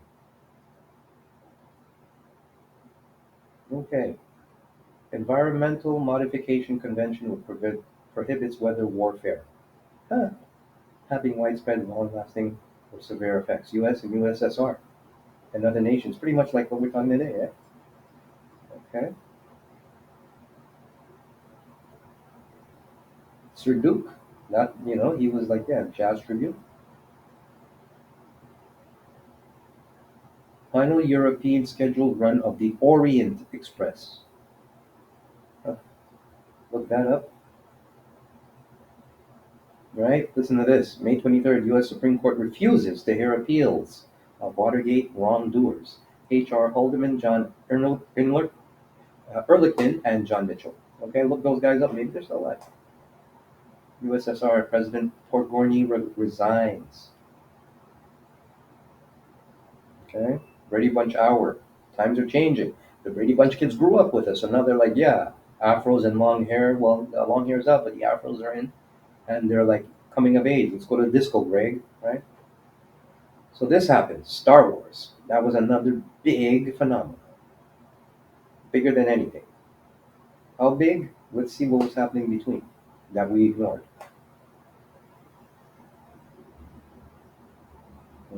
Be quiet so far. Oh, wait. USSR performs nuclear test at Eastern. Once again, that weird place, May 29th. Trans-Alaska oil pipeline completed. One of the world's largest pipeline. Okay. So this is May. Right? We're into almost now to the date of where we are today, 43 years later. To the date. All right. Russia charges Jewish rights activist Anatoly Sharansky with treason. U.S.-Cuba talk. Right? This is well after all the scare of near 20 years before that. Okay. Okay, this is sports. Sex Pistols break up. Look them up. All right. It was the band's last show in 78. Yeah, that guy died of an OD. All right. Baseball. Silver Jubilee. Now, didn't she just celebrate her golden? Or what is it? Platinum Jubilee? Platinum. So there she is. That's how she looks. Compare and see how she looks today. The Apple Macintosh, right? Kids were already woke to that. Hear this. June 10th, 1977. James Earl Ray, Martin Luther King's killer, escapes from prison. Did you know that, kids? Even I might have not paid attention. I know some shit was going on, but look at that. He escaped. How did he do that? I don't know. International Labour Organization and United Nations meet to discuss apartheid in South Africa and potential actions to prevent further violence and state repression. We're going to look into that someday, but that's what happened in 77.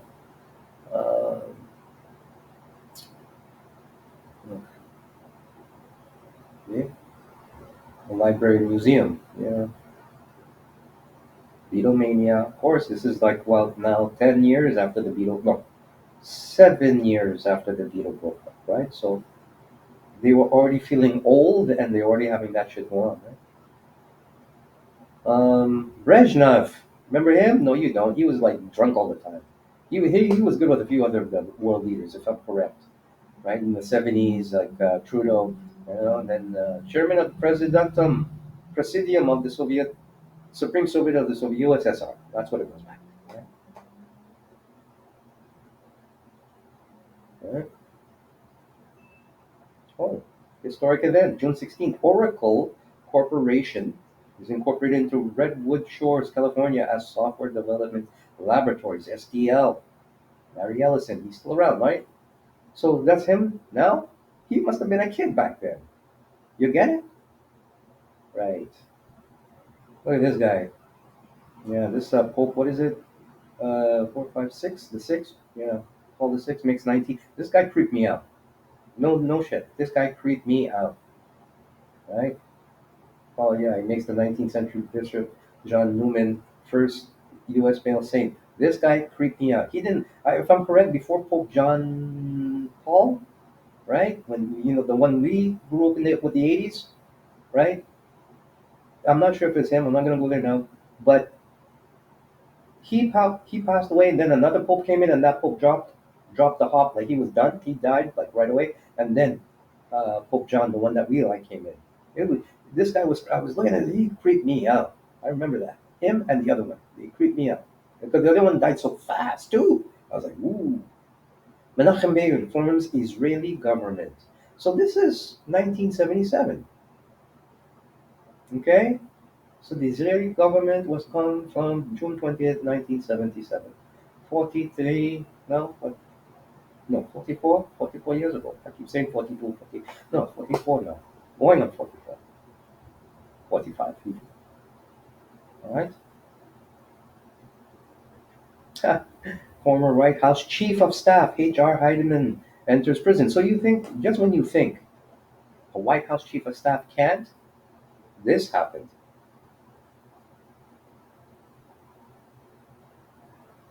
Jimmy Carter paid no taxes in '76. Okay. Lutheran World Federation, the first African to be elected, Josiah. Yeah. I don't even want, because it's like really some things are relevant, but you know what? I can bet you what this didn't. If it's still around, Crystal Gale. All right, so nothing new. Oh, look at this. Elvis Presley, June 26th, sings in Indianapolis, the last performance of his career.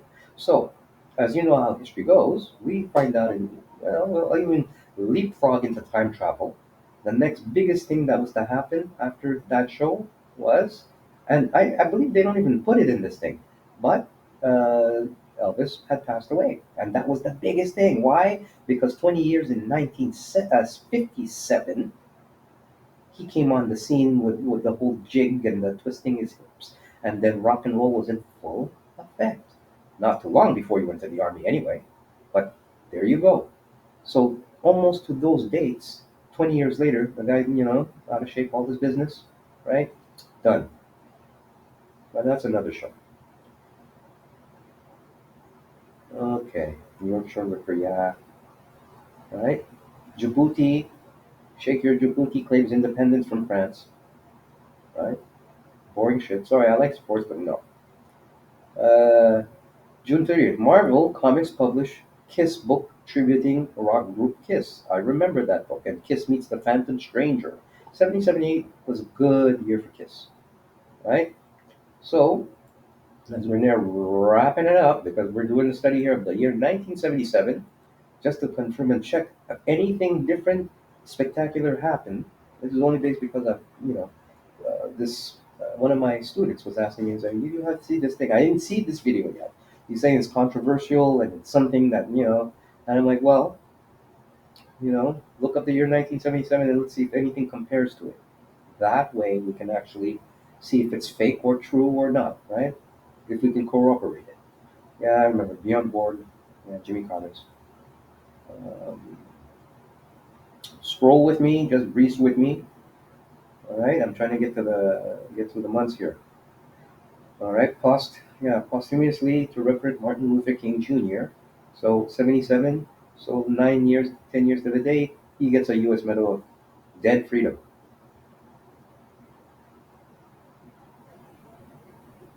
New York experiences a 25-hour blackout. Now, remember that? It was a hot summer too. 77. Right? July. Uh, you just look, breeze through it with me. I'll coach you through. Oh, look, July 27th, 1977. John Lennon is granted a green card for permanent residence in the U.S. Now, one thing is, I could do Canada also, but that'll be probably in another episode, right? Because I'm only going with America for now because right now, like, I don't know, America's almost destroyed or something. So let's just take a look through it, like to see what brought it to where it's at today. So we're picking on today, the year 1977. So yeah, Trans-Alaska Pipeline, music history. I want to be your everything, of course. For now, one of the Gibb brothers, right? August. Mm. So this guy, yeah, pilot. I'm actually looking for this. Yeah, this is what actually I wanted to focus on. So look at these significant things that happened in August. So Elvis Presley dies in August. I don't recall. I don't have the specific date. And I'll see. I'll be surprised if I find it in here. This is one of the things I'm. We'll see. We'll get back. So in his comeback test, no, Radio Shack introduces the TRS-80. Yeah, personal computer, right? So that personal computer, TRS-80. Here it came, August 3rd. United States Senate hearing on MK Ultra. This is 1977 now. While U.S. President Carter establishes the Department of Energy. Who's running the Department of Energy now? So, and thus going back to what I was looking for, I was looking for this business. U.S. performs nuclear test at Nevada site. What? 1977? Yeah, that shit went on for a minute, kid. So when I see this, all right, I've already pointed out a few alarms of what was going on in 1977. What so far is beating that? Well, not much, but it's all bad, right? It's all fucked up. It's all weird, right? MK Ultra. People look at MK Ultra and smoke it as weed now, right? But if they can hold a hearing on it, it's because it happened, like COINTELPRO. And I'm a baby of that whole thing, right? So they were doing nuclear tests, the Department of Energy, MK Ultra. This is 1977. Look at the highlights here. Okay, USSR performs underground nuclear test. Okay, look at this. Wow, possible alien radio signal from deep space received at the Big Air. The Big Air, yeah, the Big Ear. So that's big. Ha! Look at this. Herbert Kapler, head of Nazi police and security service (SS) in Rome during WW2, escapes from prison hospital in Rome. That's why you always got to say, you know what? If they're old and all of that shit, this Negro might have been young too, and he was able to jump out. U.S. performs nuclear test at Nevada site again, August 16th. Russian nuclear sub Arctica is the first to North Pole. Hmm. Yeah, look. August 18th, two girls are killed by a runway car outside of Graceland. That's all they got to say about Elvis, right? That's as far as that went outside Graceland, because you know Graceland, right? But I believe I don't have the data in my head about Elvis now, but I know it was in this period, and this is all they got. Two girls are killed by a runaway car outside of Graceland. I heard that, so I remember that. That was big news. But between that, we see just the color bars.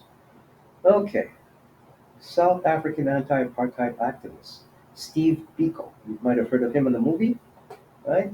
Arrested Hotel Rwanda is arrested at a roadblock, dies of police beating the 12th of September.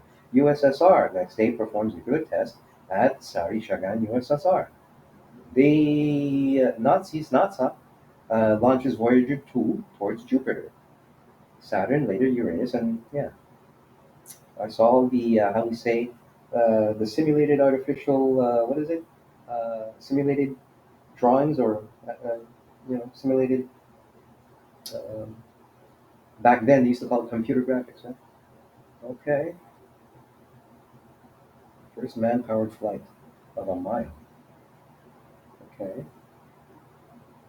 Yeah, well, first man-powered flight of a mile. First man-powered flight of a mile. Okay. Just for that, I'm gonna go in here and yeah, look, our coffee, Tim Hortons, posthumously inducted in the Hockey Hall of Fame because 10 years before that, he apparently, unfortunately, died in a car accident, right? And somehow, some Negroes were able to pick that shit up and run with it and make coffee in his name. I'm sorry, that's just the way I see it. Not a lot of people like that place now these days. Yeah, let me just okay, because I won't do it much. We're almost done. There's a few others I want to pick on, but quickly. All right, I'll put it there for later. Okay, so we're almost done. August, right?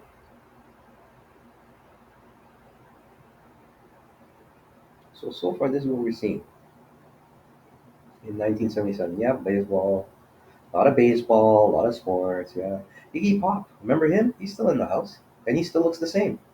You know, Iggy Pop releases his second album, Lust for Life, collaboration with David Bowie. Right. So that's wait, Ian Smith espousing racial segregation wins Rhodesian, right, which is back to Congo because of Cecil Rhodes, general election with 80% of overwhelmingly white electoral vote. You could look up that and find out what that shit's all about, right? Okay, because we know it took at least another 20 years before they were got that apartheid shit under control. Ain't gonna play Sun City. So September, that's my month. That's my shit. That's so for me, September now, this is 10 years later, after 68, so I'm going like what, 8, 9? 8, 9, 10. You might as well call it like that. Oh, look at this. Okay, so on my birth month of that year, when I was a 10-year-old kid, thus I was bringing this also once again to the junior. One of the great anticlimaxes in sport, 43-year-old transsexual, that's what they called it then, right? Because you had Rocky Horror Picture Show, great film. That already was already crossing the boundary. I bet you snowflakes out there would be so offended by the Rocky Horror Picture Show with your political correctness, right? Meanwhile, like your daddy, that movie was one of the like that put you straight where you are now, literally, pun intended. Okay, so 43-year-old. Okay, so she was the greatest generation of transsexual Renee Richards who fought for over a year for right to play in a major event. Is beaten 6-1, 6-4. Okay, so much for that.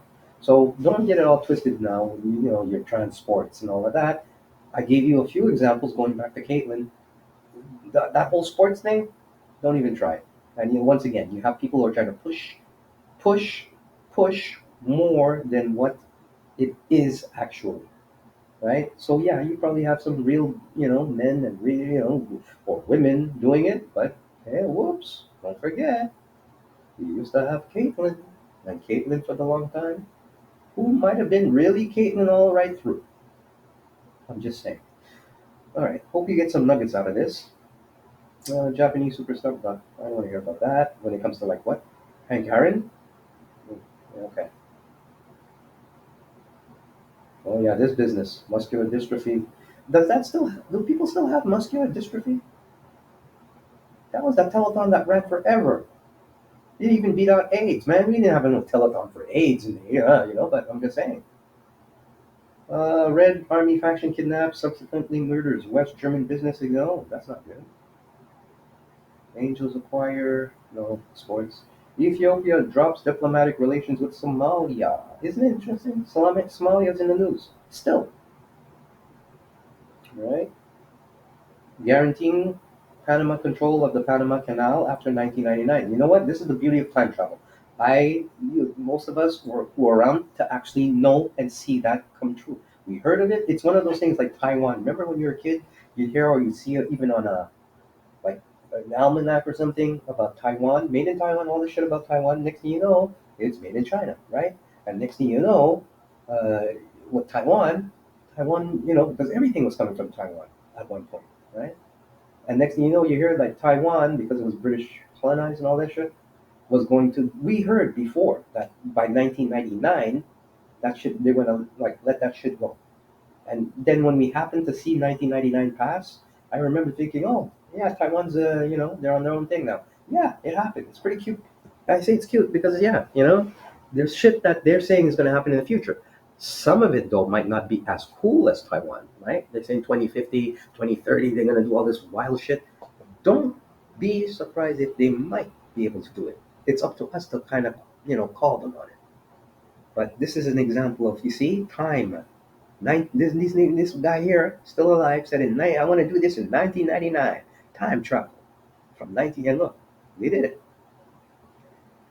Oh boy, Watergate conspirator, yeah, G. Gordon Liddy, I remember, released from prison 4 years and 4.5 months. Yeah, so these guys actually do time. See, this generation were like, oh, we can't put the president in there. We can't do this. We can't. You know what? You can do what you want. You can take, like I say, not take out. You could take those people out of their positions. Yes,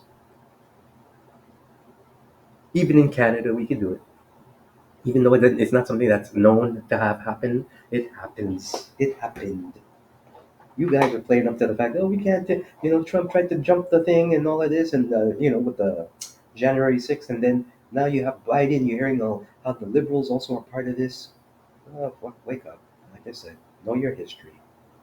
If you were born in 1989, 1999, don't talk to me, learn from me. And then some. Okay, so we're September, Mary Tyler Moore, yeah, yeah. 70s was good for women. Feminism. For a minute. It was okay, even for blacks, for a minute, yeah. 70s was okay. It was fucked up, but not like today. Today it's like 1977 on fucking steroids. Literally. Like 2022 is like 1972, right? And anything in the 20s is all like the 70s right now. Except it's on fucking steroids. So the Atari 2600, played it, know it. So all you nerds out there who talk about your gaming, right? We are old school, but doesn't mean that we can't still kick your ass in a game of whatever, Mortal Kombat. Oh, listen to this. Anti-apartheid Steve Biko, right? Anti-apartheid activist dies in police custody from his injuries after being beaten and tortured by police. One of the best shows I loved on near my birthday, September 15th, 13th, was the first viewer discretion warning of Soap. Soap was what we call a sitcom that broke the third wall, as we or fourth wall, whatever. Yeah.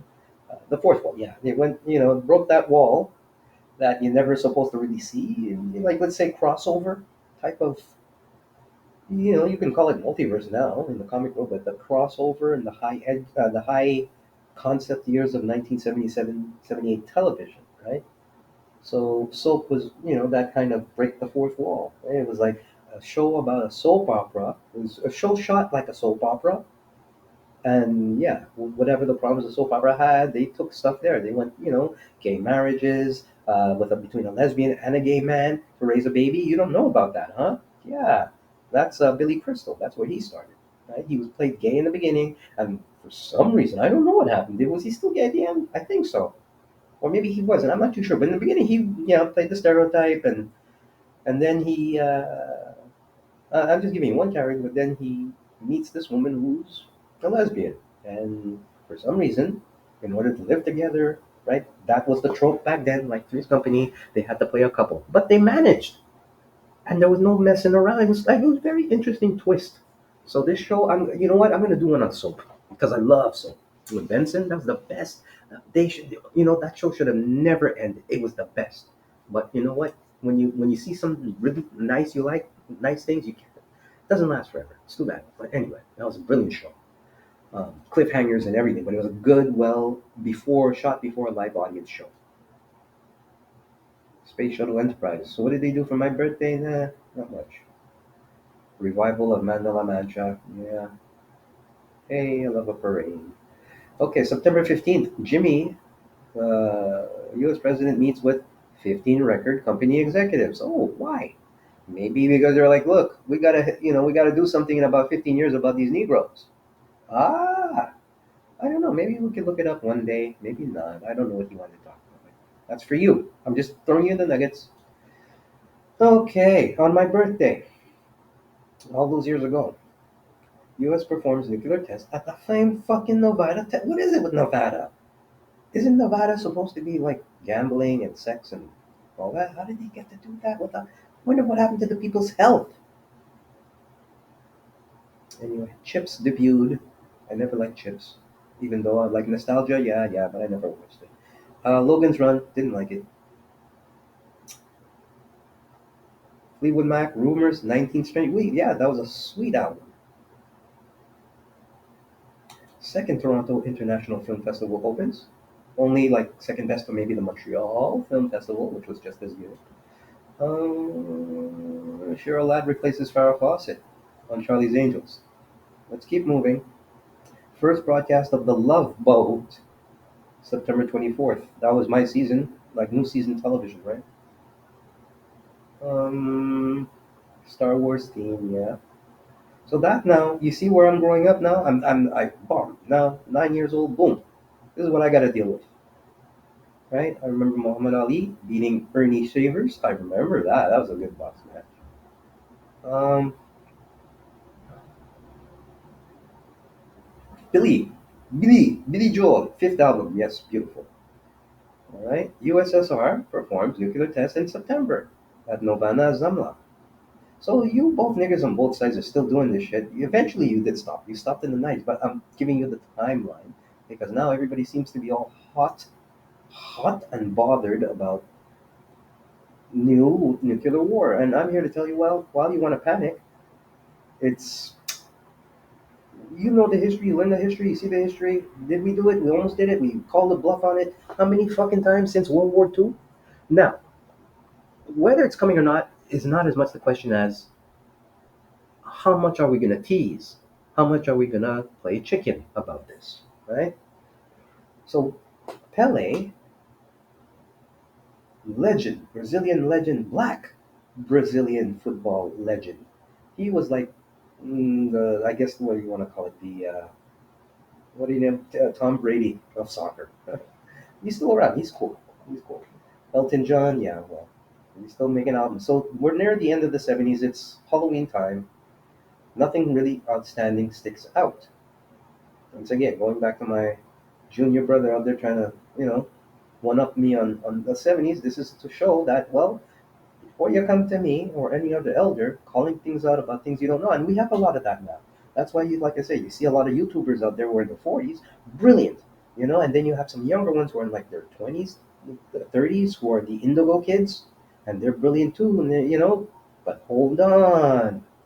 Don't think when you come out there you got it all fucking figured out. I'm sorry. I see a lot of you fucking getting burnt by your own little vices, right? You got your whatever few wives and all this shit. And women are beating your ass and all of this shit, right? And then you're also doing other things, twisting yourself up inside out. How do you expect me to take you legit, even to fucking run the world, right? You're busy twerking and talking about fucking hip hop Negroes who are like younger than me still. Like even if they were born in 74, 71, and like what, did they change the fucking world? No. You got people who are white who are their age who are doing more, like Elon Musk, right? How did that fucking happen? Well, let's look into it.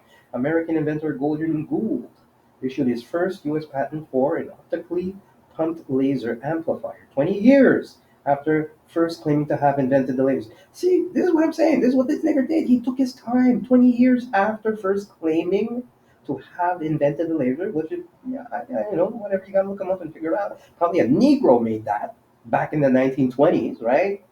Before what's his name? Fucking Tesla took it, and now this Negro took it. I'm just joking, but I mean, you never know, right? Maybe Tesla was a Negro, and he like straightened his hair, very light skin, and they're like, no, no, no, get rid of him, give it to Bell, right? So this guy, I don't know if he's still around, Gordon Gould, but the laser is a big thing now, right? Optically pumped laser amplifier. That's what everything is. Or television, computers, the mouse, right? This Negro says, I'm the one who did it. And you know what? I called it 20 years before, 1977, so 1957, right? Rock and roll, Elvis. You're right. He might have been a nerd. He's like, yeah, I'm going to make a laser in 20 years. Hey, it's 1977. Let's go to the disco. I have a laser light for you. Oh, yeah, this laser also can, like, fucking fry cancer cells. And maybe they still have the technology, but they're not sharing it. So, you know, I'm not even reading some of the, if you can read, no. Look, reverse discrimination case of Alan Bank, white student denied admission to University of California Med School. Everybody knows Linda Ronstadt, thank you. I'm gonna breeze right through. Serpentine fire, yeah, Earth, Wind, and Fire. Canada, on October 17th, begins live TV coverage of Parliament.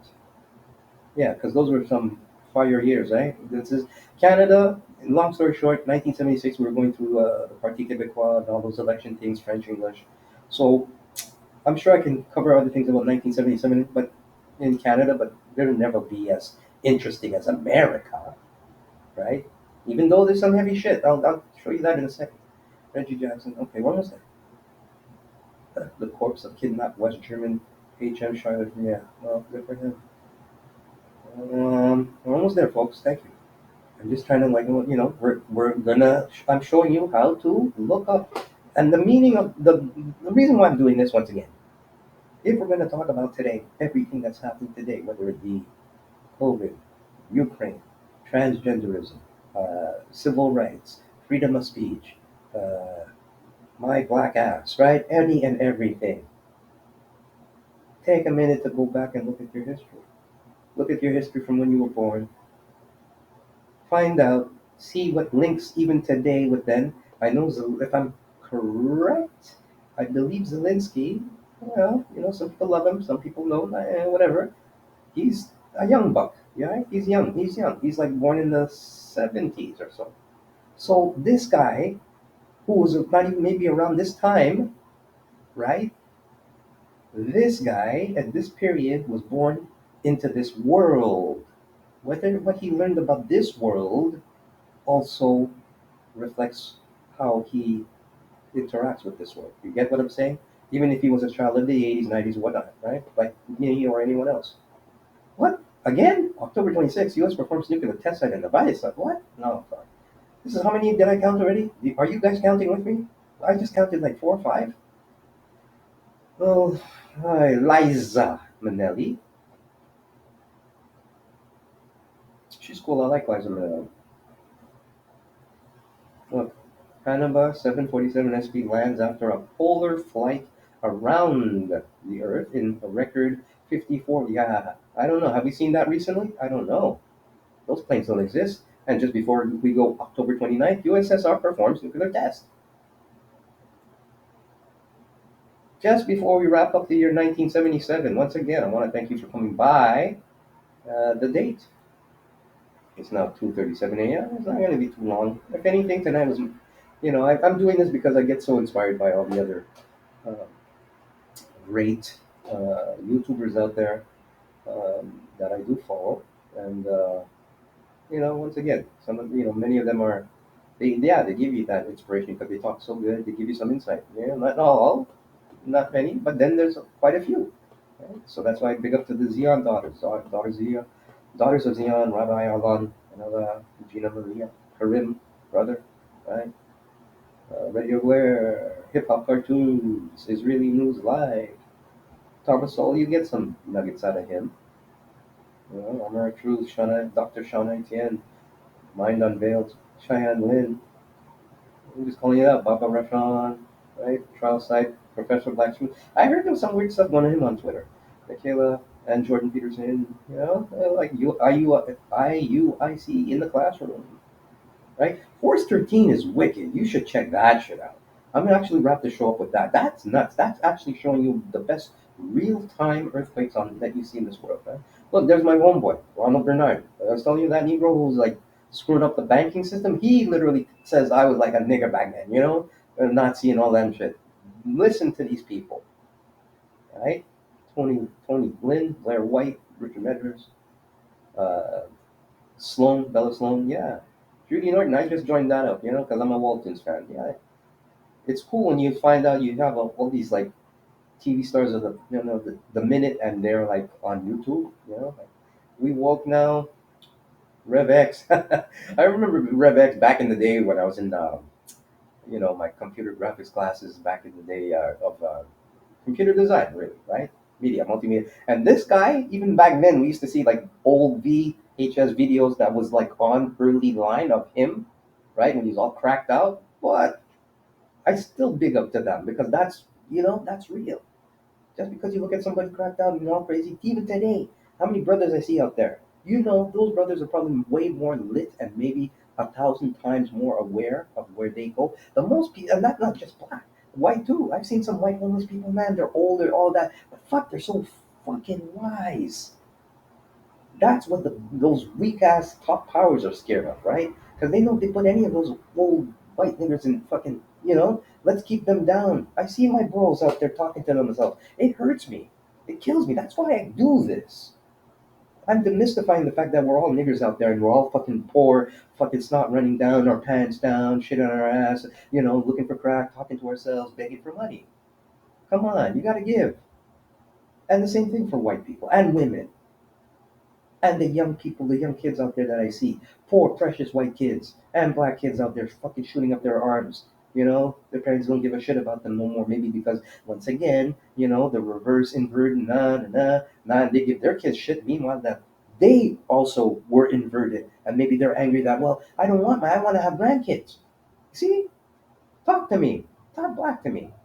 Dr. Reiner Fluman, that's my homeboy, right? That's my dog. He's old school. He's an elder. He fucking sued Pfizer and got it. And you know what? He's gonna do it again. I'm not even go there right now. Lacey, I haven't seen you in a minute. Minister Jack, hang in there. Don't let those fucking people get to you, bro. You're talking truth naturally, like Kevin Samuels. They're gonna piss you off. That's why I give you my word on my last post about bots, the origin of the bot. Now is the troll because they were doing that shit. A lot of these people are fake, and even if they're real, call them on it. IUC New Jersey. Rhonda, I gotta see this. Nightmare Neil, uh, voice shout out. I would like to join Fly Newbie and Queen, but like I said, if I'm gonna fucking make cash in this fucking thing, you know what? I'm gonna go on my principles. That's all it is, right? That's why you guys can do what you do. And I love all of you, but I'm gonna call some of y'all, right? Sister Carrie Ann, she got a lot of surprise. Wow. Tony Lynn, right? Claude, Uncle Claude, right? And many others. Wangel, she's like brilliant. But yeah, you see, look at the numbers, right? A lot of these folks, they work hard for that. And big up to them. And hey, if I can get up there someday, but that's not, this is like CBS, NBC, PBS, right? And all in one, and the broadcaster controls everything, right? So I'm just like giving you the down low. So thank you very much for tuning in. And once again, give a thumbs up and like, subscribe, and share. I'd like to have that five. I've only got a few, but it's okay because look how fucking hypocritical it is. Look, I just saw like not only her, Lisa, which I love listening to Lisa. Look, I don't even see anything, and they do deliberate shit like this because I know she's got a lot. But why, So sometimes they do deliberately throttle shit and squeeze you out to discourage you. Look, this guy, yeah, Queen's Beast Team, shout out, 49. Yeah, you're my bro. Because who the fuck is anybody else to tell us, oh, you got 10 subscribers, so you're not listening? No, I'll listen to you. Because if you got few, it's because you're saying something that hits a sore button with somebody, and maybe the few who really want to listen to the truth will listen. And thus those who listen, who maybe have maybe that many subscribers, they will filter that and they will be like, okay, since you say it, then it's legit, and they'll start to listen to you. Like John Mark Dugan, right? And these bros and Patrick Lancaster, right? I'm sure he'll have a subscriber, but he's always going to be observed, even like retroactive people, right? Anybody that speaks up, even if they have it, and a lot of these fucking people, folks that subscribe can be motherfucking bots. That's for sure. It can be bots, right? And bots can probably pay your bills, like I mentioned back in the day, in the early computer science days. You'd buy subscriptions, right?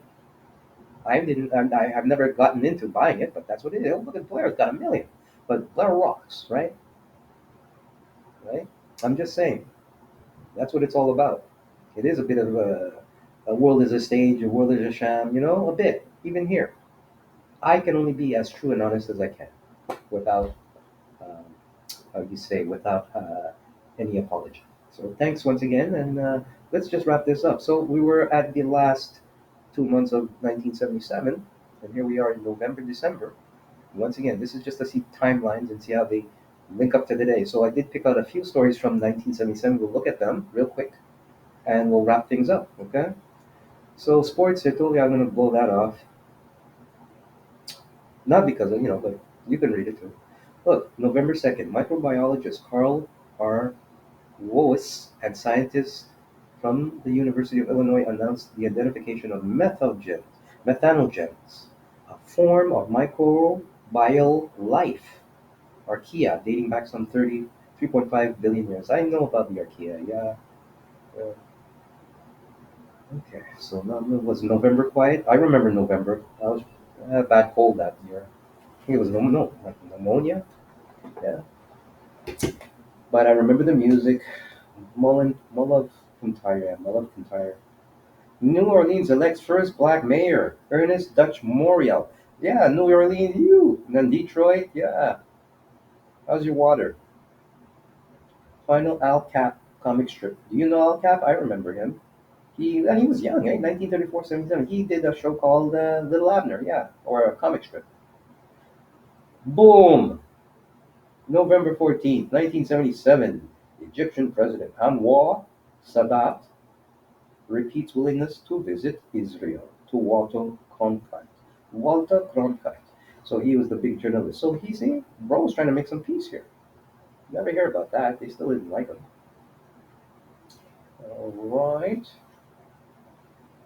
We might have to look this one up. $99,005 platinum bikini. This world, right? But Egyptian President Anwar Sadat formally accepts invitation to visit Israel. Good man. Becomes the first Arab leader to address Israeli Knesset. And that's November 20th, right? What happened since then? What happened since then? And how did it happen since then? Why did it happen since then? All right? Who's this guy? Look him up. I'm sure he's got some. I'm sure he did something that maybe helped us or didn't. But he's the inventor of the LP record, right? That's what they say. This guy, Peter Carl Goldmark, invented the LP. So he got what you call the National Medal of Science for his work for the LP, right? Jesus Christ Superstar makes another thing. Hair was a play also from the '60s, late '60s. So that shit was like it already bucked up its generational worth, right? Its investment, of course. People want to go retrospective, so like Jesus Christ Superstar and Hair and all those hippie, freaky, geeky shit, came back. Like the movie Grease, it became Grease was a play, right, from the '50s and '60s, and it became a movie. And Jesus Christ Superstar, even though it was a movie earlier in the '70s, it was back as a play, as a popular play. Like you're talking orchestrated big shit, right? Andrew Lloyd Webber, right? Who's like rock star, well, in band and all that. Uh, Black Sabbath, no? Let's see. Not Black Sabbath, but other other great rock bands of the time going for that sort of Jesus-y satanic, you know, vibe, right? Judas Priest and all that. Weather satellite, Meteosat. Is that still up there? France performs nuclear test at Mariolo Atoll. Why is France doing that?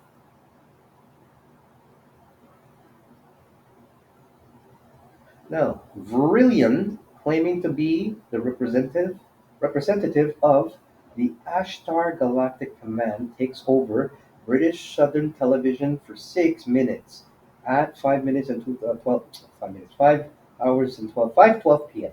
Okay, maybe this is what the kid was talking about. Let's just. And I heard about the Vrillian thing. Yes, I did. I think that was kind of debunked, but let's move on. All right, into the last month being December. Actually, I need to check quick. Andrew Lloyd Webber. I want to make sure that I got the right. a rock band for him, as we're talking about those plays of the years. Let's see. He's still young, 1948. He was also part of Joseph and the Amazing Technicolor, but he is also uh, he's also known part of the because he's very well known. I was like, he's with a rock band. He also was part of. Let me double check here. He's just a composer. No, he also was part of. I was yeah, for some reason I know what the album because of the rock angle. Um, I believe one of the rock bands did play, but I'm just gonna put it together here for the years. Okay, I guess if anything, he's just more composer than rock and roll star. I was like to believe because I know rock bands have to play, or at least played like Jesus, right? That rock side. That rock side was something he had to. Here, tell you what. This is how we're doing the theater credits. Jesus Christ Superstar. Let's see. All right, one of the best plays I've seen, of course, of those era. So it's sung to a rock opera. But who was the rock opera? Like Tommy, see, rock opera. Um, let's see. So that would be production, but recordings and radio broadcast. Okay, so then the original 1970 concept album was very popular, yes? Okay. Well, Roger Daltrey from The Who play, yeah, as Judas, because they had to play. How weird as that could be.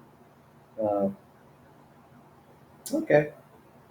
You know what? It's one of those things you kind of have to look up and, I know the rock. I was like the I thought it was not Black Sabbath, but one of those bands, like rock band that was behind that. But let's not go too far away. But you see, this is where you're talking about researching because you want, I have to. I wanted to double check something with him, right? Because on the album, not Black Sabbath. I believe it's Judas Priest, but there was some relevance. So I had to go back and check. So if anything, I can double check even with somebody even a little younger or older, my generation can confirm that. But at least I started. So really, we're going to take a look at that before we wrap up. And in November 27, CFL Grey Cup, Olympic Stadium, Montreal. Montreal Alouettes beat Edmonton Eskimos 41-6. Record Grey Cup crowd 68,318. Game referred to as the Ice Bowl. And sweet 23 points. So yes, I recall that was a good game. CFL, like the NFL, but Canadian. December 4th, Jean Bedel Bokassa crowns himself Emperor of the Central African Empire in a lavish ceremony costing 20 million US, one third of the nation's budget. Nice. So now you know what happened to Africa, right? Yes, Simon, cricket, yeah, Saturday Night Fever, uh, yeah, Joni Mitchell. As we wrap this year up, Dutch war criminal Peter Mentin, 15 years. I guess he didn't make it out there. Elvis Costello, look, he's back. And the attraction's first US TV appearance on Saturday Night Live. That was since the other Elvis. Wow, a lot's gone on in a year. Okay, France. The fuck? Another atoll? Okay. So we wrap it up, and as we wrap it up with the Continental Grain Company plant exploding, and Ghost to the Post, right? That's football. 25th, Israel Prime Minister Menachem Begin meets Egyptian President Anwar Sadat. That's how they used to say it in the news.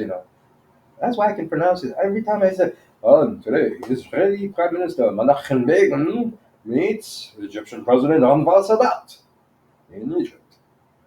Like, wow. Like, what? Who the, what? Hmm. All right. But they're enchanting names. That's my point. It's like you hear those names, you're like, these guys sound like they can run countries, even though maybe there's more to them than they're all murky, murky, murky. The USSR programs another. Fuck, how many did I read? 20 already? It's not even December. End of December. Look. Oh man. Mm-hmm. All right. Another man child. Look. December 31st. Donald Woods, a banned anti-apartheid white editor, flees South Africa. Wow, I wonder what's up with that. Okay. And WFAT, Brooklyn, New York pirate radio station begins broadcasting 6:20 a.m. Or 16:20 a.m. Well, 16:20 a.m. Oh yeah, Kenyan writer. I can't pronounce. No, Tiongo Luigi Wa Tiambo is in prison for co-writing a play critical of the Kenyan government. You can't even write a fucking play. Back then and even today, look, but you can have Jesus Christ Superstar and rock it up. Right? So that was 1977. So as we get back, we did pick out some nuggets, so we can actually discuss this. Let's go first to there's one here. Okay, that's one here. I bet you any money this is what they're trying to school me on. And even then, like I said, it's something I've heard and yet maybe see how significant it is to the rest of how significant it is to the rest of the world and since 1977.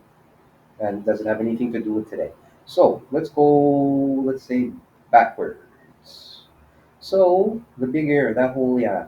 So did Ohio State really detect an alien signal for educational purposes only? I'm not going to read through this, but you guys can probably look through it more. I just want to catch a quick one. The WOW signal was detected on August 15th, 1977 by Dr. Jerry Amen. It's the most popular possible signal from aliens that we've found. You'll see a series of 6 characters, and that's circled and the word wow with the exclamation points written next to it. And that's basically a set of characters telling you the strength of the signal that the telescope detected. There was this program at Ohio State back in the 70s, 80s, 90s called the Ohio State Radio Observatory, which was sort of nicknamed the Big Ear. It was this flat, sort of 3 football fields in size telescope. It scanned the sky for radio signals, for signals of possible life. So this particular search was the longest running search in human history, 22 years of constant monitoring of the sky at night. Okay, so just a clip of that because we are, it'll be too long, but I just also at the same time breezing through. So, and though the big air was disassembled in the late 1990s. So the big air is what, supposedly was built to fucking listen to shit in space. The search for life beyond our planet hasn't diminished. And of course, yes, it's going through, once again, began in 2016. This program, Breakthrough Listen, is set to run through 2026. So even if, let's say, shit happens with the social media powers that be, they still got something to go back on, right? In the late Stephen Hawking, right? Study research. There's no explanation I have ever seen that I believe. It doesn't mean it couldn't be aliens. Honestly, I wouldn't say I know. It's a mystery, perhaps. All right. So if you guys want to look that up, whatever that but that's one. We're bringing it down. Uh, let's see. After that, let's see. We're gonna just, and this is probably a mild exercise in that that bloody what we call fact checking. You want a fact check? This is how you do it. 40 years ago, Brian Allen achieved the first human-powered aircraft flight. Oh, okay, that's that. Only that? No big deal with that. For centuries, we have dreamed of being able to fly using our own power.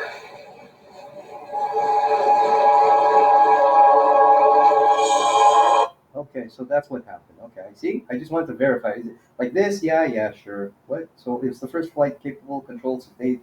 Yeah, Brian Allen completed a figure eight course around two pylons, 1.5 miles apart. Yeah. Okay. So I guess that's what that was all about. I was like, why is that such a big thing? I guess it's because he did it with his own legs. Well, he's strong. Oh, this is going to get interesting. Okay, we'll get into the Virillion because I actually recall the Virillion. So maybe that's what the student is getting ready to show me. But through this course, which of course my student's also going to be looking at, I'm just introducing that, hey, what you might think, what you might believe is um, as something newsworthy and worthy to how our world is being affected today. Well, I'm showing you how to really, take apart that onion. So, scientists in California reported today that bacteria bred in laboratories have been engineered to make the gene for insulin, a development that could provide a virtually limitless supply of vital hormone and have an important impact on treatment. So, this is back in 1977. So, that's what that was. What? Cloning insulin? The scientists would have to coax the bacteria to produce insulin from the synthetic DNA at a high enough concentration. Oh, so this is, but this goes back, right? Once again, right? This is a report that goes May 24th, 1977, right? Making a gene for insulin. So, thank God, knock wood. I do not really know too much about what the illness of this diabetic, uh, the diabetes illness is. I do know people, but since 1977, actually, my aunt used to have it way back, and now I don't know if this is familiar. Back in the day, the type of diabetes she had actually, she had to. I think part of it. I'm not trying to be too, you know, gross here, but from what I understood, they had to have a urine sample, and they had to put a tablet in to see that the sample didn't, or if it changed the color, right? Change the color of the urine, and that was one way to handle your blood sugar, and thus, yeah, I mean, it's come a long way, right? And then that, along with eventually getting the injections, so it starts from here, right? The insulin. Um, okay, what the scientists at the University of California, San Francisco did was to transplant into bacteria the genes from rat cells that carry the genetic instructions for making insulin. It is believed to the first time this was accomplished, it says he, the first time this was accomplished with the gene for making insulin or any other important animal hormone. Now, the scientists said there should be no major scientific obstacles to doing the same with the genes for human insulin. What diabetics use today is a purified mixture of insulin from the pancreas glands of cows and pigs slaughtered for food. Some diabetics develop allergic reactions to animal insulin or its chemical precursors. It is conservatively estimated that there are more than 2 million. Now, this is 1977, right? So since then, right, I could definitely say this is one of those things, yeah, if you want to talk about uh, highlights of 1977 and maybe where this actually has references to today, 2022, right? Deoxyribonucleic acid, DNA, is active material of all genes of all living things. Scientists have learned how to splice into the genetic material of bacteria segments of DNA from the genes of other forms of life, including plants, animals, insects. So this is where you're talking like the great doctor,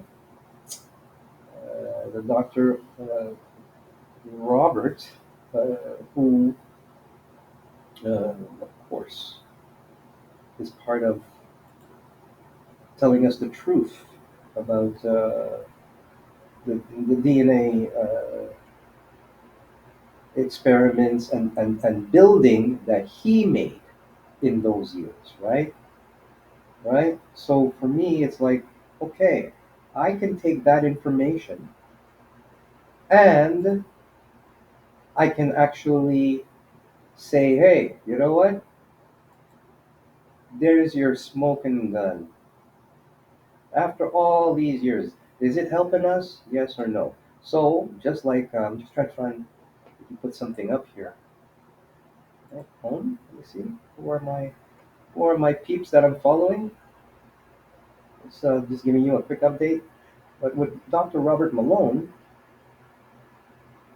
who are my people?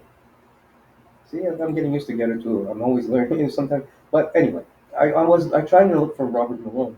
Ah, there we are, my followers. Thank you. Hey, now 152. I love you. Thank you. God bless you all for joining in. Right? You actually rock the house. Um, but yeah, like Dr. Robert Malone. There you go. Right? This guy. Right?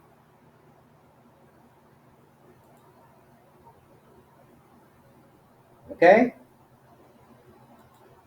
Not to say that he's like, but when you're coming about what DNA is today, right? Uh, uh, erasing the inventors from history. What? Oh, oh. Isn't that a wow? Isn't that like a coincidence?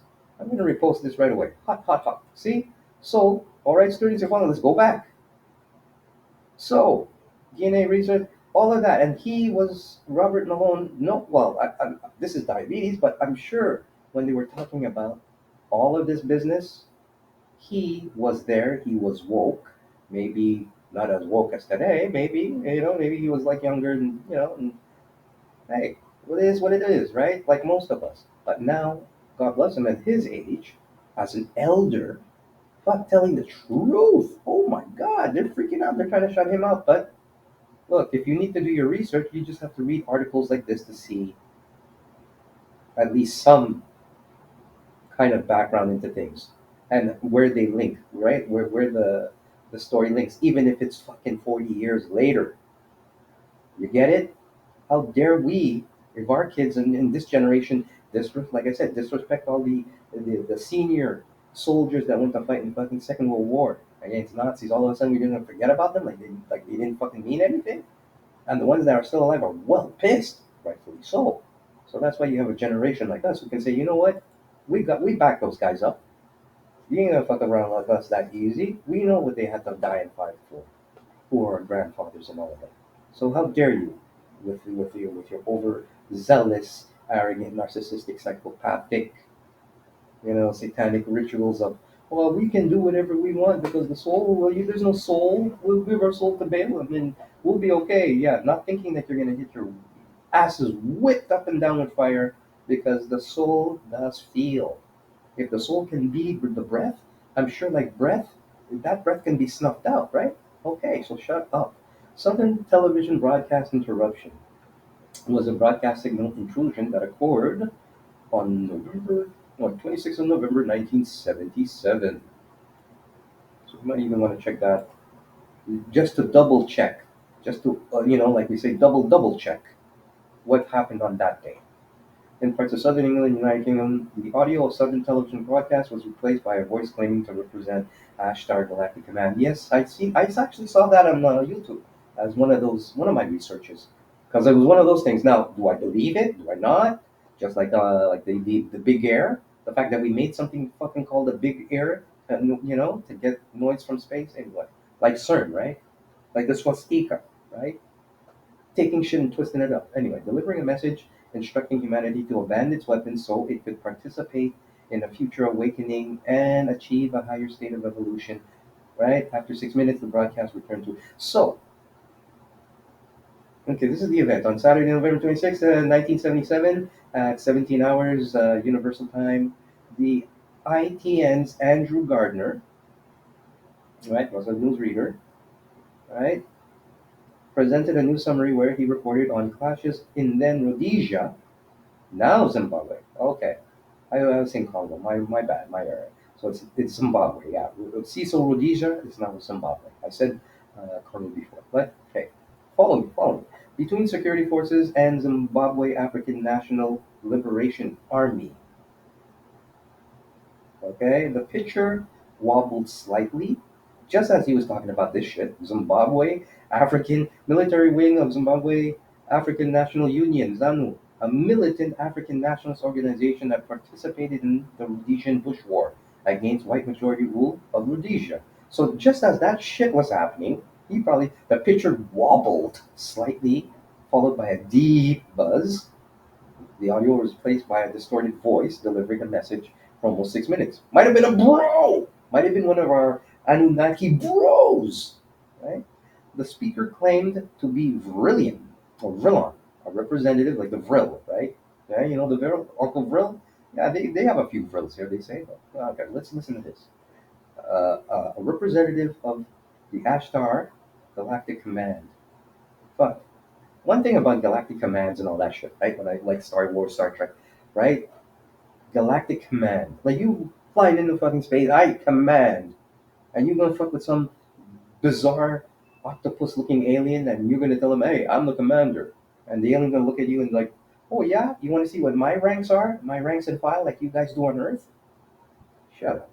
Anyway, Ashtar Galactic Command, Ashtar being the name associated with extraterrestrial communication since 1952. Why is that name associated since 1952? Is the name given to an extraterrestrial being or group of beings that a number of people have claimed to have channeled? UFO contactee George Van Tassel was likely the first to claim in 1952. Okay, so here's the thing. I did mention earlier about like different books, right? Different Bibles and all that, right? And the Apocrypha, and whether it be uh, the Testament of Mary or Emmanuel and all these people, Judas, right? Here we are, right? And these people here are talking about something extraterrestrial to them. So, while a lot of the holy books do talk about, even in the beginning of time, being extraterrestrial, right?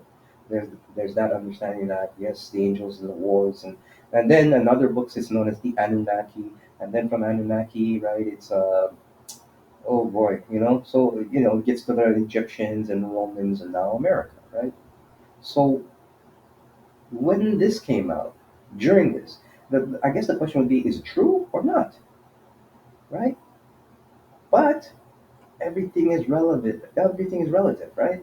So followed by the buzz, the audio was replaced by the voice. The speaker claimed to be Rilon, a representative of Ashtar, right? Reports of the incident vary. Some calling the speaker Rilon or Gilon, and others Asteron.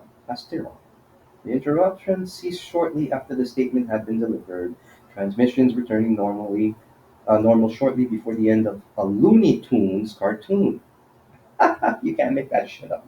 Like, so if you're watching like Poltergeist, right? You got the Looney Tunes and it's giving you the message. Porky Pig is like, I want you to join the right? Of course, the Looney Tunes, because that's Looney Tunes, right?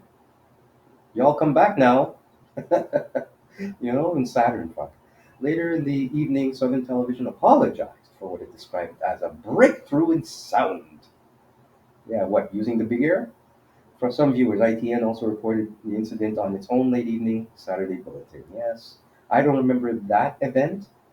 That I can say, because I probably was woke on disco or something a little bit more, how we could say, more bone biting, right? So the explanation at the time, the Hannington television transmitter was unusual in being one of the few main transmitters which broadcast an off-air signal received from another transmitter. The Independent Broadcasting Authority's IBA Row Ridge transmitter on the Isle of Wight, okay, rather than being fed directly by a landline. As a consequence, it was open to this kind of signal intrusion, as even a relatively low power transmission very close to the rebroadcast receiver could overwhelm its reception of the intended signal. resulting in the unauthorized transmission being amplified and rebroadcast across a far wider area. It would take so much technical know-how. Well, a hoaxer jammed our transmitter in the wilds. So they already had hackers, hoaxer was never identified. So let's remember that, right? Even before the hacker, you did have a hoaxer, which is a form of hacker that would hack into the media. That's nothing new. It's known that happens, but it's not something that happens all the time. But, that's why you have those emergency broadcasts, right? Shit's gonna hit the fan, the emergency broadcast. Nuclear missile launched, CNN's gonna cover it, right? So whatever. So these are, like, we could say, psychops. Maybe. I'm not saying. I'm just saying maybe. Because if I want to go back to those holy books, they always bring up some shit like that. The only thing is, how tangible or proofable is it? Right? We hear about lizards, we hear about fucking all these things, vril, right? So if it's so fucking real, and even if it's not really the physical as much as the metaphysical, if that is the case, right? Why? Why all of that? Why? Why? If somebody's a fucking lizard, really, why do fucking lizards have to take the fucking time? I'm talking people here who can transform their eyes into lizards. Like, really? Like, you got nothing fucking better to do, nigga lizard, right? Like, even the fact that a lizard can fucking, you know, reptilian brain could have dialogue and like wear a suit and a tie and like, well, licking its fucking tongue out and then transforming back into an actual man with a throat and lungs. I don't know, but how that is written in the Bible, once again, we have to, or the books that be, right? Because this is part of it, right? If the nuclear missiles are launched, are the spaceships from God's angels or chariots going to come down, right? So once again, let's open our minds and let's see, right? And this is to the juniors. So the incident caused some local alarm. Oh yeah, I want to throw in one of the things I did tell my student about was, this is like a cycle, right? So they were like, how would you know and all this? So I was like, well, look up Orson Welles. Who's Orson Welles? Bro, you're just a decade younger than me. How can you not know who Orson Welles is? A lot of people do, and a lot of people don't. That's just what it is. So once again, Orson Welles was that Negro who, back in the day, was a radio broadcaster, typer. There's a movie literally quoting him say, "You bring the war, I'll bring the story," or "I'll you bring the story, I'll bring the war." Anyway, right?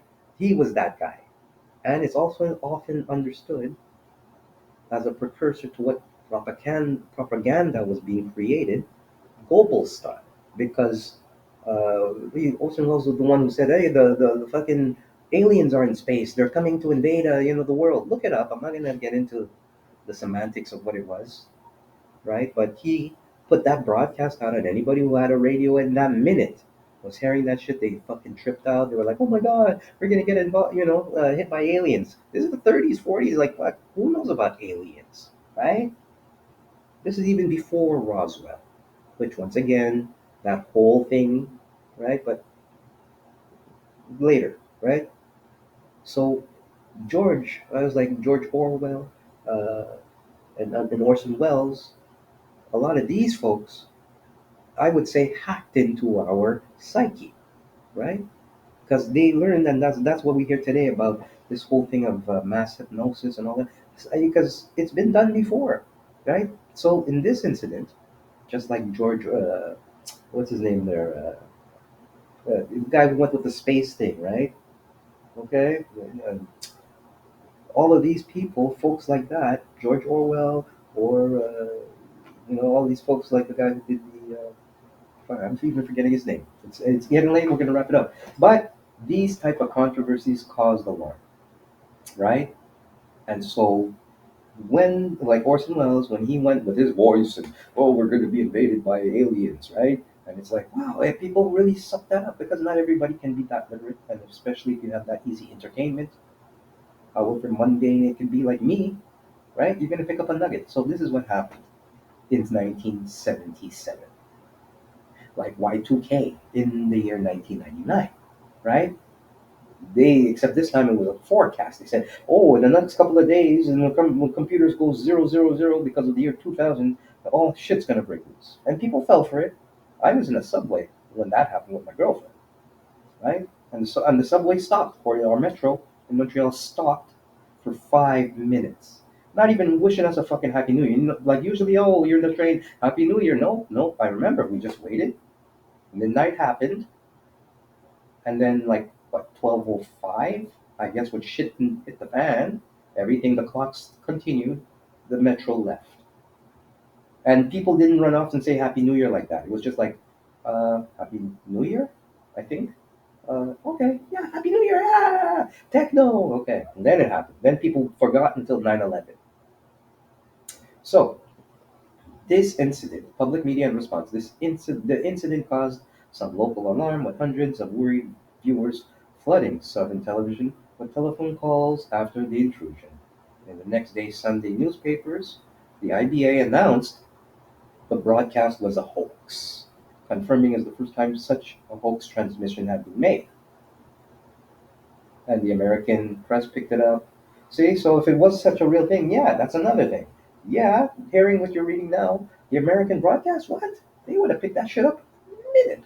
And or if they didn't, they would have had their own spin on it, right? Such as like say like the air thing, maybe that's part of it. And they said, well, the air picked up something, right? Didn't we just see that story? They said the air picked up something, and then this happened, so maybe it is real.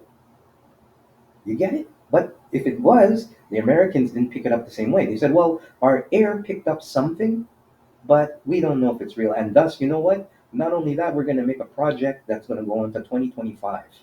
Meanwhile, these people here, they dropped that ball.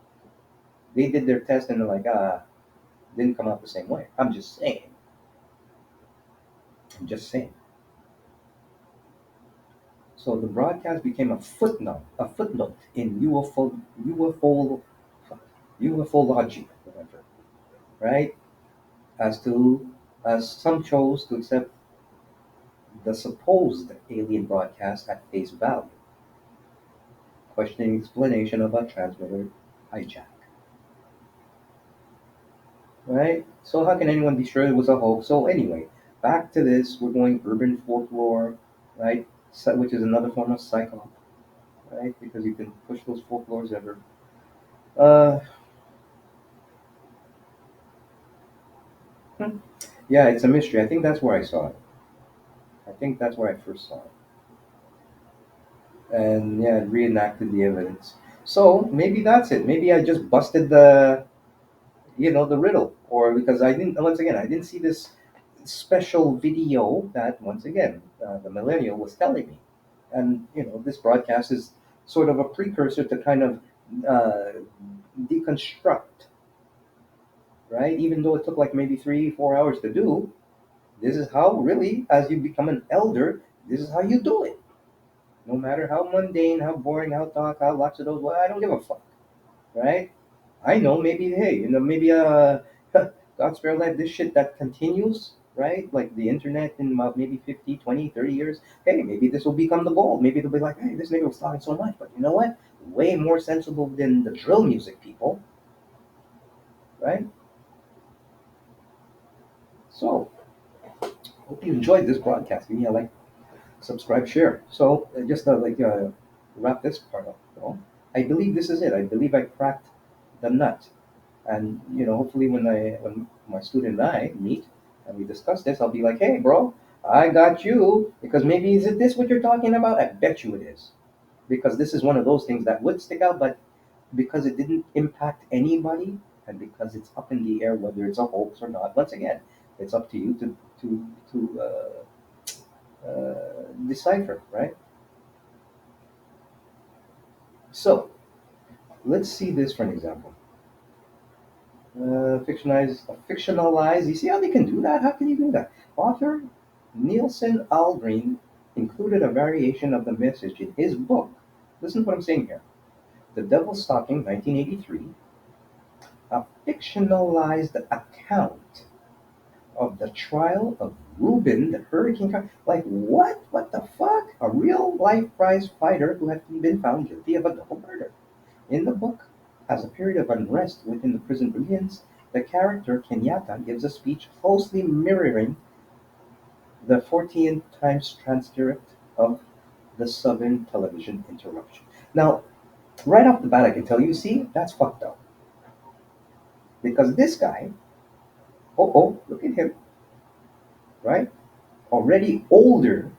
This is where elders can fuck up, or how we say, disappoint us or mess us up or go against us. Look. Okay? You know what I taught you, my students? Always look up the name, look where their mom was from. All right, so this guy, when he was old enough, included a variation of the message in his book. So this book, obviously, like they say, is a fictionalized account of the trial. Why would it be a fictionalized account of the trial? I mean, this Negro here was fighting for his life, right? Like, really, wrongfully convicted of murder and later released following a petition of habeas corpus after serving almost 20. And this fucking nigger here writes a fictionalized account. I don't know the book. Once again, I'm just, but I'll do my due diligence if I had to. But right off the first bat, watching and reading it, fictionalized, why not factual? Right. What was the facts? The facts were he, whatever, didn't do, and you're saying fictional. So he did? Okay, let's let's look further. All right. So in a period of unrest when the prison begins, Kenyatta, right, written by this Negro here, the speech is, and based on, I hope you're getting the value of this, what I'm saying here, right? So I am an authorized representative of the intergalactic mission Kenyatta finally disclosed in his credentials. I have a message for the planet Earth. We are beginning to enter the period of Aquarius. Many corrections have to be made by Earth people. All weapons of evil must be destroyed. You have only a short time to learn to live together in peace. You must live in peace. Here he paused to gain everybody's attention. You must live in peace or leave the galaxy. Now, what the fuck? How does that have anything to do with Reuben Carter? I don't know. But seriously, what the? So you're saying, like, okay, it's fictionalized. I mean, once again, hey, I'm sure a lot. I'm just throwing like the bare bones, right? You can say, oh, I read the book. It's not what it is, and it's la la la la la la. If this encyclopedia can wrap it up because it's supposed to be as accurate as it gets, and say this bro wrote a fictionalized account of a man who was fighting for his life, who eventually did get out of jail, right? So now you can say it's fictionalized, and in the part of the period of unrest, right, within the prison, this character of Kenyatta. So I don't know if Kenyatta is a representative of the fictionalized account, but he gives this fucking speech. Okay. Get rid of your weapons. We're gonna make peace. We're entering a period of Aquarius, and that's it. You must leave in peace or leave the galaxy. So I don't know, right? What's new in this fucking message? Nothing. I can tell you, I have a message for the planet Earth, the planted. I would say I have a message for the planted Earth. Get your fucking shit together. Stop listening to dumb motherfucking assholes who are narcissistic, who were abused and never got their shit together because of it, and just blame it on you because they were neutered when they were young, and because of that they feel they have to like take over and destroy the world as a result of it. You know? Oh yeah, we're entering the period of Aquarius. I can give you that one. Take it or leave it. Oh, we also had some other hijacking. On April 27th, 1986, American electrical engineer and business owner John R. McDougal jammed the home box office HBO satellite signal on Galaxy One during a showing of the film The Falcon and the Snowman. Remember that weird show? Yeah. The message broadcast for 4.5 minutes. Good evening, HBO. Captain Midnight 12. Oh, wow, cute. Max Headroom signal hijacking. I remember that too. The Max Headroom signal hijacking occurred on the night of November 22nd, 1987, 10 years after 1977, right? When my student was actually a grown adult. Maybe maybe you missed that. Maybe I can come back and say 1987, you missed that one, right? Because you were concentrating in 1977. when the television broadcast of two stations in Chicago, Illinois were hijacked in an act of broadcast piracy by a video of an unidentified person wearing a Max Headroom mask and costume. Yes, that was pretty rough because then even they couldn't figure out, but it happens, right? So I think we actually cracked that nugget. I think it was that my student was trying to bring up to me and say, hey, something like heavy happened. Because when I heard about it the first time, like most people, they'd be like, wow, that really happened. We could call it what do you call it? Uh, not controversy, but conspiracy, right? Right? We can call it conspiracy, but then again, like I always say, there's no such thing as conspiracy. Nuggets of truth, and maybe some inaccuracies, right? But if it's a conspiracy, it's only because there's a lie behind it, right? And that's from the opposite side. Vrillon, the alien voice folks that became a legend. Maybe not. I don't know. Like I said, we only know what we know. But someone claimed to be an alien hijack. So if we're going to say that that was a very big, intense, secretive moment, then yes, it's hard to probably find out about that moment now, unless you go up to Wiki and you do your due diligence research, look up the whole fucking year. Let's see what this is all about, how that leads up to. And I can actually say this does kind of lead up to everything in a weird way that you saw what was happening with aliens, right? How in say 77. All right, so a few years you had ET, you had Close Encounters of was it the first kind? Close Encounter of the third kind, right? That was a fucking heavy movie with Richard Dreyfuss. Shout out to Richard Dreyfuss, right? Invasion of the Body Snatchers, right? So that's what I'm saying. So this happened to have happened while all of those movies were coming out. Star Trek came out the next year, right? Yeah, the first Star Trek movie, right? Star Trek: The Motion Picture. So this happened. Budapest Treaty on International Recognition of the Deposit of Microorganisms for the Purpose of Patent Procedure, signed on April 28, 1977, amended in 1980. The treaty eliminates the need to deposit microorganisms in each country where patent protection is sought. Okay, you guys read that and find out how that relates to today, right? Well, you have the nuclear test sites. Because we saw so many fucking nuclear test sites in the 1970s, right? Look, it goes back from January 1951, right? This is good old America, right? We don't even need to go through that. Maybe I'll finish with it, but okay, let's see. Quickly. Let's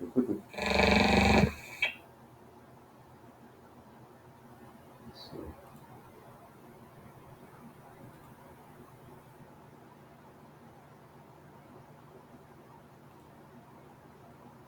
Make sure my speed's okay, so you can see clear. Oh, it's only 10.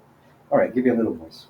Defense establishment of the United States are learning to work with atomic weapons, learning to strike, learning defense against the effects of atomic weapons. Blast, heat, light, radiation. Military units work continuously with the laboratories of the Atomic Energy Commission and their new weapon ideas. So, always got a camera there too, right? Always got a camera to catch that shit, because, you wouldn't believe it if you didn't see it, right? So that goes as far as 1951, and thus, while that was happening, the Soviet Union conducted 456 nuclear tests at this place from 1949-89, with little regard for the effect on the local people. Yeah, well, they can say that, but once again, the United States was doing the same thing, right? Look at this one, right? Frenchman flat, Nevada. Is it still active? Ongoing issues. The Nevada test site contains some of the most radioactive land areas in the world. This contamination came largely from the dumbass underground testing, which did not impact humans as much, dumbass, but irradiated the dirt and rubble around the site, as well as the underground aquifers, dumbass. So that, I would say, is probably one of the biggest things that happened in 1977, which, you know what? You guys gotta Do something about it. Okay, just before this is now 3:34, as we're you know killing it up, wrapping it up. Thank you once again for coming by. I looked up Vril just because, see, they spoke about the Vril. Let's go a little deeper. And thus, as I'm wrapping this up, and the relevance of how the spiritual books, just like the book of Emmanuel, and of course the book of the 1871 Blackwood edition, Helena Blavatsky, right? So the Vril. So let's go back now. The newscaster was talking about fucking South African kicking ass, right? And so the Vrillion. So the Vrillion, coming from Vril, The Coming Race is a novel by Edward Bowler Lytton. Look at this. Look how long ago this. I thought this was a new thing. This guy didn't he grow already? Look, 1831. He served as a Whig member for. So this guy wrote that shit. Published anonymously in 1871. Of course, hide your ass. It's been also published as Vril, The Power of the Coming Race. You see, I'm learning something. Okay, I'm learning something with you tonight because I've heard about the Vril and I heard about how that comes up with the whole Nazi thing and all the society. But this is where it starts. See, so you're learning with me, the elder, guiding you, however be it long, to take a look. Some readers have believed the account of a superior subterranean master race, a concept in Nazi ideology, in which the putative Aryan race is deemed the pinnacle of human racial hierarchy. Aaron mentioned. And of course, with certain books, like I said, and even all Bibles, and there are some books that, like I've realized, but even like the book of Emmanuel, right? It's like you have the alien race and you have the white race. Hey, I'm not going to touch it. It's another topic, but it's one of the books. And so when you have, I guess, when somebody can know and learn about the Theosophists, the Theosophic Society, which draws from those books, right? And then you have bros like him going way back, even before this person, Helen Petrovna Blavatsky, was alive to co-found the Theosophical Society in 1875. Now, there's good and bad in everything. But that being said, once again, right, the real society, Willy Ley was a German rocket engineer. I'm not going to get into all of this. Pseudoscience in Naziland, right? Astounding. It's all fucking fiction too, eh? Explain how Nazism could have fallen on such fertile ground. Among various pseudoscientific groups, he mentions one that looked for the Vril. The next group was literally founded upon a novel.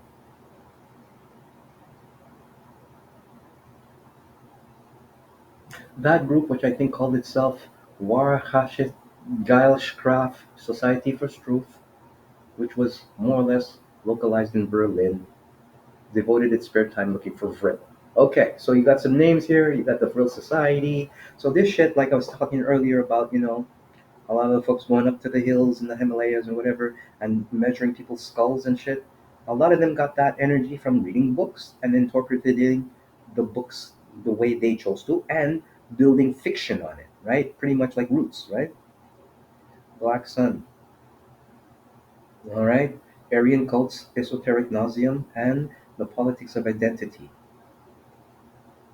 Okay, so without getting into all of that, this is why you can look at what the society you know, is all about and what Bibles was this society basing it on and how they basically bastardized that Bible because this is pretty much what it is.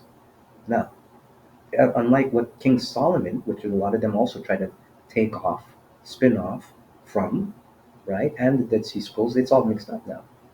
See, look, this guy, William Scott Elliott, describes life in Atlantis, so the sea people. And then this goes back, right? In the Lost Lemuria, right? Yes. You know this is existing. He might be very accurate, but who's to say once you go with the aircraft of the Atlanteans are propelled by Vril force? Okay, we had Egypt before this. So where does Vril force come in? Did they take it from Egyptians and call it Vril? Anyway, that's a whole different George Bernard Shaw, and was attracted to the idea of the vril. Right? This guy is George Bernard. He's well up there, right? Right. So it's pretty. How can I say? It's touch and go. Maybe, maybe not. Is it real? Is it not? But enough people take it seriously, right? They take it seriously. They read the dogmas. They follow the books. They can take whatever satanic aspects of the Bible, of the Torah, of the Tanakh, and they could do that, and they have been doing, it, and they've been twisting it around, right? And there's more story to it because it goes back to actually, the uh, Judas Iscariot and the two, the two Judas Iscariots and everything that's spinned off from there, right?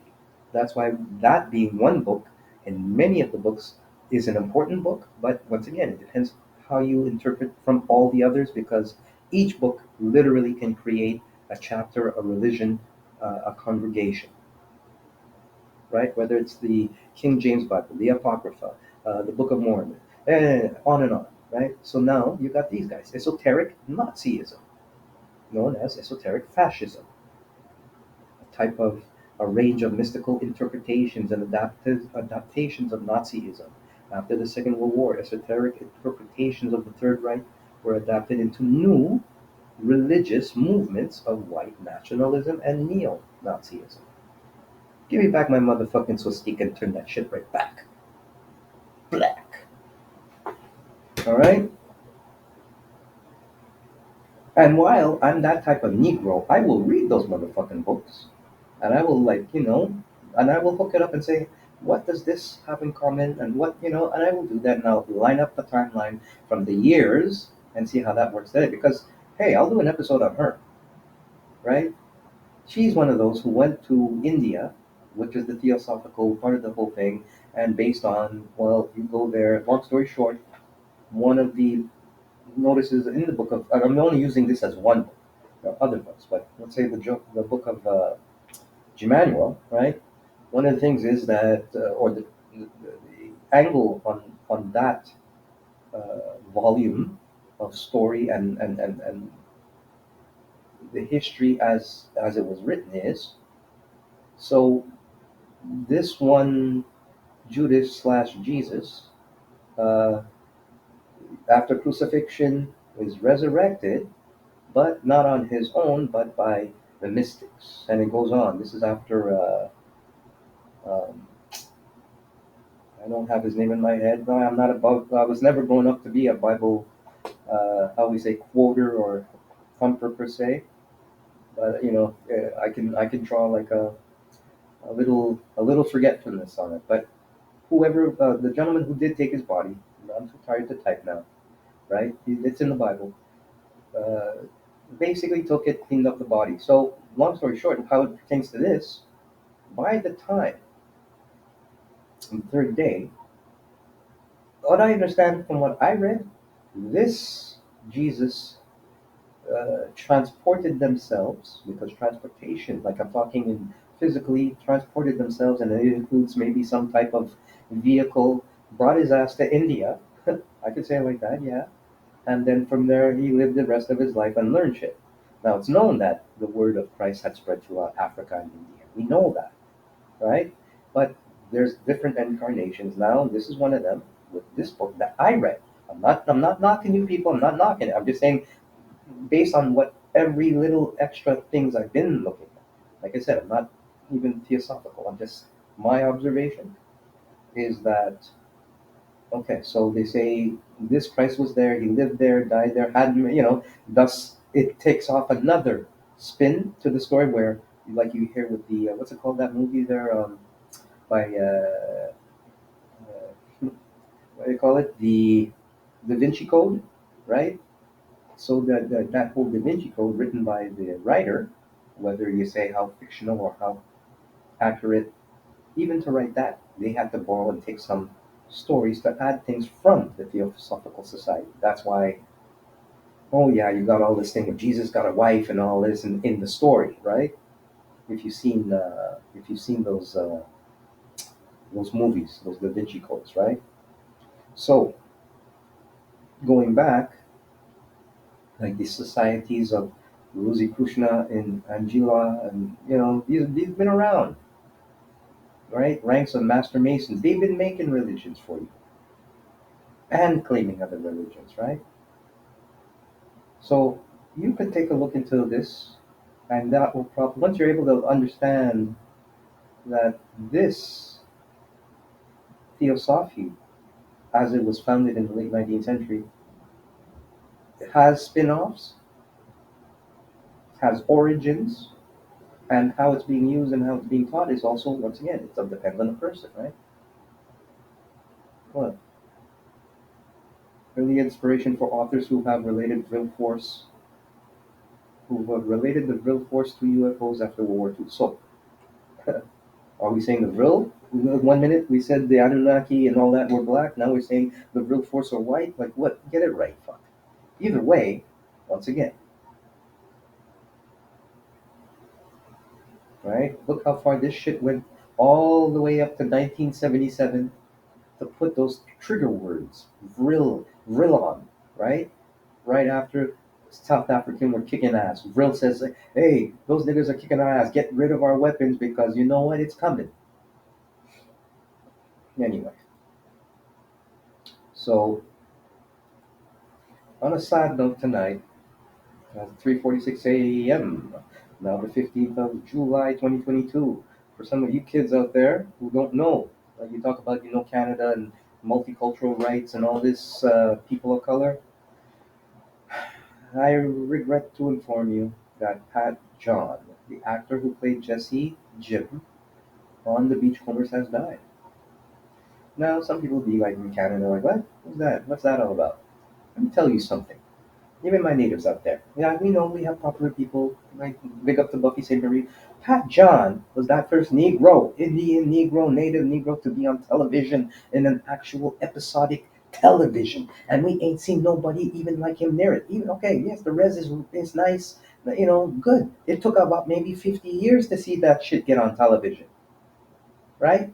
But there was a time when Canada was okay, like when Trudeau Senior was there, and people weren't so tight up their ass, and the CRTCs and the government and all the people who gave money actually for a minute were way cool because yeah, they were working with the American system too, but it was still open minded. And so the Beachcombers was one of those shows as I was a child that lasted motherfucking 20, almost 15 seasons. It's one of the like longest TV series even in the world, like North America, next to like the FBI and all these long ass shows that last forever, right? Like Front Page Challenge was another one. Well, Beachcombers is right up there, right? That show started quote me, quote unquote, 1969, right? The first episodes, and then it continued up until they made a few TV movies in the 80s. But the star of the show, well, the show is based on the loggers of BC. Actually, I'll take a quick look, but let's look at it. So Pat John, best known for playing the Quiet, and this is the thing: he wasn't a stereotypical because you had John Wayne back then doing cowboy movies, killing Indians, all this, right? So Pat John, best known for playing the quiet, dependable Jesse Jim on long-running CBC drama The Beachcombers, has died. His friend and former co-star Jackson Davies, yes we do know, confirmed his death to CBC News on Thursday. The actor died at noon on Wednesday, looking more peaceful than he has in a long time. Davies wrote in a Facebook post announcing John's death. He was funny, kind, although he didn't get credit. He didn't get the credit he should have. Yes, like everybody who is of the melanated world and the native world, right? First Nations world. He was also a very good actor, yeah, right? He had the greatest laugh ever. Next to him there was Lorne Green. He was another native actor, but they put him as pro-Canadian, right? There's Ram Green, who's still in the house, no respect, but Lorne, Lorne was the bro who you heard him talking on what do you call it? Health, not health, but what do you call him? Wilderness Canada. He had that voice. Just like the bros, like James Earl Jones, he had that voice, and he was the James Earl Jones for Native, and I'm saying the First Nation, Canada, right? I think he even had a song, Lauren Green, yeah. So Fat John was a member of the Shishani Nation in Selchuk, BC, was cast on the Beachcombers as a teenager. Correct. The years that followed, he created a new blueprint for indigenous characters on the screen, eschewing outdated stereotypes and caricatures as Jesse. Straight up, sir. Shirley MacLaine, a producer from Carcross Tagish First Nation in Yukon, was one of many who grew up watching John. She calls him a trailblazer for Indigenous actors and representation. Yes! Seeing an Indigenous character on TV was something that we were proud of, something that normalized us in mainstream because, yes, yes, yes. And you guys should throw a big blowout because considering you ignored him like many brilliant actors of the past on of color, where they come from, you blew us off. Like I said, Leon Bibbs, big up. He was one of the, like you don't know who I'm talking about. Leon Bibbs was like big time, like Ben Vereen. Never heard from him. And many others, right? I'm still in the house though. I ain't fucking with you guys. 130 episode Negro like me, time of your life, campus. Yeah, you watch yourself. I'll be busting some steps on you. I'm gonna say my shit before we at least take a fucking step. Beachcombers ran for 19 seasons, yes, making it the second longest running Canadian television drama ever. I don't know what the first was. Let me think about that. Maybe Front Page Challenge. Anyway, first aired in 1972. Okay, my correction. I thought it was 69, but I stand corrected. 1972. I know it was a long time ago because it's one of those things when you see at the end of the year. I remember seeing the year as I got older in the 80s, and I was like, wow, that's a long time when you saw the 1972 version, right? It was like 1972, so it was like, okay. Okay, so cool, cool. With more than 350 episodes to follow, this follows its 50th anniversary. So, you guys now, 72, it's 2022, you didn't even think of doing a fucking beat. I know okay, I'm going to tell you about the show, but there were still a few people around. You guys could have done something with Jackson Davies, because the main character who played the character Nick Adonitis was Bruno Gerussi, and he was a Greek guy, very popular, very cool. He was like William Shatner's school. Him and William Shatner actually, they would have been the same age. He almost looked like even William Shatner to a certain degree. They had that hair, that right. So he was the star of the show, and then he passed away like a while ago too. Uh, and then another lead who was the, let's say the Molly's Reach. She was the woman who ran a restaurant. She passed away, an old relic. Okay, so I know folks are going to be like, well, what's he talking about if you don't know? So I'm just going to get back to Pat in a second, but I'll let you know what this Beachcombers is all about. So, Beachcombers is a Canadian comedy drama television series that ran on CBC from October 1st, 72 to December 1990, correct, and with a couple of TV movies. It's one of the longest. So, I'm just going to go the series overview.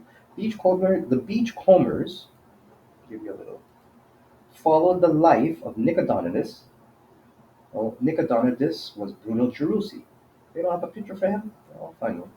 All right, a Greek Canadian log salvager in British Columbia who earned a living traveling the coastline of northwest Vancouver with his partner, Jesse Jim, Pat John. Right? So it's like they were like the Fonzie and Richie of Canada logging. Aboard their logging took Persephone, that was the boat, the Persephone. Then we get the loggers, right? Tracking down logs that broke away from barges and logging booms. Their chief business competitor is Relic by Robert, the late Robert Clothier. He was bad. He was the nigger of the show. He was a French guy, of course, because they're white niggers, but he played that white nigger. He was like, a crusty old man who was always jealous of them making money, and he had a fast ass boat like a fucking chopper, right? Anyway, whose actual name is Stafford T. Phillips. Yes, that was revealed in one of the he's supposed to be rich family, right? Rich family gone gangster, right? Privileged gone rough, right? A somewhat unsavory person who will occasionally go to great lengths to steal business and logs from Nick, right? The series also focused on a supporting cast of characters in Nick's hometown of Gibsons, BC. Beautiful place, Gibson, BC. It's still there. And of course, they had the place called Molly's Reach.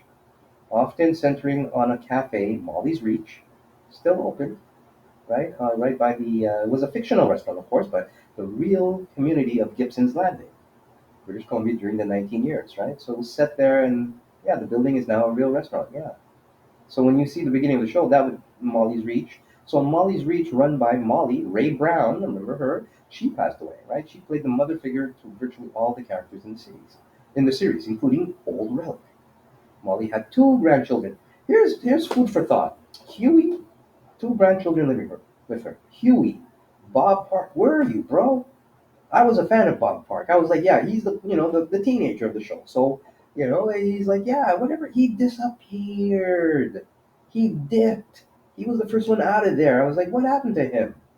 So Bob, because he was growing, he was one of those kids, like kids of those days, growing up with the show, right? We saw him as a kid, and he was a teenager, and then he had the disco years, and yeah, he's growing his hair long now. He's cool. He's in. And then he dipped.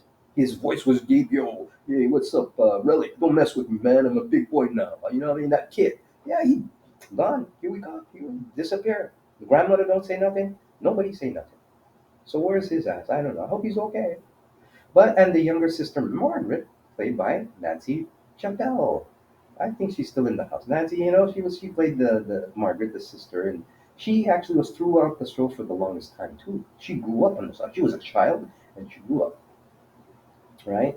And then the first season, and then Juliet Randall from the second season onward, right? So Juliet Randall then became Margaret, and that's the Margaret that generally everybody remembers, right? And I hope they're all doing good, but I'm sure maybe Juliet, maybe if Bob Park was around, and at the time, Pat John, late Pat John, and the other cast that actually continued the show, because even then they had new cast members, so they could have done.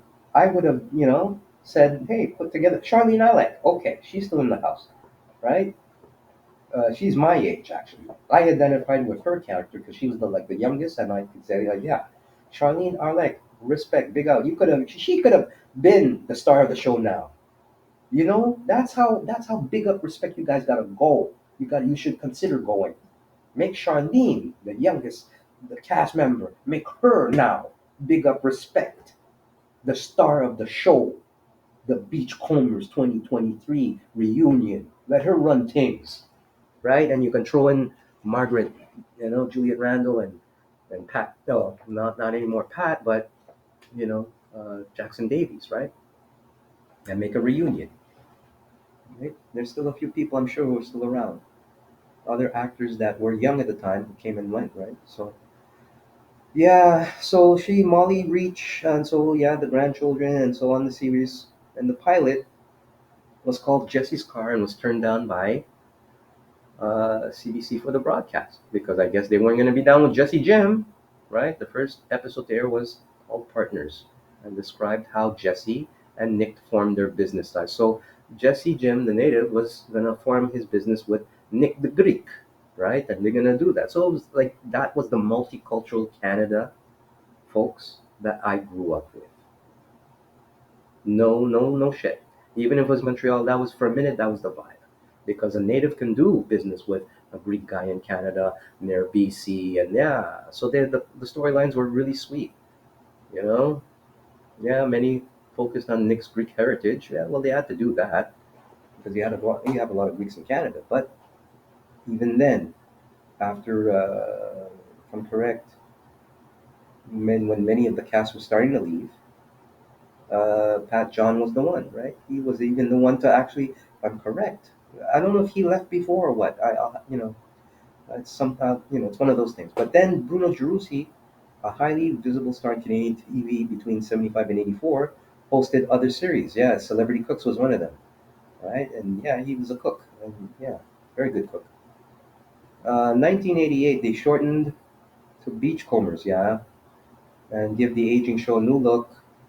Yeah, they got more techno, and they brought it up the dial. Yeah, I was into it. But then by then they already had changed the cast, right? Yeah, Claire Lawrence, she's the one who the collectors, yeah, and transitions to Chilliwack and series, and then Chilliwack was a good band. Oh, I love them too. Uh, She been gone. She been gone so long, right? So multicultural heritage. He was actually Italian heritage born and all. I didn't know that. I think because he always saw himself as a Greek and made Greek cooking. Huh. All right. So and Relic was of Welsh ancestry. Yeah, he looked it. He played it. Nick's Indigenous and Alberta white guy Jackson Davies. Yeah, right. So these folks, yeah, were the Davies, John, and Arlec were the only original cast members who had speaking parts in the follow-up TV television movie, the new Beachcombers, right? Produced in 2002. I caught it, and that ran for 2 years. Bob Park, Hugh, and Dion Luther Pat appeared in cameo roles. What? I gotta check that out because I was looking for Huey for a long time. I was like, where the? Yeah, how come I missed that? But Dion Luther, yes, Pat also replaced Huey, right? So by this time, Jerusi, Clofia Brown also had died, yes. And so they had new characters, Dave Thomas, so the regulars that we know, Graham Greene, right? Another indigenous, right? Actor, Cameron Bancroft. Unfortunately, no black people. I would have loved to have been part of the Beachcombers, man. But, yeah, Deanna Milligan, right? My Secret Identity with Jerry O'Connell. That's another day. A sequel, A Beachcombers Christmas, was also produced, though this too failed to spark a new series. Well, you know what? You needed some melanin in there. That's why. Yeah, Constable. Based on that, no. No. But I remember I tried a spin-off. A documentary about the show, Welcome Back to Molly's Reach, aired in 2002, right after the real thing, right? Um, Beachcombers 40. Yeah, well, you guys could have done still a little bit better, and it's too bad that uh, the great Mr. Pat John, which I would say is great because for me, that was like you gave a lot of folks a lot of hope, right? So yeah, comparing themselves to the show, yeah, the corner gas is that actually, yeah, that's true. That's corner gas. I would say would probably be the close, better, bestest show from our more modern Canadian television that was closest to that type of. But they're all white, big time, like fucking wheat field white, like yeah, and that's okay. Yeah, you got a lot, once again, Ukrainians out there, but you really think that you got no bros out there? Come on, man, you could have even thrown me some Indians in that, right? More. 2019 episode, Go Canada, the Beachcombers. So yeah, let's take it from here. So Pat John, yeah, born in '53. So he was an actor for 19 years, longest. So he's got his age here. He was a student at St. Augustine's Residential School. Residential schools workforce assimilation and work program imposed on Indigenous people of Canada, now considered part of cultural genocide under Truth and Reconciliation. And when he left, he got work at a local sawmill. When the Beachcombers ended, he started clam and shellfish harvesting. In hindsight, though, you bros should have. He was 69. You all should have been able. He was young, eh? You all should have been able to do that shit. If this is why I can always get on Canada's ass about that, right? You guys trying so bloody hard to preserve what? You could have put a bro like Pat John and Charlene on and spin off that fucking thing right off the bat. And you know what? Canadians would have been down with it. Despite you thinking, oh, white Canadians wouldn't have been able to see that. Shut up, fuck. You can't speak for all white Canadians, can you? I'm sure there's a lot, way, well more fucking well versed, not up their ass people who can like, yeah, we would have watched it, right? But now we lost a legend. So now the legend's not. I'm telling you, don't mess around. Throw Charlene up right now. Stop your shit with your. Let's put like the whitest people and bring another Beachcombers. Let's see if it works. No, don't you get it? Indigenous is like what it is. It's been what it is. The least you could do in light of everything with the residential schools and all of that, throw a fucking Beachcombers up, but this time go pro-native. Bring back some of the old cast and this time go in your face. Yeah, we remember old Relic. He was real gangster. Anyway, that's me ranting. So it's now 4:04 as we're wrapping up on these radio broadcast style. I wish maybe one day I'm gonna figure out maybe if I can get some tunes, or maybe if you got some tunes out there. I don't want to do that too much because I know on YouTube it's weird. You know, when I see like tubers get out there and they like talking and they're playing music and it's not even like a radio broadcast. They're talking. Okay, here's that next song, or they're there and they're sitting there and they're like, well, what songs? No, I could treat it like radio on the screen, right? I throw it in, yeah, I'll have my voice, but except this time my screen is rolling and you're not focusing on like what TV would be. Anyway, it'd be nice, but that's why you're gonna have to handle and deal with my mundane old talk. So rest in peace, Jesse Jim. I'm gonna actually in the Native Center tomorrow. I'm gonna bring that up because I, you know, I, I really like Jesse Jim. I really like Pat John, and I was just like recently even thinking, in light of everything, like what's he been up to? And that's why I'm like, how many brilliant actors we have of color and yada yada yada, right? And we never get a break. And when we do and have gotten that break, we were like, okay, you're done. All right, later, next Negro, next Wonder, yeah. Um, so there you go. Now I know because everybody's all tied up, especially with the CBC. Yo, guys, I'm just doing some educational stuff here. They get really tense if you don't, if you show their shit. So I'm not gonna get too crazy. I wanted to show you the Beachcombers. That's what I wanted to do.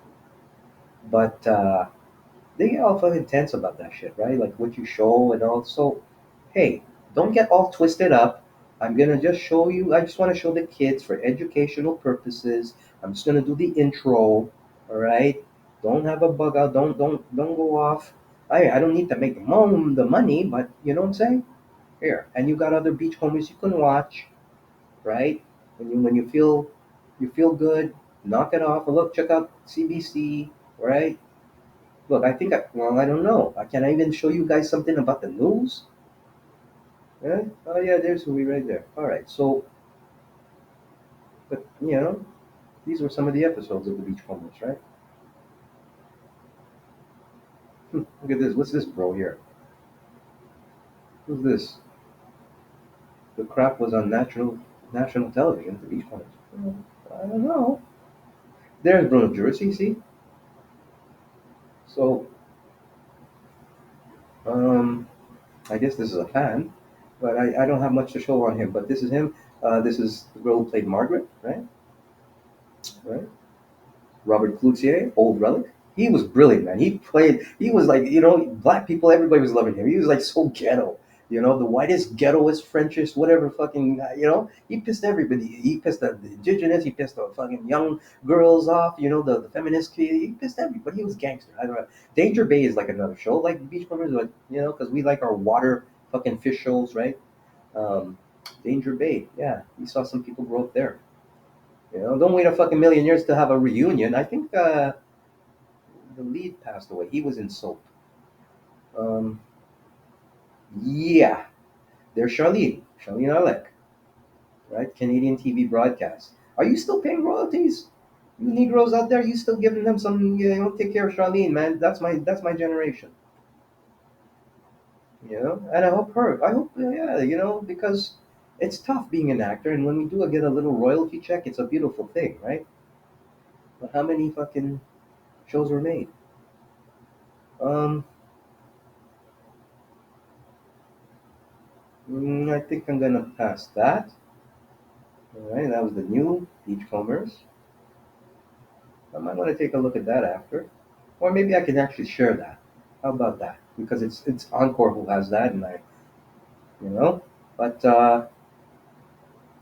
yeah, the Littlest Hobo, the original from 1963. Yeah, it's true. It's that old. I bet all you Negroes like. I thought the Littlest Hobo was back in the 1970s. No, that shit was all around. Starring London. How many dead ones did you saw? Right. So yeah, 409. I think I'll wrap it up. Once again, I'll wrap it up with some history of the Beachcombers. Thank you very much for coming by on the date. We looked at 1977. Rest in peace, Ivana Trump, Pat John, Feel free to visit me. Once again, we don't have to have any major discourse, just like and share. This is for you to like food for thought. Go out and expand and research, right? And see what time it is. Um, so now 4:09 a.m. in the morning. I think we got a good piece of stuff discussed. Throwing out the old talk. I'll come back again, and we're not done because I did mention I did want to do some history on Montreal since I was picking on that white nigger thing that we're going on. I think we need to do a little quick course on Montreal and then take it from there. But that will be coming up on my next post. All right. So once again, thank you for popping by. I'm gonna leave it with this at the end with some Beachcombers clips because if and or it gets all policed up and like you can't share this shit because we own it and well, okay, I can cut it out at the end, or I could do like what I did recently, right when they got on my case for the nigger post. It's a course I gave you. Yeah, it's a course on negative, right? Injure niggering. Um, yeah, I could at least cut it off at the end and or whatever. I can make whatever adjustments, right? So I'm gonna leave you with this. At now 4:10, it'll be almost like what? I stopped counting hours. What, 4 or 5 hours? Not bad. On the dot. Thank you very much for joining me, Richard, right here on the date.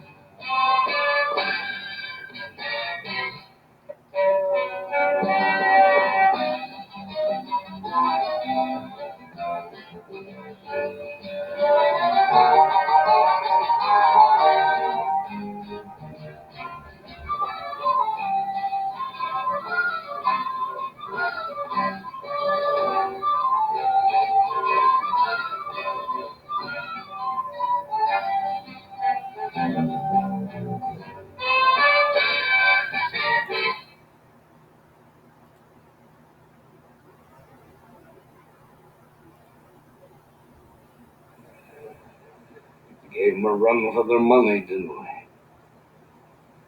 There was a double meaning in those final lines of one of the longest running shows in television. And it certainly was not lost on an emotional crew during the last few moments of Beachcomber history. Those hugs and kisses represent years of friendship and work, the impact of which has been felt around the world. Beachcombers has been shown in over 40 countries. El operador de la grúa nos mataría a todos jugando. But for all its laurels, the show had a somewhat shaky and modest beginning. A beginning which producer Derek Gardner will never forget. And we felt like we were, pioneers because nobody had ever had worked continually on the water like we had before. And a family feeling that was, I think there were probably times that I felt closer to the people that I was working with than I ever had with my family. There were no secrets. You knew everybody else and you knew them right down to their soul. So it's a very strong feeling. Just take some pictures. Stop talking.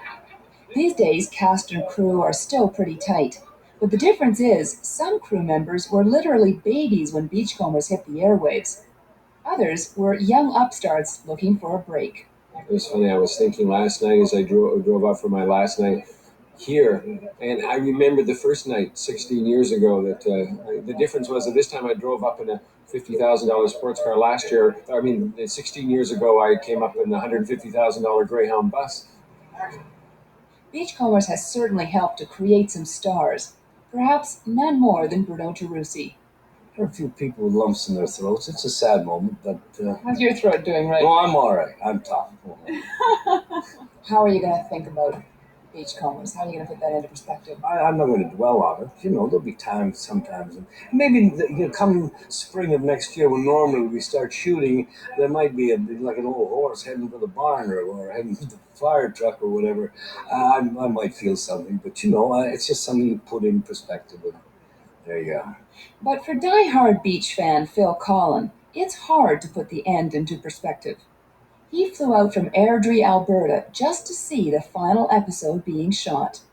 I'm very sad to see it go. I'm never going to follow another show like I followed this one, and to not see any more new ones after this, I think is going to be very sad for me and Canadian people as a whole. For many, the end is sad, to be sure.